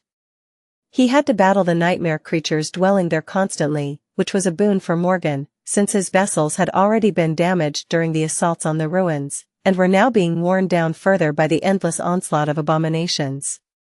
But it was also a curse, because the same nightmare creatures would be then taken by her brother and sent to wear the defenders of the castle down, in turn. If there was one mercy, it was that he seemed reluctant to control more bodies than he already controlled. Therefore, if the nightmare creatures attacked, the transcendent vessels of the Prince of Nothing were absent, and vice versa. Morgan just hoped that her brother was being drained and ground to dust by having to survive all these soul duels, just like the rest of them were being slowly battered to the ground. Athena's prodigious strength and Nightingale's startling archery skill were of immense help in the battles against the taken forest dwellers, while Soul Reaper and the Saints of Night were indispensable when battling the human vessels of her brother. Morgan herself had long abandoned caution and went all out in every battle as well. Her aspect was both formidable and versatile, as was her transcendent ability. Therefore, she was a devastating presence on the battlefield no matter what enemies they faced. Somehow, they survived a week of the siege, and then another. In the process, her brother had attempted to sneakily circle around Bastion and stage an attack on the citadels of the Sword domain located deeper inland. In response, Morgan and St. Kai launch an attack on Night Garden, almost managing to claim it before falling into a trap set for them there by Mordred. That trap was the being he had left to guard the beached Great Citadel, a single reflection of his, which would not usually pose a real threat to two saints as powerful as Morgan and Kai were. If not for the fact that this reflection was a supreme titan. In the end, they did not manage to conquer the Night Garden, barely escaping with their lives. However, they did manage to dissuade Mordred from trying to move past Bastion without eliminating its defenders first. The siege continued, with both sides slowly studying the enemy and searching for a way to destroy them. It was intense, grueling, and often full of dread. However, the most dreadful part of it all was the others. Morgan did not know how her brother, who was much more susceptible to their sinister influence, was managing to stay alive and sane. But it was definitely a challenge for her and her saints. The others were so eerie and frightening because they were alien, unknown, and unknowable. Their origin was a mystery, and so was their nature. Morgan did not even know if they were truly beings, in the full sense of that word, let alone living beings. The others moved and acted like creatures that possessed will and even an eerie form of sentience, but she could not be sure. They could have been mere manifestations of some mysterious force or process that simply reflected what was in front of them, thus creating a false impression of intent and intelligence. The worst part of it all was that, unlike the nightmare creatures, the others were not even necessarily malicious. The harrowing evil they perpetrated was nothing but a result of their inherently alien nature. These beings did not seem to know or be able to fathom the natural concepts like a person's desire to stay alive, the fear of pain, the terror of having one's body and soul stolen, maimed, torn apart, or consumed. At least that was the opinion that Morgan and her saints shared now, after witnessing the others, and even clashing with them, several times. But they simply could not be sure of anything, which made the sinister guests from the mirror real so much more frightening. On top of that, even fighting them was a dreadful ordeal, because the others did not follow the conventions of power that both Awakened and the nightmare creatures shared. They were neither divine nor profane. They did not seem to possess ranks and classes. They were not beholden to a single aspect or a set of unholy powers. Instead, they were entirely unfathomable and unpredictable, making every battle with them a chilling affair. Some of the others were surprisingly weak, and were easily destroyed by the saints. Some, however, possessed a harrowing power that made them utterly lethal, while their bizarre nature made obliterating them a dangerous and difficult undertaking. Morgan had almost lost Saint Ether that way during the early days of the siege, which would have been quite a disaster, considering that he was the closest thing she had to a healer. Luckily, the Nightwalker had survived in the end, even if his eyes seemed a little haunted to this day. Poor guy. Morgan herself had grown up knowing about the others and brushing against the eerie mystery of their existence from time to time, so these dreadful encounters were nothing new to her. The government saints were taking it surprisingly well, too, but the saints of night were rattled. How much longer? Letting out a sigh, she shivered in the cold, looked at her bloodied tunic in disgust, and walked toward the lake to take a plunge. Chapter 1984. Beneath the surface, the mirror lake hid unspeakable horrors, so very few people would have dared to bathe in it. But Morgan did not care. She had no choice but to come to this dark place, and for her, there was no escape from the war. The siege was not going to end any time soon, but she could at least endeavor to not spend the rest of it feeling dirty. It was her home, anyway. The black water was deceptively tranquil and still, reflecting the moonlit heavens. Stepping into it was like stepping into the night sky, and bathing in it was like bathing in stars. Enjoying the cold embrace of the lake, Morgan sighed in contentment and studied her reflection. It was important to know that her reflection was not doing anything strange, like tracing her movements with its gaze or trying to speak. Morgan was safer than most from being preyed on by the others, since she had killed her reflection many years ago, but she still had to be careful. Her reflection was prim and proper, staring at her back with two vibrant vermilion eyes, which seemed to glow softly in the darkness. Sending it a smile, Morgan cautiously pulled off her bloodied tunic. She knew that St. Kai was probably blushing and hurriedly turning away somewhere in the ruins, but she did not care. That dirty thing was disgusting, and she was determined to give it a good wash. The only problem was that the frayed fabric parted under her fingers, and several new cuts appeared on its surface. Morgan cursed her flaw quietly. Her tunic was made from mystical cloth and could usually withstand her touch, but now, it had become tattered and fragile. Feeling a bit dejected, she crouched to wash the blood off the black fabric. She should have packed more thoroughly before sending the illusory Bastion into the Great Mirror. Sure, there were supplies in the real castle, and she even had her own living quarters here, but that part of the ruin crumbled in one of the countless battles, burying her wardrobe under the rubble. That had been a painful loss. Morgan rinsed her tunic swiftly, then walked deeper into the cold water to wash the blood off her body. At that moment, there was a subtle movement under the surface, and something slippery wrapped itself around her shin. Instead of pulling her into the depths, however, the flesh of the nightmare creature parted and bled, as if it had wrapped around a sharp blade. Morgan raised her hand indifferently. A split second later, it rippled like liquid metal and turned into a long spear, which extended downward with terrible speed and pierced the surface of the lake. The spell whispered softly into her ear, announcing the death of a corrupted monster. Morgan smiled. "I guess we have dinner." At that moment, someone coughed behind her. Morgan retracted her monstrously long javelin, allowed it to turn back into a human hand, and unhurriedly pulled the wet tunic back onto her pale body. This time, there were no new cuts. Good. Feeling clean and refreshed, she turned around and walked back to the shore. Speak of the devil, there was Nightingale, standing at the edge of the water and looking at the sky politely. She had not heard his steps, so he must have descended from above. Morgan had once assumed that St. Kai would be quite accustomed to these kinds of situations as a former entertainment star, but he was strangely shy. His sense of decorum was also better than that of most noble legacies, which was both funny and disheartening to see as the noblest of them. And that bastard somehow managed to look cleaner and more put together than her despite the fact that Morgan had literally just bathed. Walking out of the water, she swept her hair back and tried to hide her irritation. "What is it?" Nightingale finally looked down. "I saw movement in the forest, Lady Morgan. It appears that there is going to be another attack soon." Morgan frowned. The timing was unfortunate. Both Neve and Bloodwave were yet to recover from the wounds they had received several days ago, even with Aether's help. That was why she had held them back yesterday. Soul Reaper was strangely inefficient as of late, as well, for whatever reason, strangely enough, she had been diving into the lake to hunt nightmare creatures despite her weakened state. Why is he in such a hurry?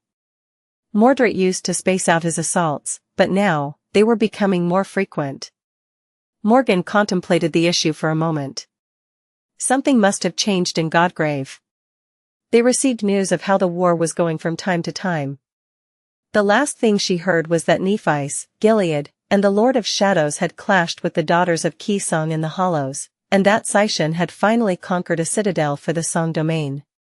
Which meant that the Queen herself must have arrived to Godgrave already. The two armies were going to clash soon. Was that what lit a fire under her brother? Is he worried that she will kill our father before he can do it himself? n/o/vel/b/jn.c//om. That was a delusional fear to harbor, but then again, that man was not known for having a sound mind. Letting out a quiet sigh, Morgan glanced at the lake, knowing that her plans of fishing out the transcendent monster she had killed and roasting it were ruined. "Thank you for letting me know, St. Kai. Please gather the rest and prepare for battle. Oh, and don't stare at the sky too much. Especially at the shards of the moon n/o/vel/b/and.c//om. She summoned her armor back, even though it would not have had any time to repair itself. The vermilion cloak weaved itself from scarlet sparks, draped around her shoulders. A nicked sword appeared in her hand. Morgan smiled. The uncle and nephew pair were indeed wounded, but several of Mordred's vessels had been shredded quite thoroughly when they last appeared, as well. If things went well today, she stood a good chance of reducing the number of transcendent shells her brother possessed. Of course, there was also the chance of losing a couple of her own saints. That would be a real shame. But still. How many of his vessels do I need to destroy, and how dire the situation in Godgrave must become for him to grow desperate enough to jump into my soul? Her scarlet eyes glistened with sharp light. Morgan lingered for a moment, and then sighed. I hope it happens before my tunic completely falls apart. Chapter 1985 Ruined Fortress. Tonight, her brother had decided to try something new. Instead of launching simultaneous attacks from the 4 cardinal directions, he seemed to be gathering his forces in the south, where the walls of the fallen castle were the most damaged. Nightingale had noticed movement between the ancient trees, but sadly, he could not tell them more about what was happening in the dark forest. One of Mordred's vessels possessed an aspect that allowed him to hide himself from the gazes of living beings. There were ways to predict the timing of the attack, though. Morgan was looking at the shifting line where the water touched the ruin. After a while, there was a shallow wave, and the lake seemed to climb up a little, swallowing more of the ancient stone. She sighed. Typhaon has entered the lake. Typhaon had been one of the most powerful saints of the House of Night, as well as Aether's father. Now, however, he was one of the most powerful vessels in Mordred's possession, and a true curse for the defenders of Bastion. His transcendent form was so immense and terrifying that his presence on the battlefield could be traced by simply paying attention to the lake. When he transformed, the amount of displaced water was so great that the level of the lake rose visibly. It was an ill omen. Standing by her side, Aether looked down, his handsome face turning grim and distant. Neve and Bloodwave shifted slightly. It was that monster who had wounded them so severely in the last battle against the transcendent vessels of the Prince of Nothing. A moment later, there was another wave, and the water rose even more. Morgan smiled. The big octopus is also coming. How wonderful. Saint Gnosis was another heavy hitter among the transcendent champions taken by her brother. Not too long ago, he was one of the pillars of the great clan, as well as its elder, and before that, he had been Nightwalker's peer and the head of one of the Stormsea clans that joined together to form the House of Night. Nightwalker himself was long gone, but Gnosis had survived decades of trials and tribulations of the Nightmare spell. He did not survive Mordred of Nowhere, though. Now, his body was one of the most dire threats to Morgan and her saints. His transformation was that of a gargantuan kraken, and together with Typhaon, these 2 abominable creatures were the hammer with which her brother bludgeoned the defenders of the ruined castle every battle. The rest of his vessels all possessed powerful transcendent forms, but none could compare to the sheer size and terror of the 2 behemoths. Morgan inhaled deeply and listened to the night for a few moments. The world was at peace. The lake was still and silent, with a beautiful tapestry of stars reflecting on its surface. The water murmured as it washed the shore, and a mild wind sang in the moonlit darkness. This was her home, her birthright, and her burden. That stillness was not going to last long. She looked across the lake, studying the distant shore. Prepare yourself. It's starting. Just a few moments after she spoke, the lake suddenly grew restless, and taller waves crashed into the rubble. Aether, Athena. Those 2 were their vanguard. Aether silently leaped off the wall and dashed toward the lake, but raised by wolves lingered for a moment and glanced at Morgan. It was a bit irritating to crane her neck to look the tall beauty in the eyes, but Morgan obliged. Yes? Saint Athena smiled. You Royal Highness, Venerable Princess Morgan, how many times have I told you to call me Effie? Morgan's brow twitched a little. She remained silent for a moment, then answered with a forced smile. About the same amount of times as telling me to put some meat on my bones? Her unruly subordinate laughed while jumping down. Well, you should. Even my son is less picky with his food. A few moments later, she landed on the rubble below and followed Ether with unhurried steps. Morgan held back the urge to roll her eyes. What nonsense. I am not picky. She just had standards. As she watched, Ether reached the lake. Unlike his two clanmates, the younger saint did not possess an aspect tied to the depths. Instead, his lineage had manifested itself in the startling affinity to the night sky and starlight. Still, he wasn't helpless when surrounded by water. Instead of plunging into the lake, Ether simply stepped onto its surface and continued to move forward. Behind him, on the shore, Athena activated her ascended ability. In the next moment, Morgan felt a rush of invigorating power permeate her body. Her pale cheeks flushed a little, and a hot breath escaped from her mouth. She felt strong, tireless, and full of unbridled potency. Every time Morgan experienced this exhilarating sensation, she understood why Raised by Wolves was so beloved by the government soldiers and the civilian population better, among other things, of course. The rest of her saints were feeling the effect of Athena's power as well. Despite the fatigue and exhaustion of the past weeks, they suddenly looked impatient to join the fray. Bloodwave gave Morgan a long look and asked, his deep voice sending shivers running down her spine. What about us? She shook her head lightly. Stay back. We'll face them on land today. The white-haired saint scowled, but listened to her order. It would be a disadvantage to leave him and Neve out of the water, thus incapable of using their aspects fully. But Morgan had a bad feeling about today's attack. It was high time for her brother to come up with some new diabolical tactic. And more importantly than that, she had her own diabolical plans as well. For them to come to fruition, she had to lure the enemy away from the lake. Soul Reaper simply leaned on her ghostly glaive, looking at the surging water with a lazy smile. Her icy blue eyes were cold and ruthless. Staying on land suits me fine. It's quite a welcome change, really. Behind her, Nightingale silently summoned his bow and rose into the air, looking at the lake intently. His mesmerizing green eyes seemed to glisten in the darkness, reflecting the pale moonlight. A moment later, his expression tensed. Morgan sighed, knowing that she would not like what he was about to say. What is it? Saint Kai sighed. They're dragging corpses across the bottom of the lake, leaving trails of blood behind. He hesitated for a moment, and then added with a hint of dejection. I think we'll have more guests today than we anticipated. Chapter 1986. Baiting the monster. Morgan sighed as she saw the water break in a dozen places, far in the distance, and grotesque tentacles shoot from the depths. Carried in them were the massive corpses of the nightmare creatures that dwelled in the forest, some of them the very same nightmare creatures whom she and her saints had wounded, but failed to finish off in yesterday's battle.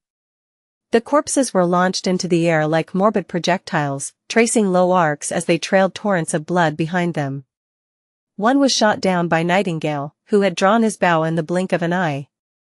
Another exploded into a cloud of bloody haze when a pebble tossed casually by Raised by Wolves collided with it midair. But the rest landed on the rubble with disgusting squelching noises, some crashing into the wall and making it tremble with deafening thunderclaps. A series of shockwaves rolled across the lake, making the water ripple. Morgan studied the bloody mess left in the wake of the obliterated corpses with a dubious expression. Leave it to my brother to find a common language with the nightmare creatures, n/o/vel/b/n.c//om.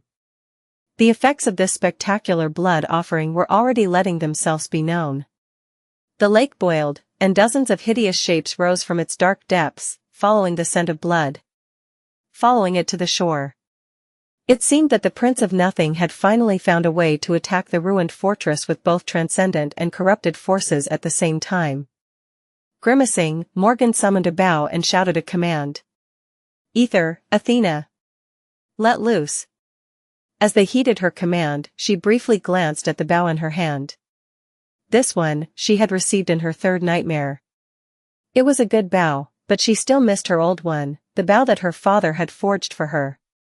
It was not the only memory he had given her, and Morgan had never cherished the war bow that much. She was primarily a swordsman, after all. Still, it had been a loyal companion to her for quite some time. Strangely enough, Morgan did not remember what fate befell that memory. Had it been destroyed in Antarctica? Or had she simply returned it to the arsenal of clan valor after transcending, knowing that an ascended memory would not be worthy of her strength anymore? She seemed to have a vague recollection of bestowing it upon someone interesting. And cute? One of the promising knights, perhaps. She couldn't remember. What was I thinking about? Suspecting that she had not gotten enough sleep, Morgan summoned an arrow and knocked it on the string.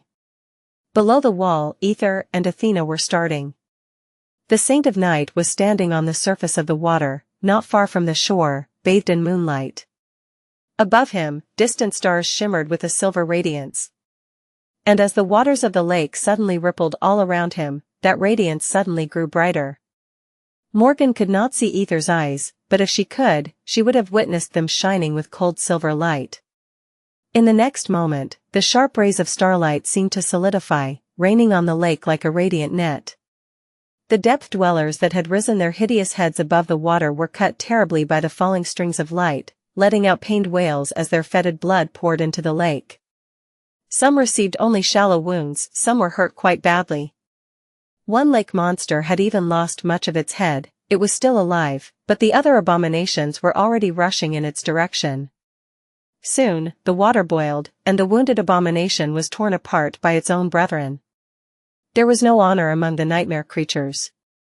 Athena was less flashy in her attack, but even more devastating. Looking around, she chose a slab of stone the size of a PTV, picked it up easily, and tossed it in the direction of the attacking abomination with terrifying force.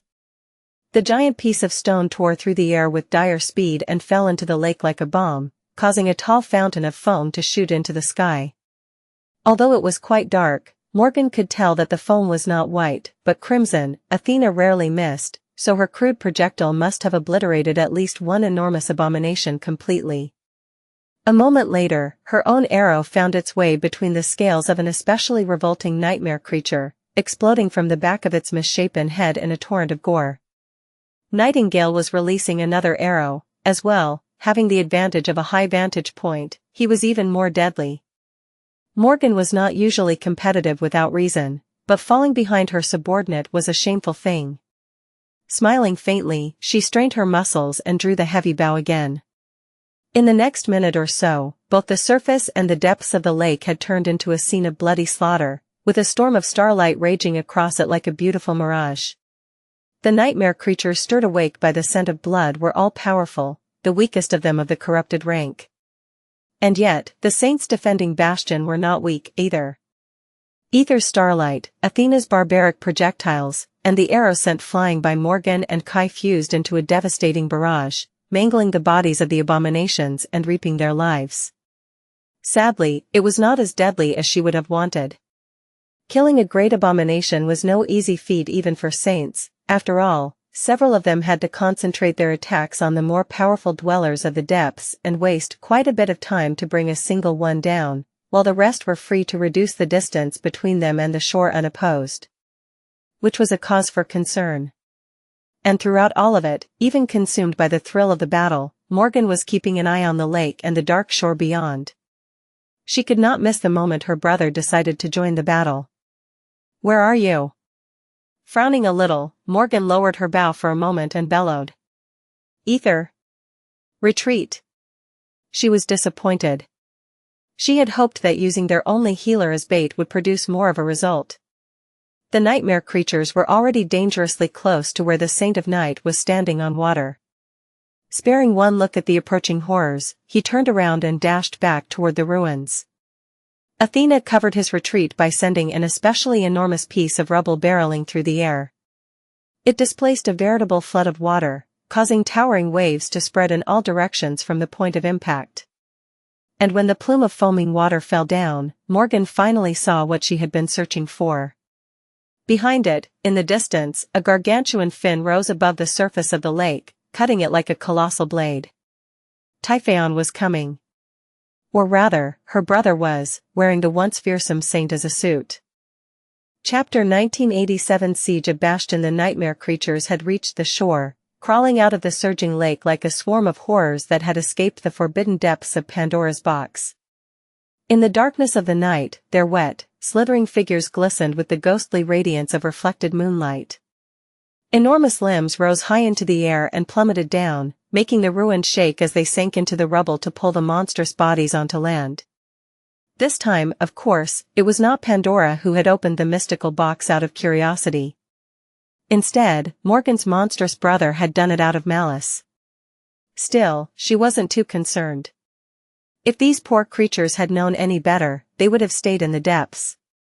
They would have guessed that the box had not been locked to contain the horrors inside. Instead, it had been locked to protect them from the true monsters that dwelled beyond. Witnessing the chilling tide of abominations, Soul Reaper smiled. I guess it's my turn. She did not seem particularly impressed by the sheer dread and splendor of the chilling scene.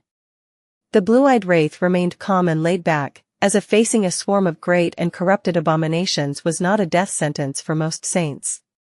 Then again, this saint in particular had long proven that death was afraid of her, and not the other way around. Morgan gave her a brief look. Lure them into the ruins. Jet raised an eyebrow, amused. They'll topple the wall. Morgan looked at the crumbling wall they were standing on.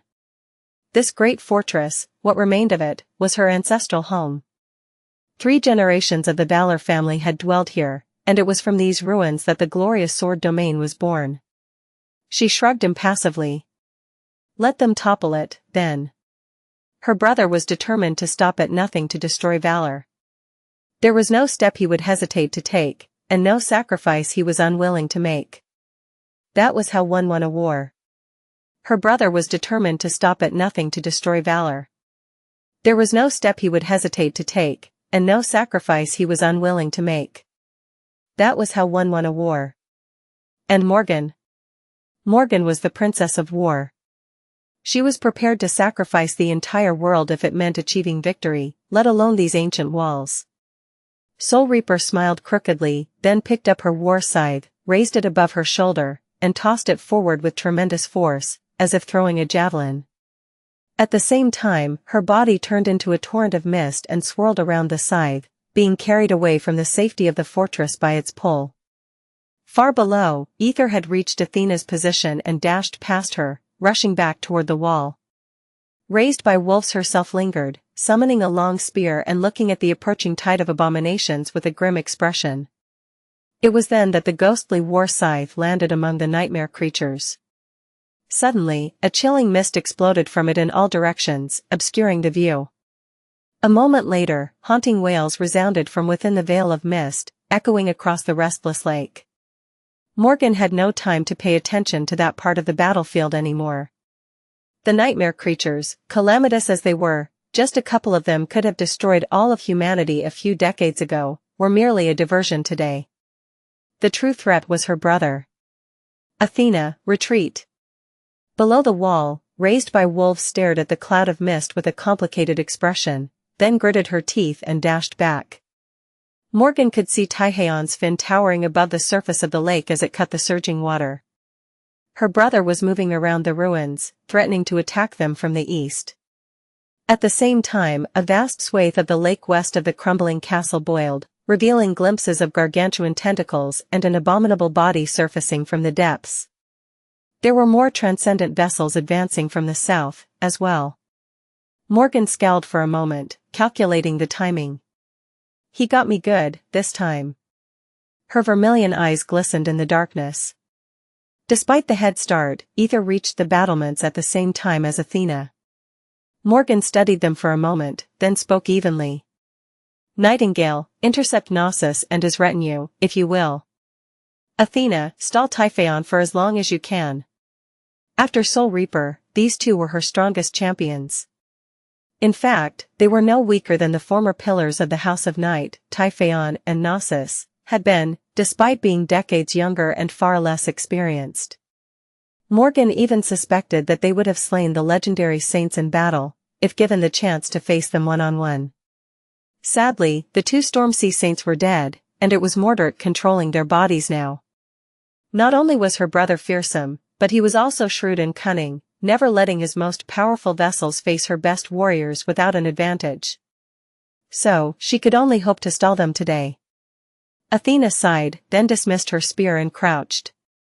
A moment later, the crumbling wall shook, and the stones under her feet cracked. The beautiful saint soared into the air in a stunning leap, seemingly flying toward the swiftly approaching Finn. As she flew, her body, which seemed to be cast of polished steel, expanded in size. By the time raised by wolves landed in the water, she was a steel colossus at least 100 meters in height. A great wave rose from her plunge into the lake, and a deafening thunderclap rolled across the lake, making the trees on the distant shore sway.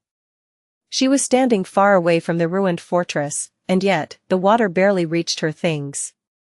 The lake was deep enough to swallow even a giant like Athena, but she had chosen her battlefield carefully. There, the water was deep enough to lure Taiheon to come, but not so deep as to leave her no fighting chance. Of course, she could have fought him at the bottom of the lake, if she so wished. Saints could hold their breath for a long time, after all. However, fighting a transcendent of the House of Night in the depths was something that only people with a death wish would do. Almost at the same time, a graceful figure dashed across the black sky, rushing west. Nightingale assumed his transcendent form as he flew, and soon, moonlight glistened on the beautiful scales of a majestic dragon. His great body was dark like the night sky, and his eyes were like silver stars. The vast shadow of his wings covered the tall waves, raising up a hurricane. Morgan sighed. The 3 government saints were each handling an overwhelming foe. But it was up to her and the Saints of Night to face the most dreadful adversary. Chapter 1988 Ruin has come to our family plus, turn off reset. Chapter 1988 Ruin has come to our family. To the west of the crumbling castle, a vast swath of the lake seemed to boil with foam as a seething mass of dark tentacles rose from below. The gargantuan tentacles reached for the moonlit sky like a primordial forest, each aiming to catch, crush, smother, and tear the swift enemy apart. Or bring the enemy down to the depths, into the dark chasm of the creature's harrowing maw. The size of the enormous kraken was so immense that it easily dwarfed the great dragon, making him seem small and insignificant in comparison. However, the night singer was undeterred. Folding his wings, the dragon dove down, piercing through the palisade of towering tentacles with dire speed. His voice resounded above the lake, making their movements grow slow and sluggish. In the next moment, a haunting song resounded above the lake, and a devastating sonic wave crashed into the foaming water, producing a deafening explosion. Countless tons of water were displaced and thrown into the air, obscuring the view. It was really a daunting thing, to witness the dreadful battle between the ruler of the depths and the monarch of the skies. Reality itself seemed to contort and groan from the dire forces unleashed by their tyrannical clash, as if moments away from cracking and crumbling down. Sadly, Morgan did not have time to pay close attention to the battle between Nightingale and the Kraken. Nor did she have time to observe the clash between Athena and the monstrous creature, Typhaon. The giant fin had risen even higher above the water, and then, the behemoth's fearsome body was finally revealed. He slowly emerged from the deeper part of the lake, straightening as giant waterfalls flowed from his impenetrable scales.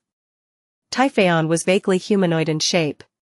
He had a powerful body that towered even above the war colossus, Saint Athena. However, where she was lean and graceful, the monster of the depths was broad and mighty.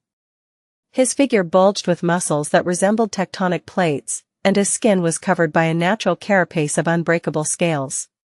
He had sharp, ridge-like fins protruding from his back, his forearms, and his thighs. Those were like colossal blades, capable of slicing armored ships in half.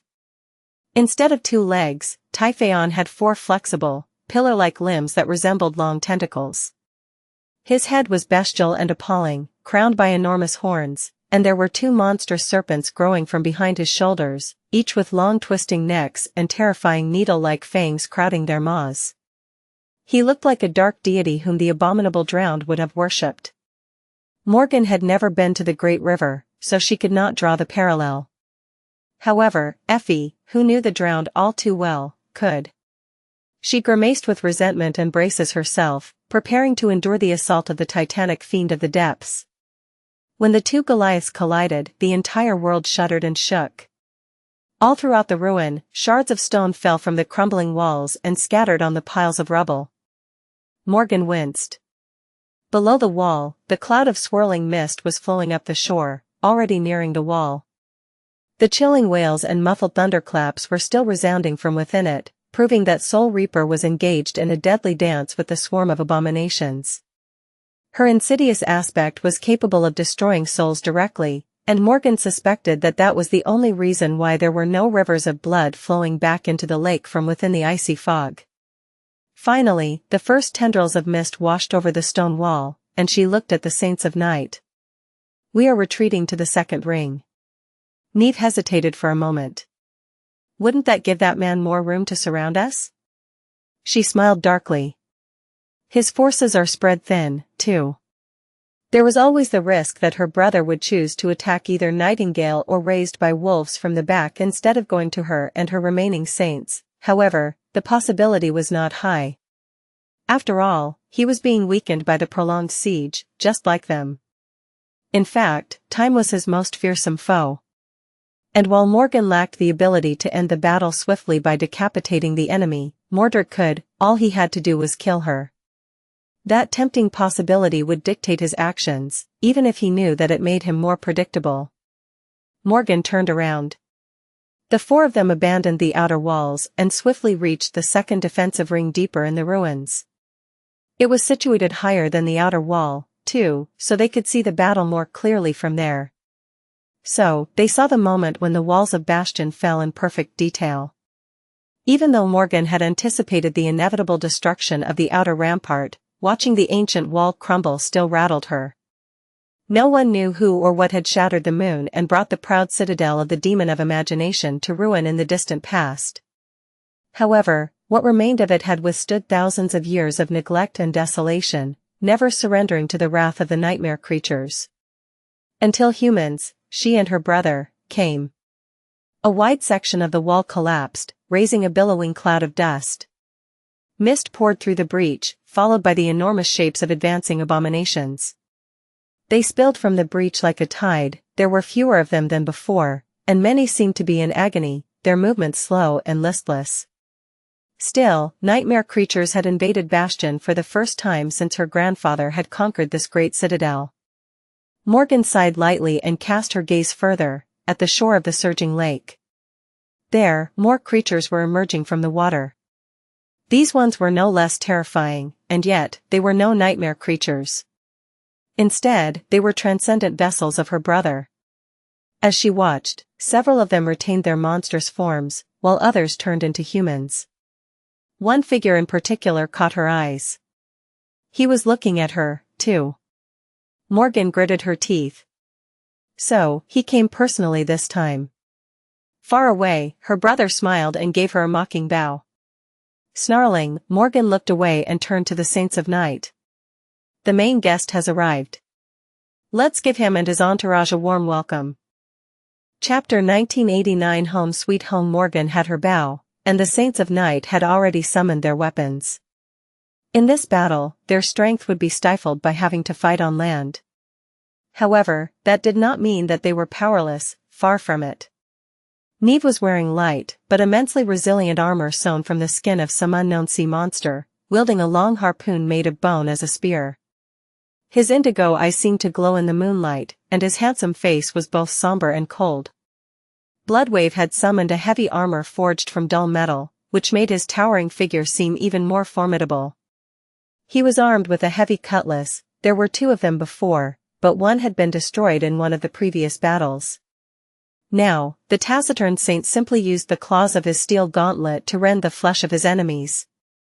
Ether reached toward the sky, grasping a ray of starlight and manifesting it into a thin blade. The youngest of the saints did not possess as much physical strength as the rest of them, but made up for it with speed and skill. The weapons he could weave from starlight were absolutely lethal. Still, his aspect was not suited for close combat that well. Not that anyone was suited well for facing Mordred.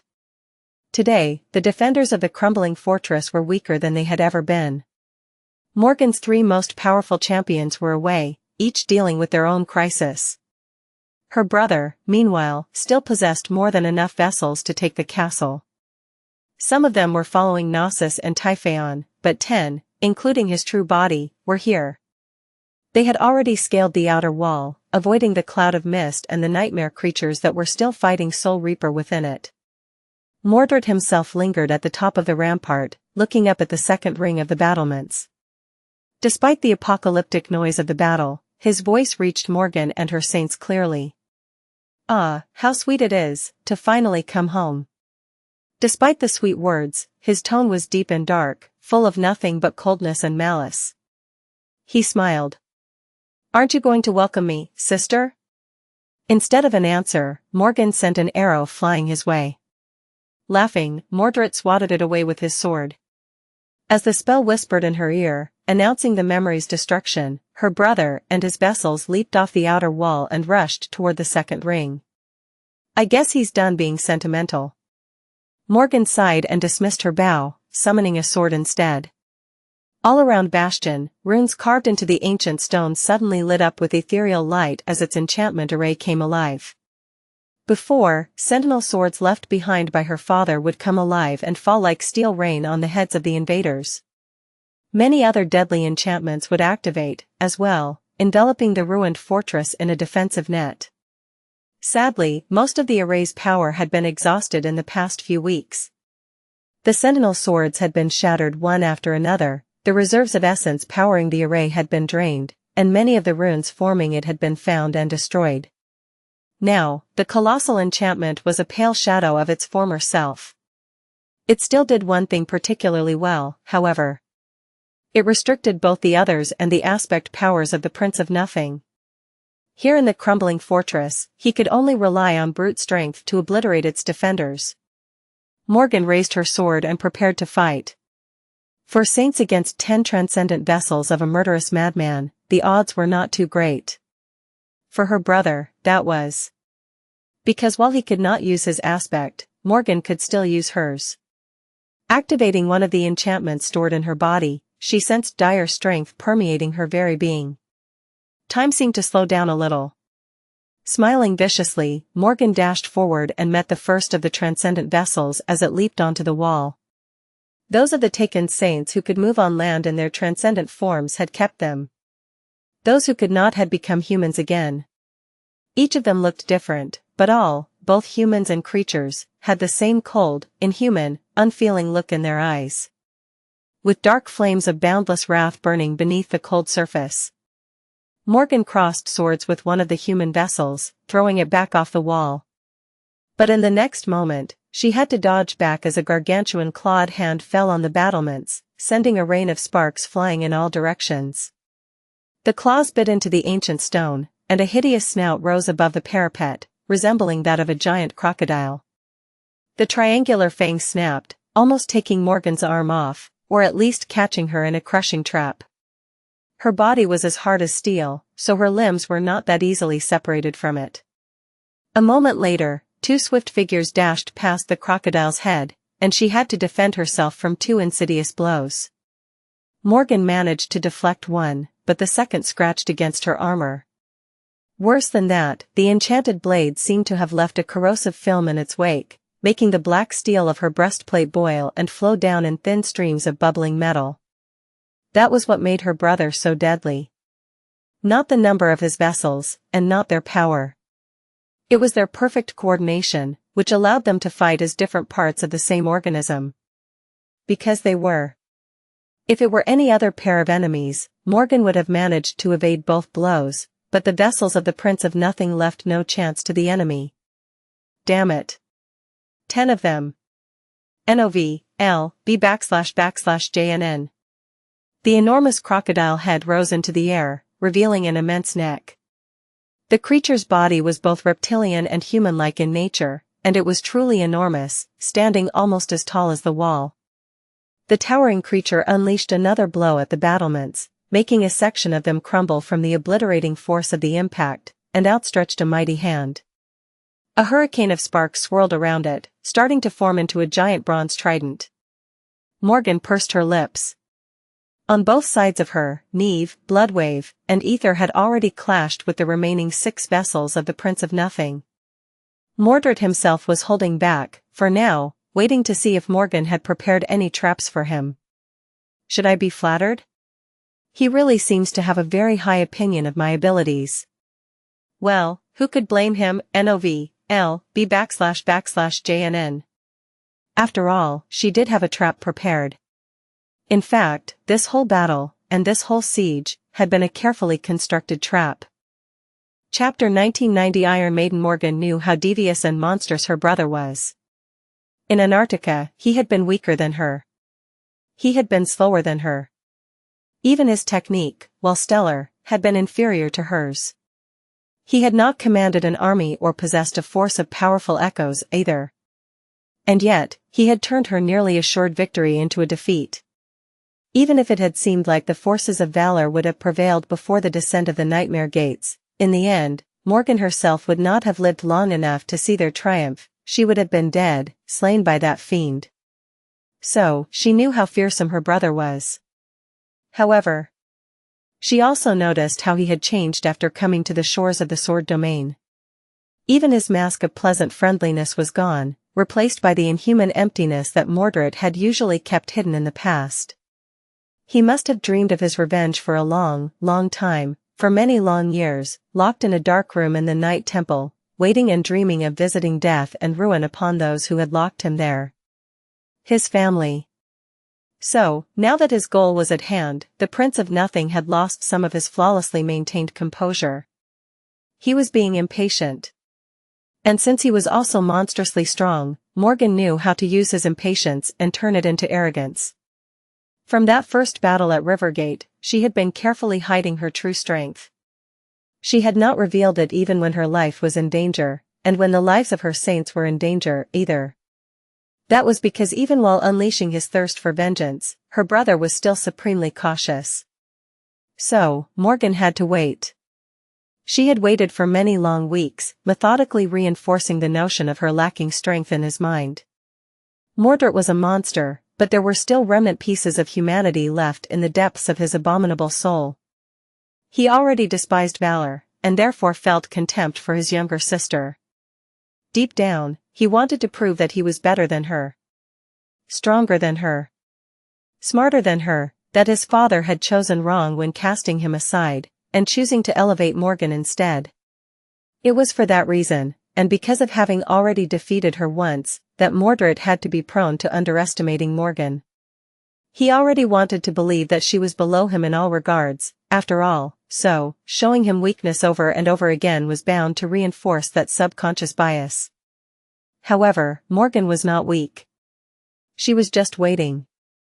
And now, finally, the day she had been waiting for was here. Granted, the situation was still terrible. She had hoped to decimate Mordred's forces in one fell swoop, but he had proven to be too monstrously, unreasonably powerful. It tasted bitter to admit that he was indeed much stronger than her. As a result, Morgan could only hope to level the playing field and assure that the siege would last for a while longer with her carefully prepared trap. But there was no escaping it. Her saints were already battered and worn out, losing more of their strength with each day. If she continued to stall for time, it would be her forces that suffered fatal losses, not his. A pity. Morgan deflected a glancing blow of the enemy's sword, somehow managed to push another aside with the pommel of her own, and then gasped when the towering reptile's trident brushed against her side. Her armor caved a little, and she was thrown back, slamming into the parapet of the battlements. A net of fractures spread through the ancient stone, and a rain of debris fell down. She groaned and straightened slowly, tasting blood on her tongue. Feeling beaten and tired, Morgan glanced east, caught a glimpse of Athena, and felt new strength flood her veins. Her cracked helmet collapsed into a rain of sparks. Sensing cool air on her heated face, Morgan smiled crookedly, looked past the hideous head of the human-like reptile, one of the strongest vessels in Mordred's possession after Typhaon and Nuances, and pierced her brother with a dark gaze. The fiend was still refusing to join the fray. Or rather, refusing to risk his original body. In truth, each of these vessels was him, and he was already engaged in the battle. Why was he so cautious? She had hoped to destroy that original body today. But the gargantuan crocodile would have to do. Hey, brother. Standing some distance away, Mordred looked at her without any particular emotion. His lips twisted into a false smile. Are you ready to surrender, sister? Or, wait. Are you going to run away again? Go and ask our father for help, perchance? I'm sure he can spare a few echoes. Morgan let out a hollow laugh and watched as the giant reptile raised its trident to deliver another blow. The other two transcendent vessels had not been idle while Mordred was talking either, having already flanked her. She lingered for a moment, and grinned. Why are you calling him our father, anyway? You bastard. Mordred's expression finally changed, bringing her great satisfaction. In the next moment, Morgan's smile disappeared, replaced with a cold and ruthless expression. And her body turned to liquid steel. The torrent of it swallowed the black armor and rushed forward like a flood. In the past, Morgan had only used this transcendent ability to change parts of her body into blades or grow in size, becoming a steel giant of about 10 meters in height. A few times, she had even mimicked the forms of other creatures, but that was not all she could do. She had held back the true extent of her power until now. Becoming a sword? Who wanted that? A sword could cut flesh, and in the right hand it could even cut souls. But it could not cut the world. It could not wield itself, and force its own will upon existence. Morgan was going to do exactly that. A torrent of liquid metal rushed forward, expanding in size until it was like a river. It instantly swallowed the two transcendent vessels that had been rushing to attack her from the sides, slicing their bodies apart and extinguishing the false sparks of life that burned in their dead chests. Then, it dove off the wall and wrapped itself around the colossal reptile like a snake made of mercury. The humanoid crocodile was truly gargantuan, standing as tall as the fortress wall. But finally unleashed, Morgan was able to envelop it almost entirely. And there was no escape from her iron embrace. She had absorbed quite a lot of mystical steel in the past 4 years, after all. The swords her father had forged, as well as the shards of the destroyed sentinel swords, had reinforced her transcendent form especially well. Trapped, the enormous reptile staggered back. But it was too late. Because the river of liquid metal that Morgan had become retained the curse of her flaw. Amplified by her aspect power, her flowing shape was cutting into the flesh of the powerful vessel, slicing it apart, and letting torrents of blood flow down onto the rubble. It was too slow, though. The shell of liquid metal swirling around the body of the taken saint rippled, and countless long, appallingly sharp spikes shot from its inner surface into his flesh, riddling it with holes and destroying his every organ. Just like that, 3 transcendent vessels of the Prince of Nothing were destroyed. Even knowing that his retaliation would follow a few moments later, Morgan couldn't help but laugh. Of course, she only laughed inside her mind, since her current form had no mouth and no lungs to produce sound. 3 down. Would that be a big enough gesture to invite Mordred into her soul?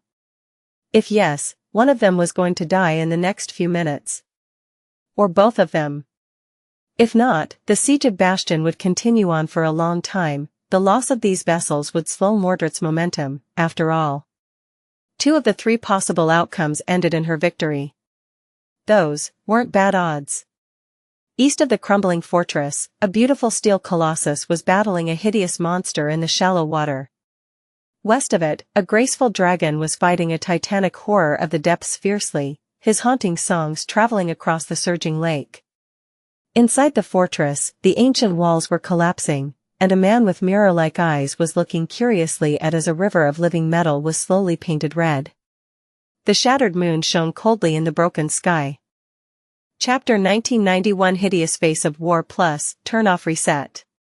Chapter 1991 Hideous Face of War. An enormous echo stood upon the desolate white plain, shining blindingly as its steel carapace reflected the radiance of the overcast sky.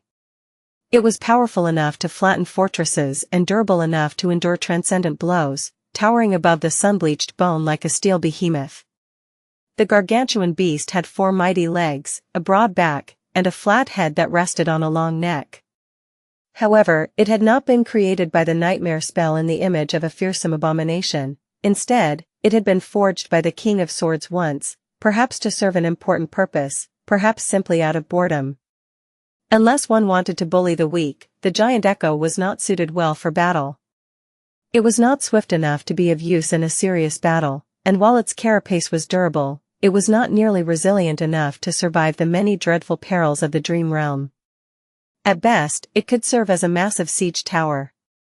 At present, however, it served as a mobile redoubt for the command staff of the Sword Army, not because of its power or impregnable carapace, but simply because its height offered the King of Swords and his retinue a convenient vantage point to observe the battlefields. The echo's long tail rested on the ground, serving as a bridge that one could use to reach the flat expanse of the creature's back. There were even guardrails installed on both sides of the ascending path to prevent people from falling down. On the back of the steel beast, the field headquarters of the Sword Army stood, composed of colorful tents and canvas pavilions, most of them black or vermilion, of course. This was where the king and his close aides resided when the army was on the march, and where the generals gathered to hold council. This arrangement was not at all as impressive as the Valor Keep in the main camp of the Sword Army, of course, but still far more comfortable and convenient than one would expect in the middle of an active war. Finally, there was another steep path leading from the back of the enormous echo and up its long neck. A circular viewing platform was located on the other end of the path, resting atop the head of the steel behemoth.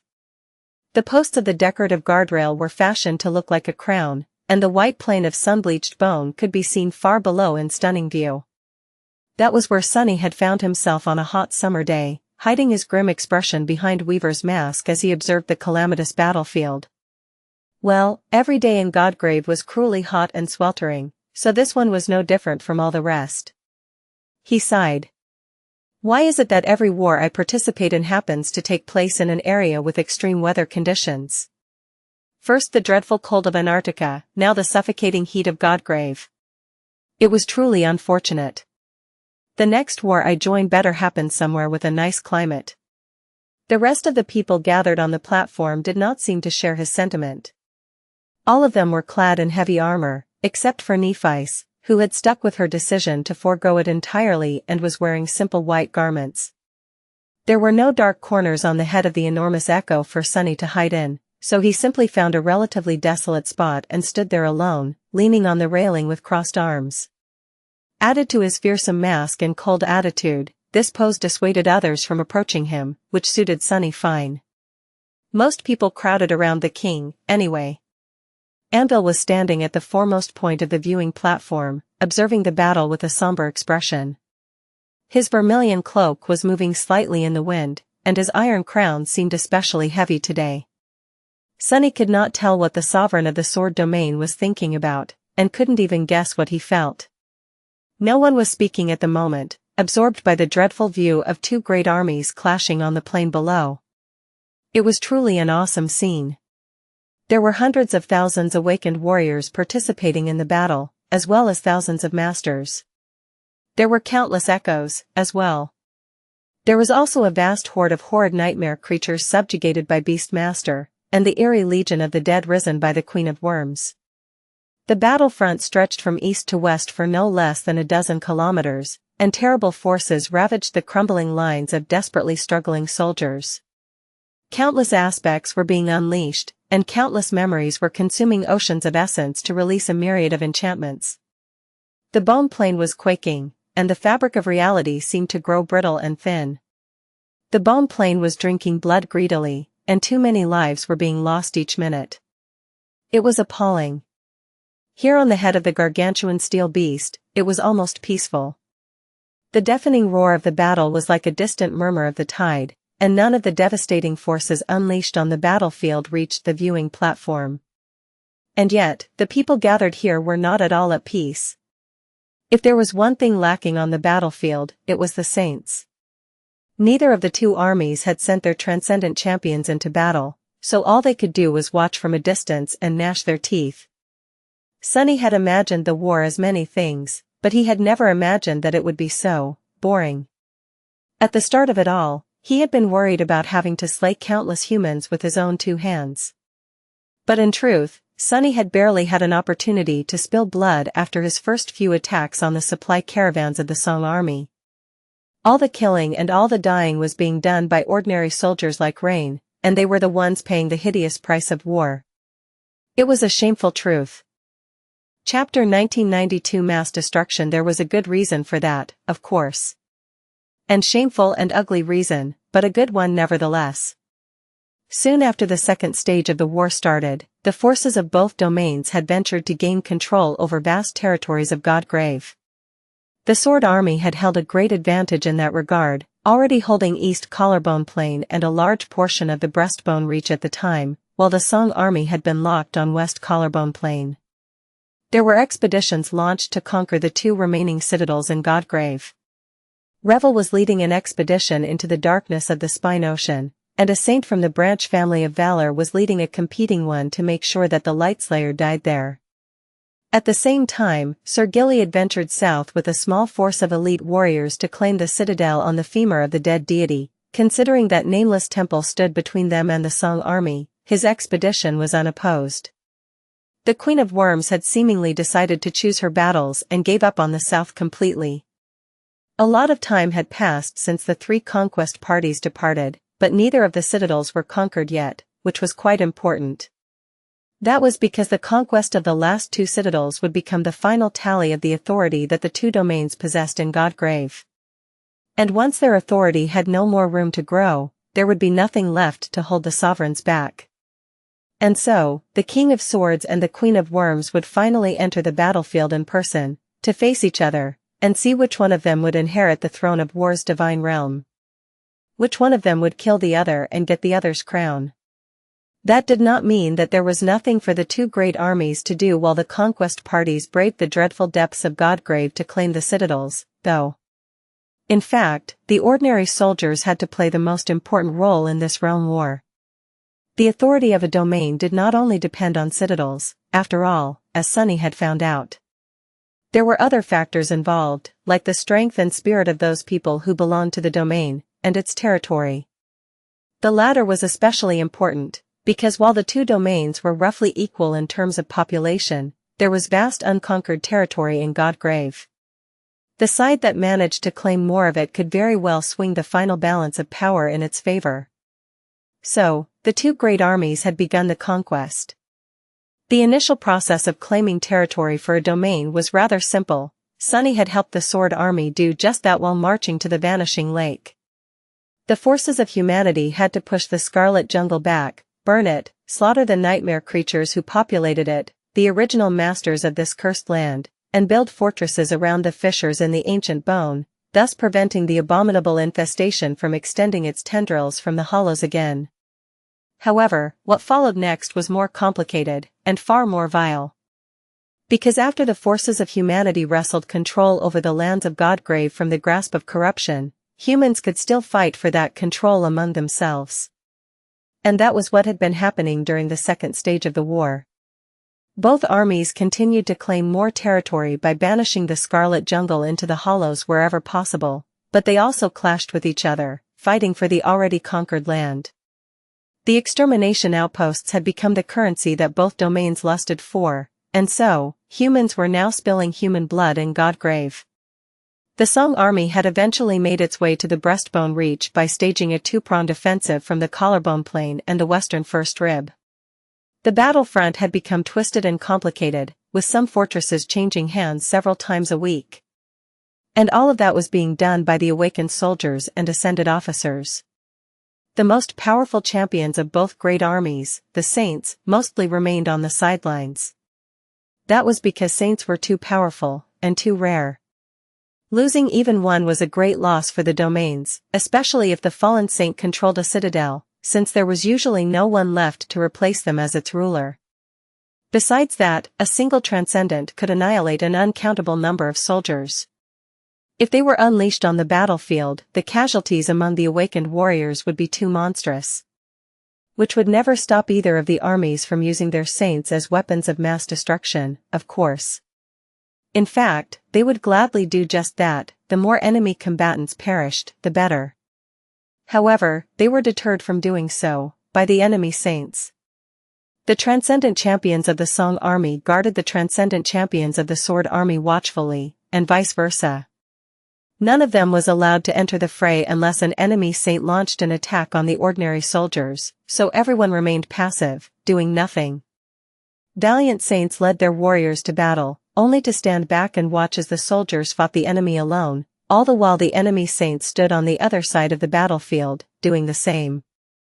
Of course, there were exceptions to the rule, especially because the Song army possessed much more transcendent champions, and the Sword army had been having a hard time keeping them in check. At the same time, though, the Sword army possessed Changing Star and the Lord of Shadows, who could not be stopped by just one or two saints. These exceptions were rare. So, the weak fought and died while the powerful stood back and watched. It was a disgraceful affair. While not at all different from how it was in most other wars, perhaps, it was also quite strange at times. At one point, for example, the Saints of Song had decided to stage a clandestine attack in the portion of the breastbone reach that Sunny had been assigned to watch over. He had to shadow step into the middle of the battlefield, summon the shadow chair, and sit down, then watch Silent Stalker and a few other transcendents shift awkwardly from one foot to another and grind their teeth, unwilling to provoke him and unable to do anything. Sunny had remained sitting until the battle ended, never moving a muscle. He had a feeling that things could change today, though. Because although there had been countless minor battles and skirmishes in the war already, today's battle was different. It was the first full-scale clash between the two great armies, with most of their soldiers present on the battlefield and participating in the bloodshed. The scale of it was both terrible and daunting. There had never been a greater battle in the history of humankind, after all. Sunny was watching the greatest crime in history be committed right in front of his eyes. Well, maybe not. Humans of the waking world, the children of war, had committed plenty of atrocities during the dark times, after all, and plenty more before that. Nothing had really changed since then, except that human soldiers wielded far greater powers now. In the indescribable chaos of their cataclysmic confrontation, anything could happen. He doubted that saints would be forced to remain idle until the bitter end. Chapter 1993 Attrition. Far below, the battle seemed to be hanging in a fragile balance. The battle lines were twisted and broken, and in some places, all pretense of order had been lost. Countless awakened warriors were intertwined in a chaotic melee there, having forgotten all about discipline and battle formations. Blood was spilling on the ground, and a litany of desperate voices was drowning in the deafening clangor of steel. In other places, stalwart officers were still maintaining a semblance of control. The forces of the Sword army were pushing the forces of Song on the left flank of the grand formation, while its right flank was being pushed back instead. In the center, a furious tug of war was boiling, with neither side managing to gain ground. At first glance, the soldiers of the Sword domain were in a better position. That had been true throughout the war.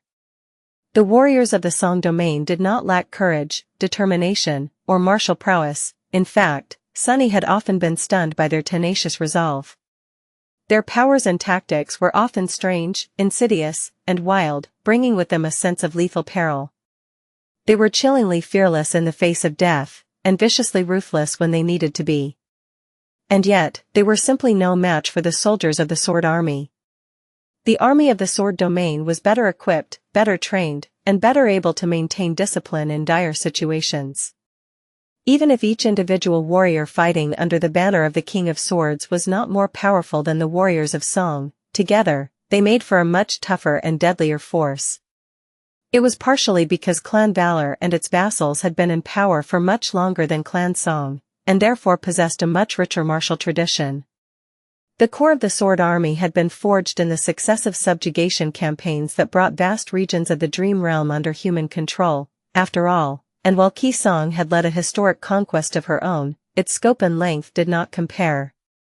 It was also because the awakened of the Sword domain had always been more militant, and their martial culture had always leaned more in the direction of organized warfare. The Valor family had inherited the lineage of War God, and therefore, the region under its control was influenced in subtle ways to fit that legacy. But mostly, it was because of the King of Swords. His authority was everywhere, enveloping the Sword army like an invisible veil. The soldiers were not just fighting for his domain, they were parts of his domain and, therefore, its conduits. Sunny had noticed the subtle effect of Andal's authority during that first battle at the eastern edge of the Collarbone Plain. Those who carried it would not magically become stronger or more powerful, but the efficacy of their joint actions would be greater, their cooperation would be more seamless, and their battle spirit would become more indomitable. It was an authority to make armies triumph. And that was why the soldiers of Song were desperately outmatched in this war. Even now, they were suffering on the battlefield. The waves of Song warriors were breaking against the steel bulwark of the Sword Army forces, paying a heavy price for each assault. Despite the dire havoc of the battle, their enemy still maintained a high measure of martial discipline. The forward units endured the attacks for as long as they could, then rolled back to make space for fresh troops.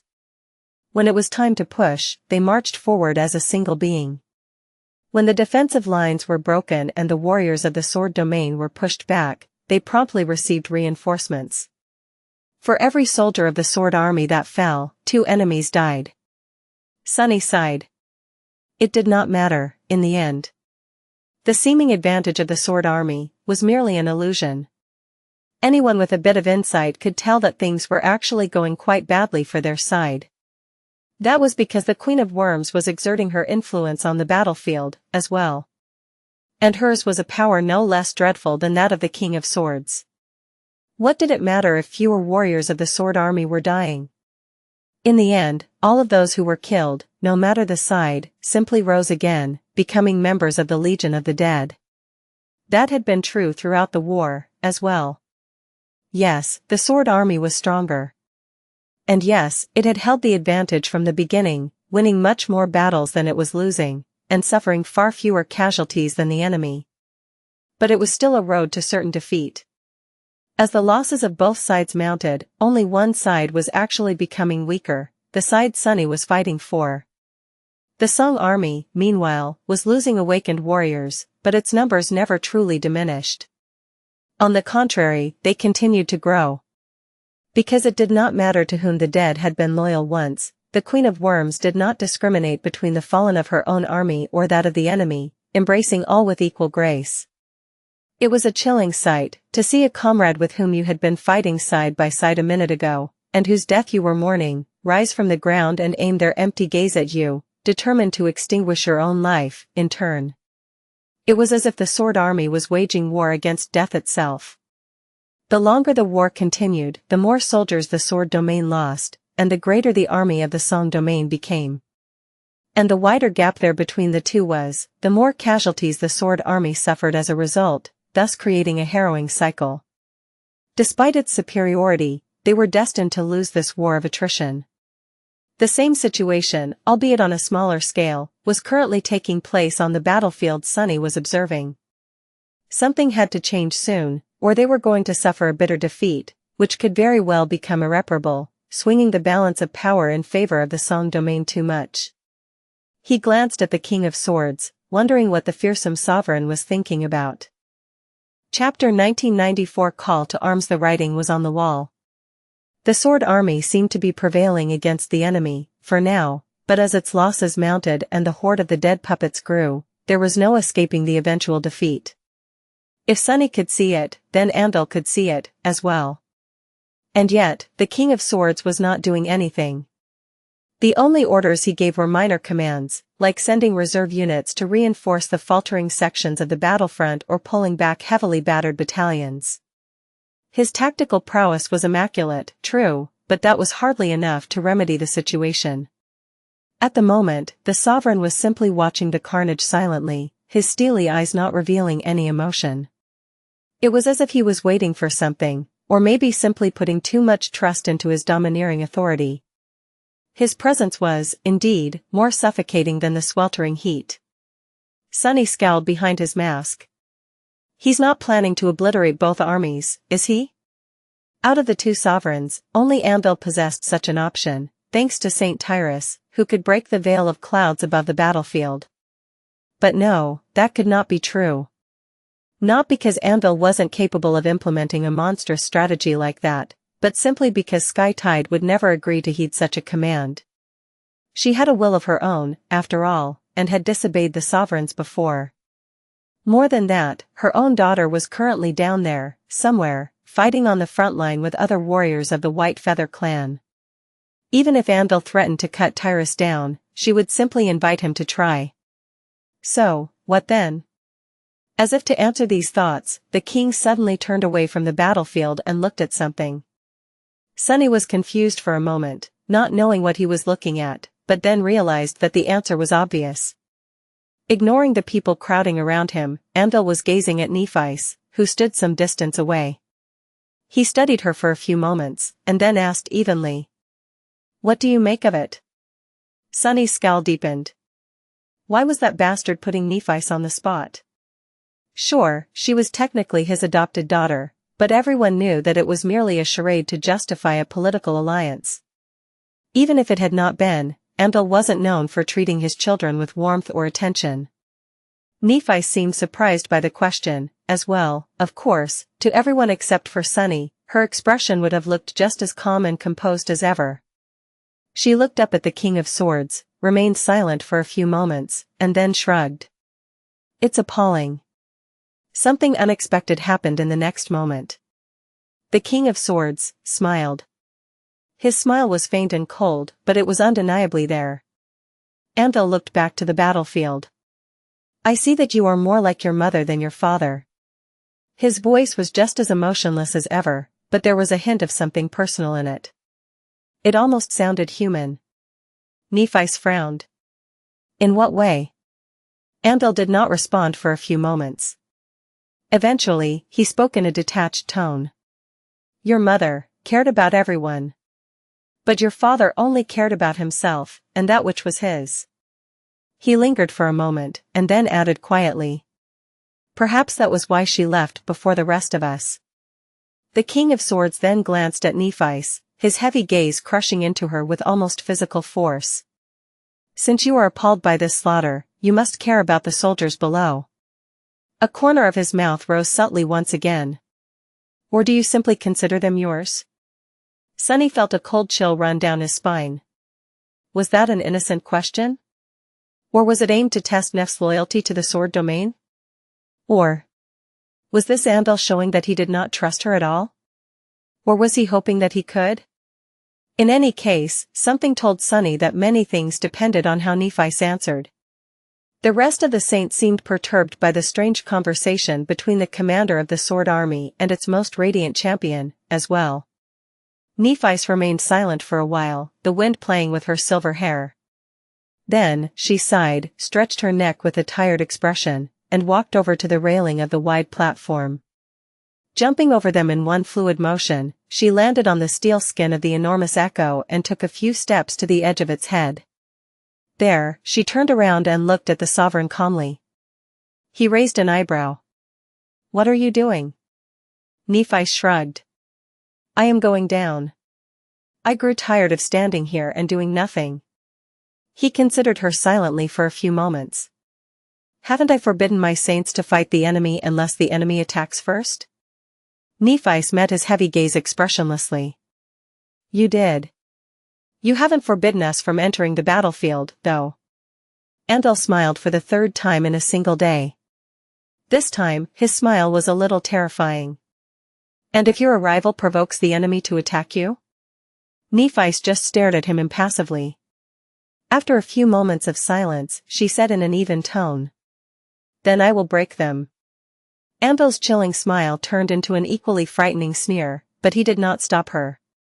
Witnessing this, some of the saints present on the viewing platform moved, as well. Rome gave his wife a brief look, then headed to the railing. I think I would like to stretch my leg, too. Saint Healy, who had been standing by her lonesome on the opposite side of the platform from Sunny, glanced at Nephis and sighed. I am actually afraid of heights. Spending some time on the ground will be quite nice. Revelin of Aegis Rose stared at them in confusion. Ah, yes. Me too. I mean, I want to stretch my legs too, Your Majesty. Not that I am afraid of heights. The rest of the saints had begun moving, as well. The King of Swords did not spare them a look, continuing to study the battlefield. Sunny wasn't sure if that was because everything was going according to what the sovereign had wanted, or if he simply did not mind. Nephi's did not wait for the sword saints.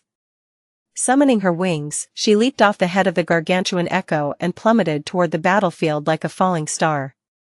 Saint Jest, who had appeared next to Sunny at some point, let out a chuckle at the sight and shook his head. Young people are so hot-headed these days. Then, he looked at Sunny and grinned. What about you, Shadow? Are you joining the fun? Sunny turned his head and stared at the old man coldly. When he answered, his arrogant voice carried a hint of displeasure. No way. Haven't I told you before? He lingered for a moment, and then added evenly. I am a pacifist. With that, Sunny sighed, pushed himself off the railing, and turned into a shadow. The shadow disappeared from view a moment later, heading in the direction of the battlefield with stunning speed. Jest scoffed and shook his head again. This kid is such a terrible liar. Chapter 1995. Grim reality. Rain had been experiencing this strange feeling as of late. It was as though she was walking through life while asleep, stuck in a long and lurid nightmare. The first months of the war had been a dreadful and appalling ordeal, but she had always felt wide awake back then.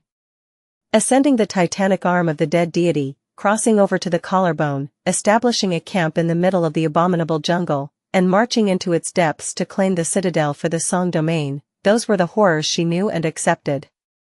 What had happened next, however, was not. Rain was a bit lucky, perhaps, to be a part of the 7th Legion. After playing an important role in the conquest of the Collarbone Citadel, they had been allowed to rest and recover for quite some time. Even later, the Song army had held the 7th Legion back as much as possible, letting other divisions spearhead the offensive on the breastbone reach.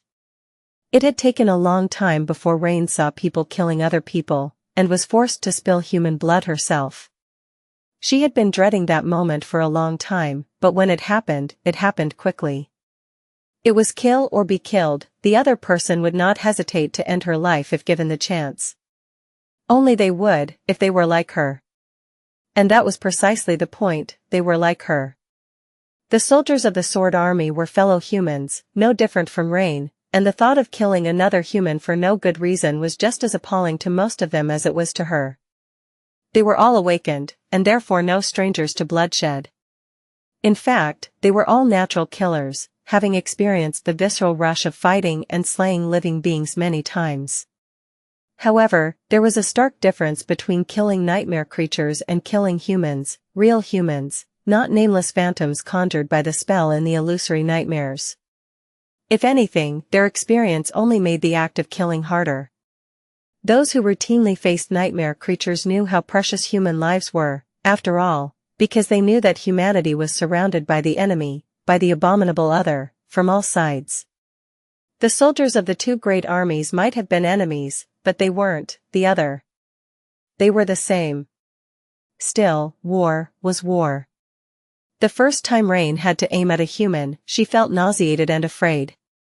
She froze for a moment, unable to let go of the string, and then lowered her bow a little, an action that was somehow both involuntary and completely conscious. As a result, her arrow struck the enemy archer in the thigh instead of piercing his heart. It had never become easier. There were a few of these moments later on. Sometimes, Rain was sure that while her arrows seriously wounded many, they did not kill anyone. Sometimes, she was not. But it was all happening so quickly. There was no time to think. Before she could even fathom the implications of her actions, there was a new enemy rushing at their position, and after one battle was over, another would be starting too soon. Strangely enough, or maybe quite predictably, the aim of the enemy archers was often just as terrible as hers. Melee fighters like Tamar and Ray did not enjoy the same privilege. And yet, they too did not seem burning with a feverish desire to see the enemy die.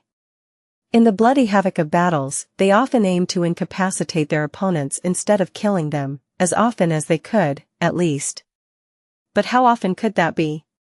People were still dying. The skirmishes in Godgrave were swift and brutal. One army attacked, and the other one defended. Usually, it quickly became apparent which side held the advantage. The other side retreated, unwilling to suffer heavy casualties for an empty cause.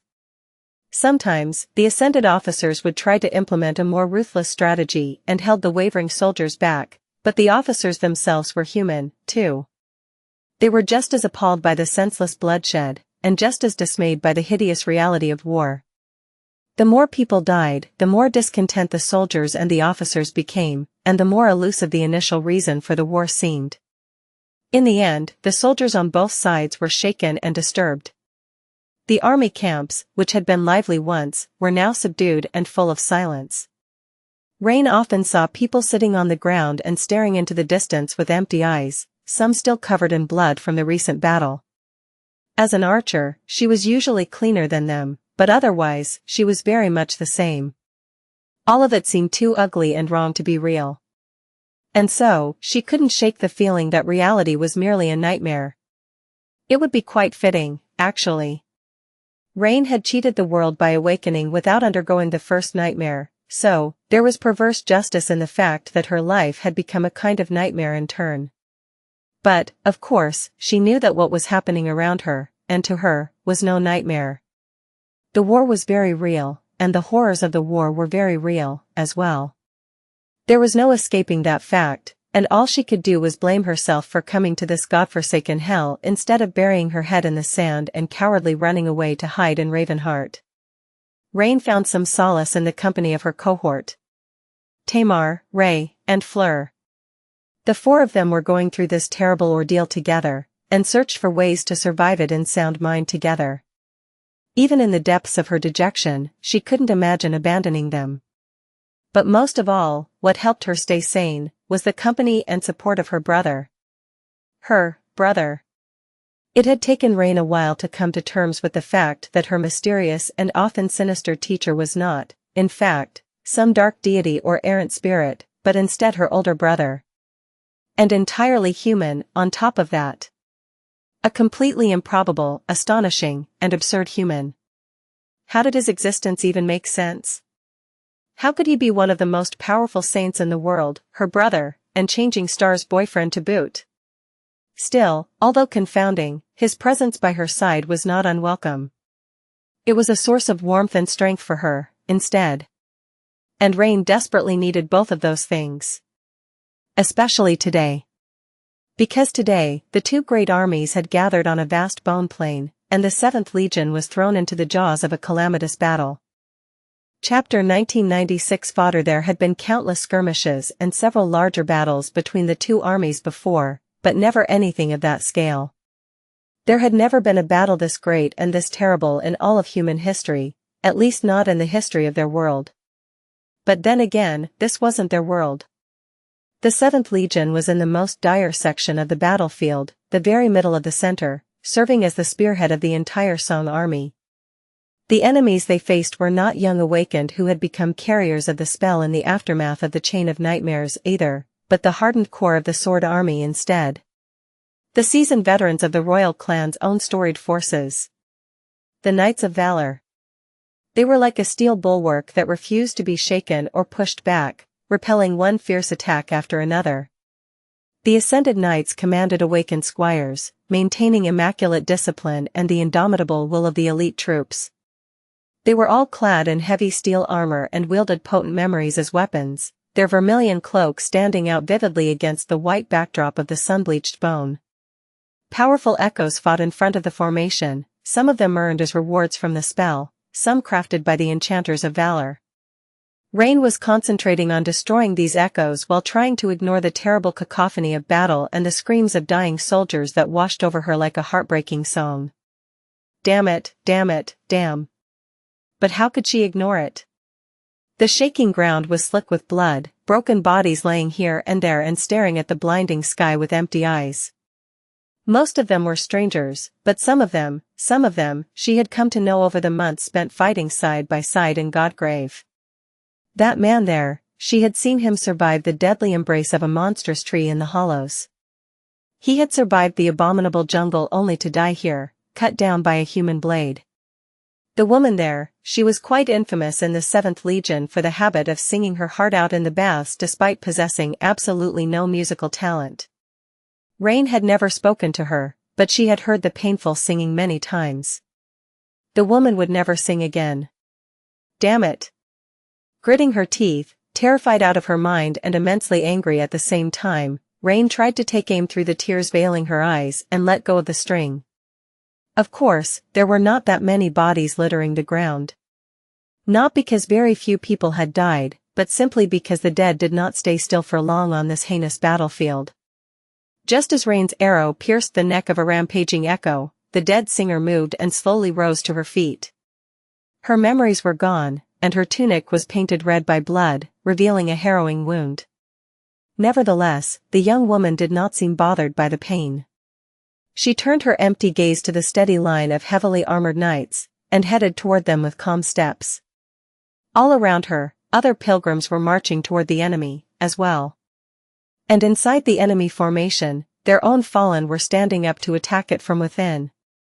The Knights of Valor were a ruthless bunch, though. As soon as one of them perished, the body would be dragged back by the soldiers of the rear rows and either destroyed or debilitated before it could rise. The Sword Army had been learning how to resist the authority of the Queen, as well. Witnessing the dreadful scene, Rain remained motionless for a few moments, her breath ragged. Her muscles were aching from the strain of drawing the heavy bow, and she was suffering from the unbearable heat. Even with the piece de resistance cooling her down, it was too intense and oppressive, sweat rolling down her skin and stinging her eyes. She felt dirty. The noise of the battle was deafening, and its sight was horrifying. Rain was lost for a moment. Then, her shadow moved, and a familiar voice whispered into her ear. "Snap out of it." She flinched and tried to regain her composure. "Summon your sword. Things are about." Before her teacher, Sunny, was done talking, a loud horn rolled across the stretch of the battlefield where the 7th Legion was fighting. Rain failed to register what the unexpected sound meant, at first, but then shivered. It's the Knights. The Knights of Valor were being called to advance. She was currently standing on a toppled wagon, surrounded by fellow soldiers. Tamar's Centuria had participated in an assault on the enemy formation not too long ago, and then retreated to rest and lick their wounds while other members of the Legion continued the frantic attack. But they weren't that far from the melee. If the enemy threw all their power into an offensive push... Rain dismissed her bow and manifested the mark of shadows into a black tachi. Tamar had already risen from the ground by leaning on her enormous zweihander. Fleur had been treating one of the soldiers, so Ray grabbed her and pushed her back to safety. The steel wall of fearsome knights suddenly surged forward, making the ground quake. They suffered a few casualties while toppling the pilgrims, then crashed into the soldiers of the 7th Legion a few moments later. Instantly, the carnage and mayhem of the battle turned 10 times more intense, with all remaining order evaporating in one harrowing moment. A deafening clangor arose, drowning out the sound of human screams.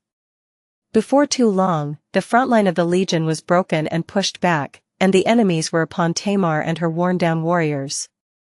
Rain jumped off the wagon, thinking that they were lucky. At least the enemies they faced were not the indomitable Knights of Valor, this time. Instead, they seemed to belong to one of the vassal clans. Their cloaks were white instead of vermilion, at least, and many had decorated their armor with feathers. The world shook as countless aspects were unleashed and raged across the battlefield, and the merciless sky continued to batter the two great armies with radiance and heat. Gripping her sword, Rain gritted her teeth and followed Tamar to fight the soldiers of the Sword Army. Her shadow followed too, of course. Chapter 1997 Human cost. The pilgrims were consumed by the tidal wave of steel warriors, only managing to fell the vanguard of unfeeling echoes.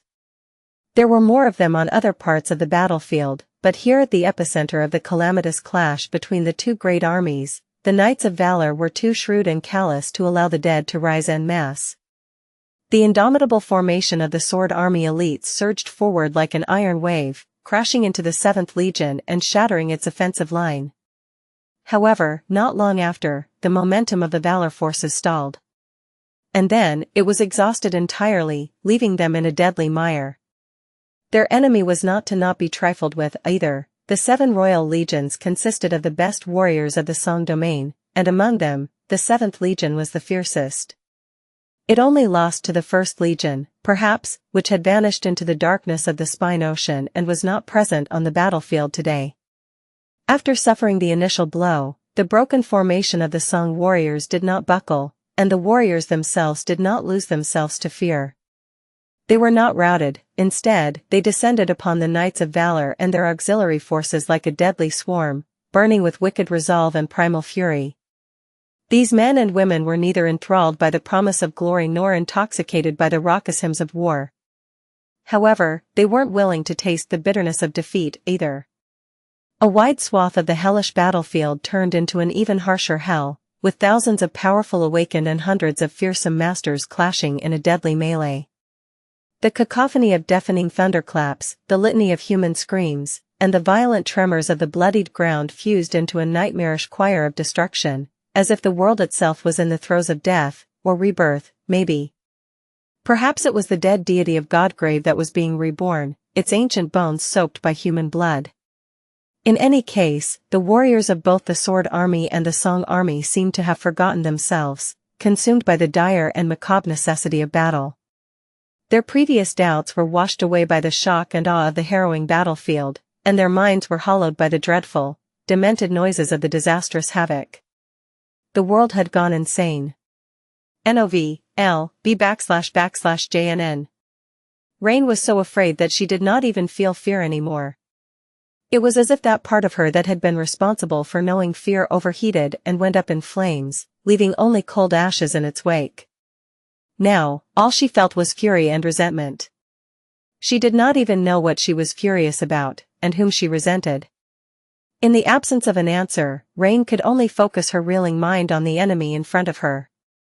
Tamar was the first to clash with the warriors of the Sword Army, vaulting over their loose battle line with the help of her aspect ability and using the second floating step to abruptly arrest her momentum, twist on one leg, and lunge herself at their backs. As soon as her foot touched the ground, her brutish Zweihander flashed in a wicked horizontal arc, breaking someone's armor and throwing them aside. She was putting herself in terrible danger, of course, all alone behind the enemy line. But a moment later, her soldiers collided with the front of the enemy formation. Attacked from both sides, the Feather Knights momentarily fumbled.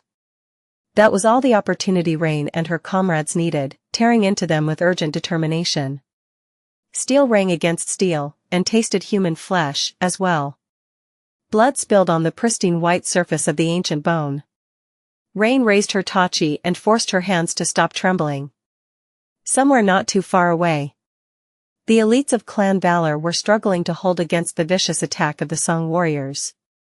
Acting with astonishing precision and stalwart poise, they maintained their formation and refused to give ground, which was already drenched in blood.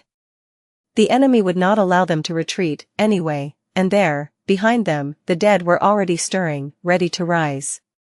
If they were to be saved, they had to carve a bloody path to salvation with their own hands. And so, they held fast. However, a few moments later, a swift figure in crimson garments flashed between the soldiers of Song and crashed into the formation of the ironclad knights. It was a beautiful woman who wore no armor, her ebony hair fluttering behind her in the wind. Her skin was pale like snow, and her eyes were just as cold. Her scarlet lips were pressed tightly against each other. She was one of the blood sisters who followed Princess Xianxia, a master of the Song domain. Wielding a sharp dagger with a wavy blade, she collided with the warriors of the Sword Army and pushed them back. Her thin hand moved with inhuman speed, slicing up the throat of one soldier, blinding another, piercing a third one's chest. The knights staggered back in a haze of blood, opening a breach in their formation.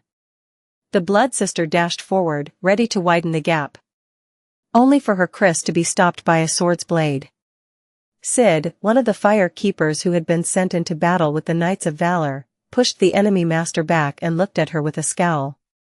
Her dirty blonde hair was wet with sweat, and her shield memory was gone, destroyed by a ferocious echo, which was a real shame, considering that it had been wonderfully modified by the charming guest of their island not too long ago. As the breach in the formation widened and the soldiers of the two armies descended into a frenzied melee, she sighed and spoke with a hint of regret. len/o/vel/b//n.c//om. Her voice was somber. "You should have stayed away from this war, stupid girl." The blood sister, the former handmaiden, forced out a defiant smile. "It's good to see you again, Sid." With that, she raised her beautiful dagger and prepared to attack. A moment later, the two former members of the Dreamer army clashed under the merciless gray sky, aiming to end each other's lives. Chapter 1998. Old friend. Sid knew the handmaiden, the blood sister, quite well. Her name was Felice. The two of them had been at the academy together, and arrived at the Dark City at the same time. There were many others that year, as well, although not everyone made it to the Bright Castle alive. Those who had either turned out to be lucky enough to become guards or were left to rot in the outer settlement. Sid and Felice were not lucky, but they happened to possess a few soul shards by then, so they paid the tribute and entered the castle together. Naturally, they stuck close to each other once inside. Their shards did not last long, though. Eventually, they had nothing left to pay tribute with. That day, Sid decided to leave for the outer settlement, while Felice decided to become a handmaiden. Sid did not blame her for that decision. Felice was a soft girl.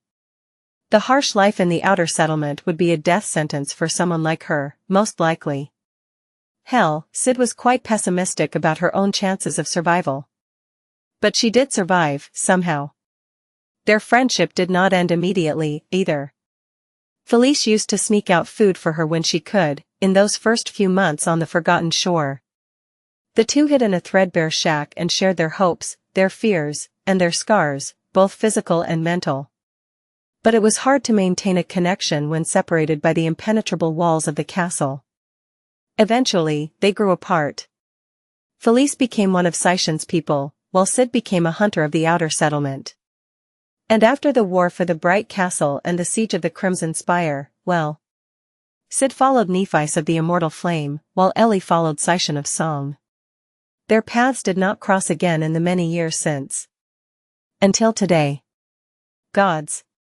Sid had been a passable fighter all the way back on the Forgotten Shore, otherwise, she would not have survived the streets of the Dark City. And in the years since, she only grew more deadly. The Chained Isles, the Southern Campaign, the Second Nightmare, and the countless battles fought side by side with Changing Star, both across the Sword Domain and here in Godgrave, had tempered and sharpened her already outstanding skill, turning Sid into a unique existence among Ascended. She had even fought the Lord of Shadows once. That monster. And yet, she was being pushed back by Felice. Her former friend was just too swift, too strong, and too cunning. Her kris was shorter than the arming sword Sid wielded, and yet, it seemed to be everywhere all at once. Worse yet, the moment their blades clashed, Sid felt her hand trembling from the dire force of the impact. It did not make any sense. Having long saturated her core and armed with memories that no amount of money could buy, Sid was at the peak of what a master could be, while Ellie's aspect, its dormant ability, at least, was tailored to utility. How had she become so monstrously powerful? Staggering back, Sid barely managed to activate her awakened ability in time. Her body became intangible for a split second, and the wavy blade of the beautiful kris passed through her forearm without cutting her tendons. Sliding back on the bloodied surface of the sun-bleached bone, she regained her balance and raised her sword into a defensive stance, breathing heavily. It did not make any sense at all. When did you become so strong? Her voice came out hoarse and heavy. Felice gritted her teeth, and then lunged forward with the speed of lightning. I have always been strong. Sid used her aspect to give herself a few moments of tremendous might, and battered the sharp kris aside. There was a deafening boom, and an explosion of fiery sparks. Her free hand turned into a fist, flying toward the handmaiden's beautiful face. Some distance away, Rain pushed an enemy aside, deflected a downward slash aimed at her head, and slammed the pommel of her tachi into the visor of another awakened foe's helmet. Gaining a moment to breathe, she swallowed a mouthful of searing air and looked around. All around her, the warriors of the 7th Legion were intertwined in a bloody struggle against the elite forces of the Sword Domain. The Feather Knights had turned out to be tough adversaries, even if they were no match for the true monsters of valor. Still, they possessed that eerie quality that all soldiers of the Sword Army possessed. They moved as one, seamlessly weaving a net of sharp steel to defend themselves and cut the enemies down. This strange ability was hard to explain with words, but very easy to become a victim of. Many were already dead. Many dead were already rising from the ground, too. That sight was both deeply horrifying and shamefully reassuring. At least the Queen was with them. Rain shuddered. Not too far away, a vaguely familiar blood sister was fighting against a knight of valor, her crimson garments and his vermilion cloak turning into a red blur. The enemy ascended was bleeding from a dozen hideous wounds, but it only seemed to make him stronger. Apart from him, there was another dire problem on their section of the battlefield. It was one of the Feather Knights, a young woman wearing light armor and a white cape, her pauldron and the plume of her helmet adorned with white feathers. Her youthful face was pretty and somber, and her hair seemed to be gold. From the way she moved and her threatening presence on the battlefield, she gave Rain the same impression most legacies did. Sharp, grounded. Deadly.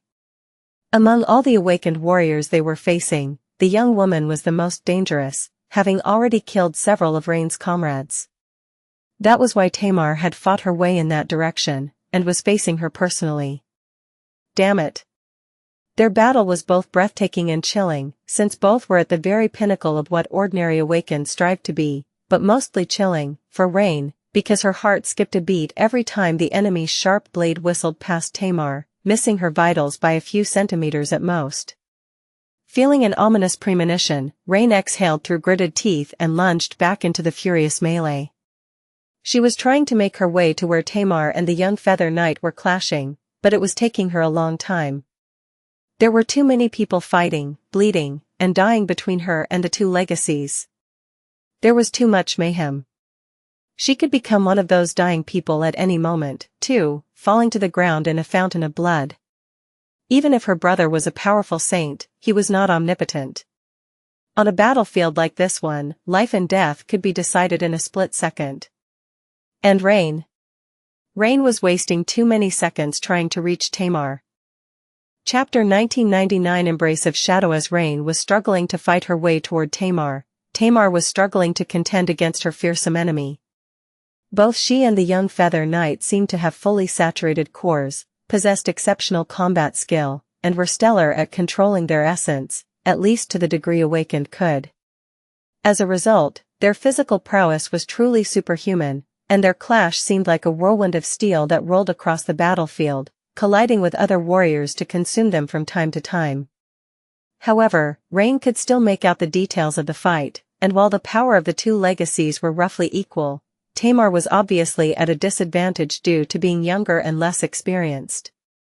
At first glance, it looked like she was actually pushing the Feather Knight back. However, Rain could not fail to notice that Tamar's adversary had not used her aspect yet. Either it had nothing to do with combat, or she was waiting for the right time to unleash her abilities. The battle promised to be long and exhausting, after all, and powerful aspect abilities consumed a lot of essence. Any awakened soldier knew to ration their essence in a fight. Augmenting one's body, using one's awakened ability, and activating the enchantments of one's memories, those were the things that they only resorted to when necessary during prolonged battles. If given a choice. And while the young knight seemed to still have the luxury of the choice, Tamar did not, already exhibiting bursts of startling speed as often as she could. That was the only reason she was managing to keep, for now. Rain had hoped that their clash would take the two legacies closer to her, but they only seemed to moving further away. Damn it. She did not know what to do. A small, cowardly part of her whispered that she did not have to do anything, either. Trying to help Tamar was putting Rain herself at risk.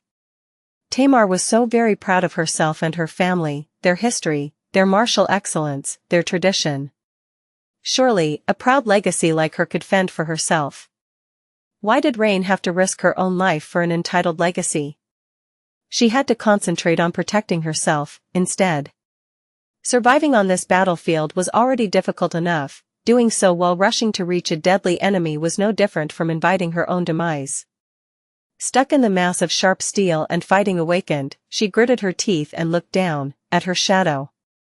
Then, she forced out a stifled plea. I need help. Rain rarely asked her teacher for help. Her teacher was a mysterious and lofty existence, after all. But her brother.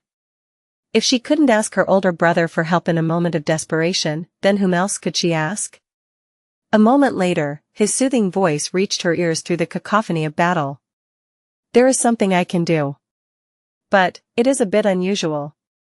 Rain clashed with a warrior of the sword army, deflecting his blade aside and delivering a devastating downward slash to his shoulder. His steel armor prevented the black Tachi from cutting deep, but the force of the blow threw the man to the ground. Rain kicked him for good measure and shouted, not caring if anyone heard her. Do it. Do it now. In the next moment, something strange happened. Hidden by the havoc of battle and unnoticed by anyone except for her, a second shadow separated from her own for a split second. Then, the second shadow flowed up her leather boot, and wrapped itself around her. Rain's eyes widened. What the? Once the shadow embraced her, a wondrous change took place. Her body, which was aching from strain and fatigue a moment ago, was suddenly flooded with enormous power. Every fiber of her being felt energized and revitalized, her muscles brimming with potency and might. Her strength, her speed, her endurance, it felt as if they had magically increased twofold, or even more. Her perception sharpened, making it easier to discern the details of what was happening around her. Even her black Tachi felt more deadly in her hand.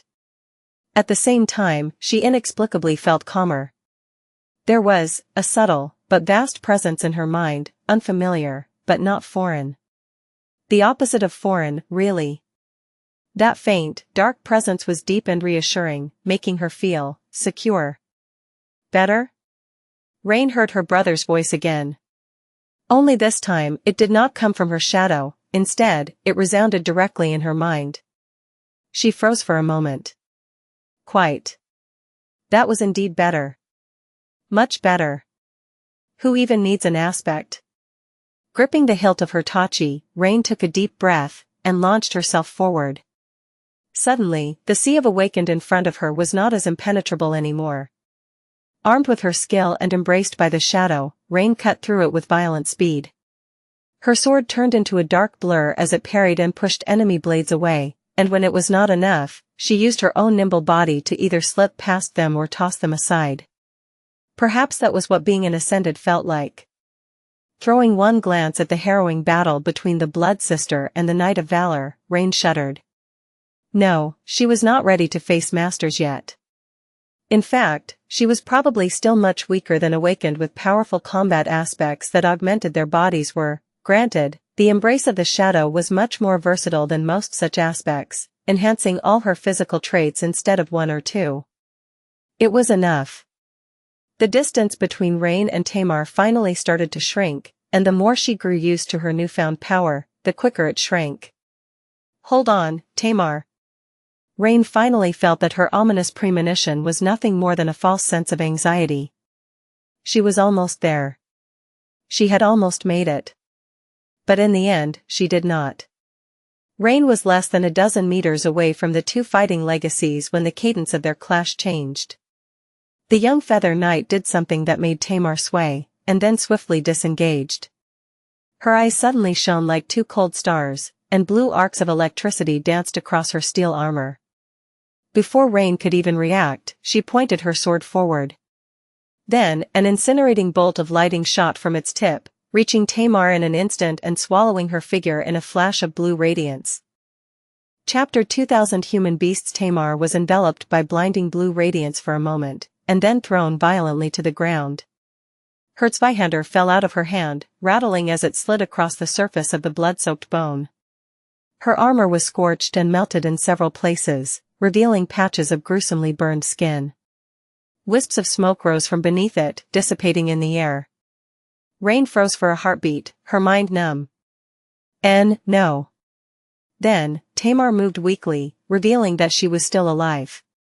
What had hit here was no different from true lightning, more than capable of turning a human body to ash. However, the young legacy must have possessed a memory that granted her a high enough level of resistance to elemental attacks. That was how she had survived. Nevertheless, she was still wounded and sprawled helplessly on the ground, temporarily unable to defend herself. And her adversary was unscathed, still holding a sword in her hand. Blue arcs of electricity were still dancing across her armor. "Move!" Her brother's voice shook Rain awake from her stupor. The young Feather Knight took a step forward, raising her sword with an unsteady hand. Her face was pale, perhaps because she was unused to killing people, or perhaps simply because it was illuminated by the blue shine of her fearsome aspect. A moment later, Rain jumped over Tamar and lunged at the young woman, prepared to strike. Of course, she had not forgotten to pour essence into the piece de resistance, and limit the scope of its defense to only electricity, thus raising her protection against it as high as possible. The young Feather Knight flinched and shifted her gaze to the new enemy. Her sword moved, and another bolt of lightning crackled as it shot at Rain. Its speed was too dire to dodge, or even react. Rain only knew that she had been hit a moment later, when her vision drowned in a sea of white, and terrible pain pierced her entire body. But it wasn't that bad. She was blinded and in pain, but had suffered little actual harm. It seemed that the protective memory her brother had crafted for her was quite superior to what Tamar, an actual legacy, possessed. She was surprisingly unhurt. The pain was truly terrible, though, and the electrical charge messed up her control over her body quite badly. Hell. Rain was blinded, but she still possessed the ability to sense the shadows. She had been trained to navigate the world with this sense, as well. It would have to do until she regained her vision. She still had to deal with the Feather Knight. A moment later, she battered the young woman's sword away and rammed her shoulder into the enemy's chest, sending both of them flying away from Tamar and tumbling to the ground. Rain was disoriented, but she still jumped to her feet first and slashed down with her sword, feeling a terrifying sense of urgency. She was wary of her adversary. Her movements were fluid and terrifyingly swift, but the young Feather Knight still managed to block the black Tachi. She was still on her knees and a little dazed, using both hands to receive Rain's blow on the blade of her sword. Rain could vaguely see that her enemy's helmet had flown off, and her golden hair was fluttering in the wind. The image was vague and blurry, though, making it hard to discern any details. As soon as the two blades collided, Rain let out a shocked hiss and staggered away. What a cunning wench. Her golden-haired foe had used her aspect power in an insidious way. Instead of channeling it into a bolt of lightning, she simply channeled it into her steel sword. From there, it traveled through the blade of Rain's own Tachi and into her body, bringing with it even more pain. Arg! Rain's momentary fumble gave the pretty Feather Knight all the time she needed to rise. The next moment, though, she had to duck with a startled expression as Rain unceremoniously tossed the Tachi at her face. By the time the enemy reacted, Rain was already upon her, grabbing her sword with one hand and delivering a devastating punch to her chest with another. Rain's hands were protected by the gloves made from black, lusterless leather.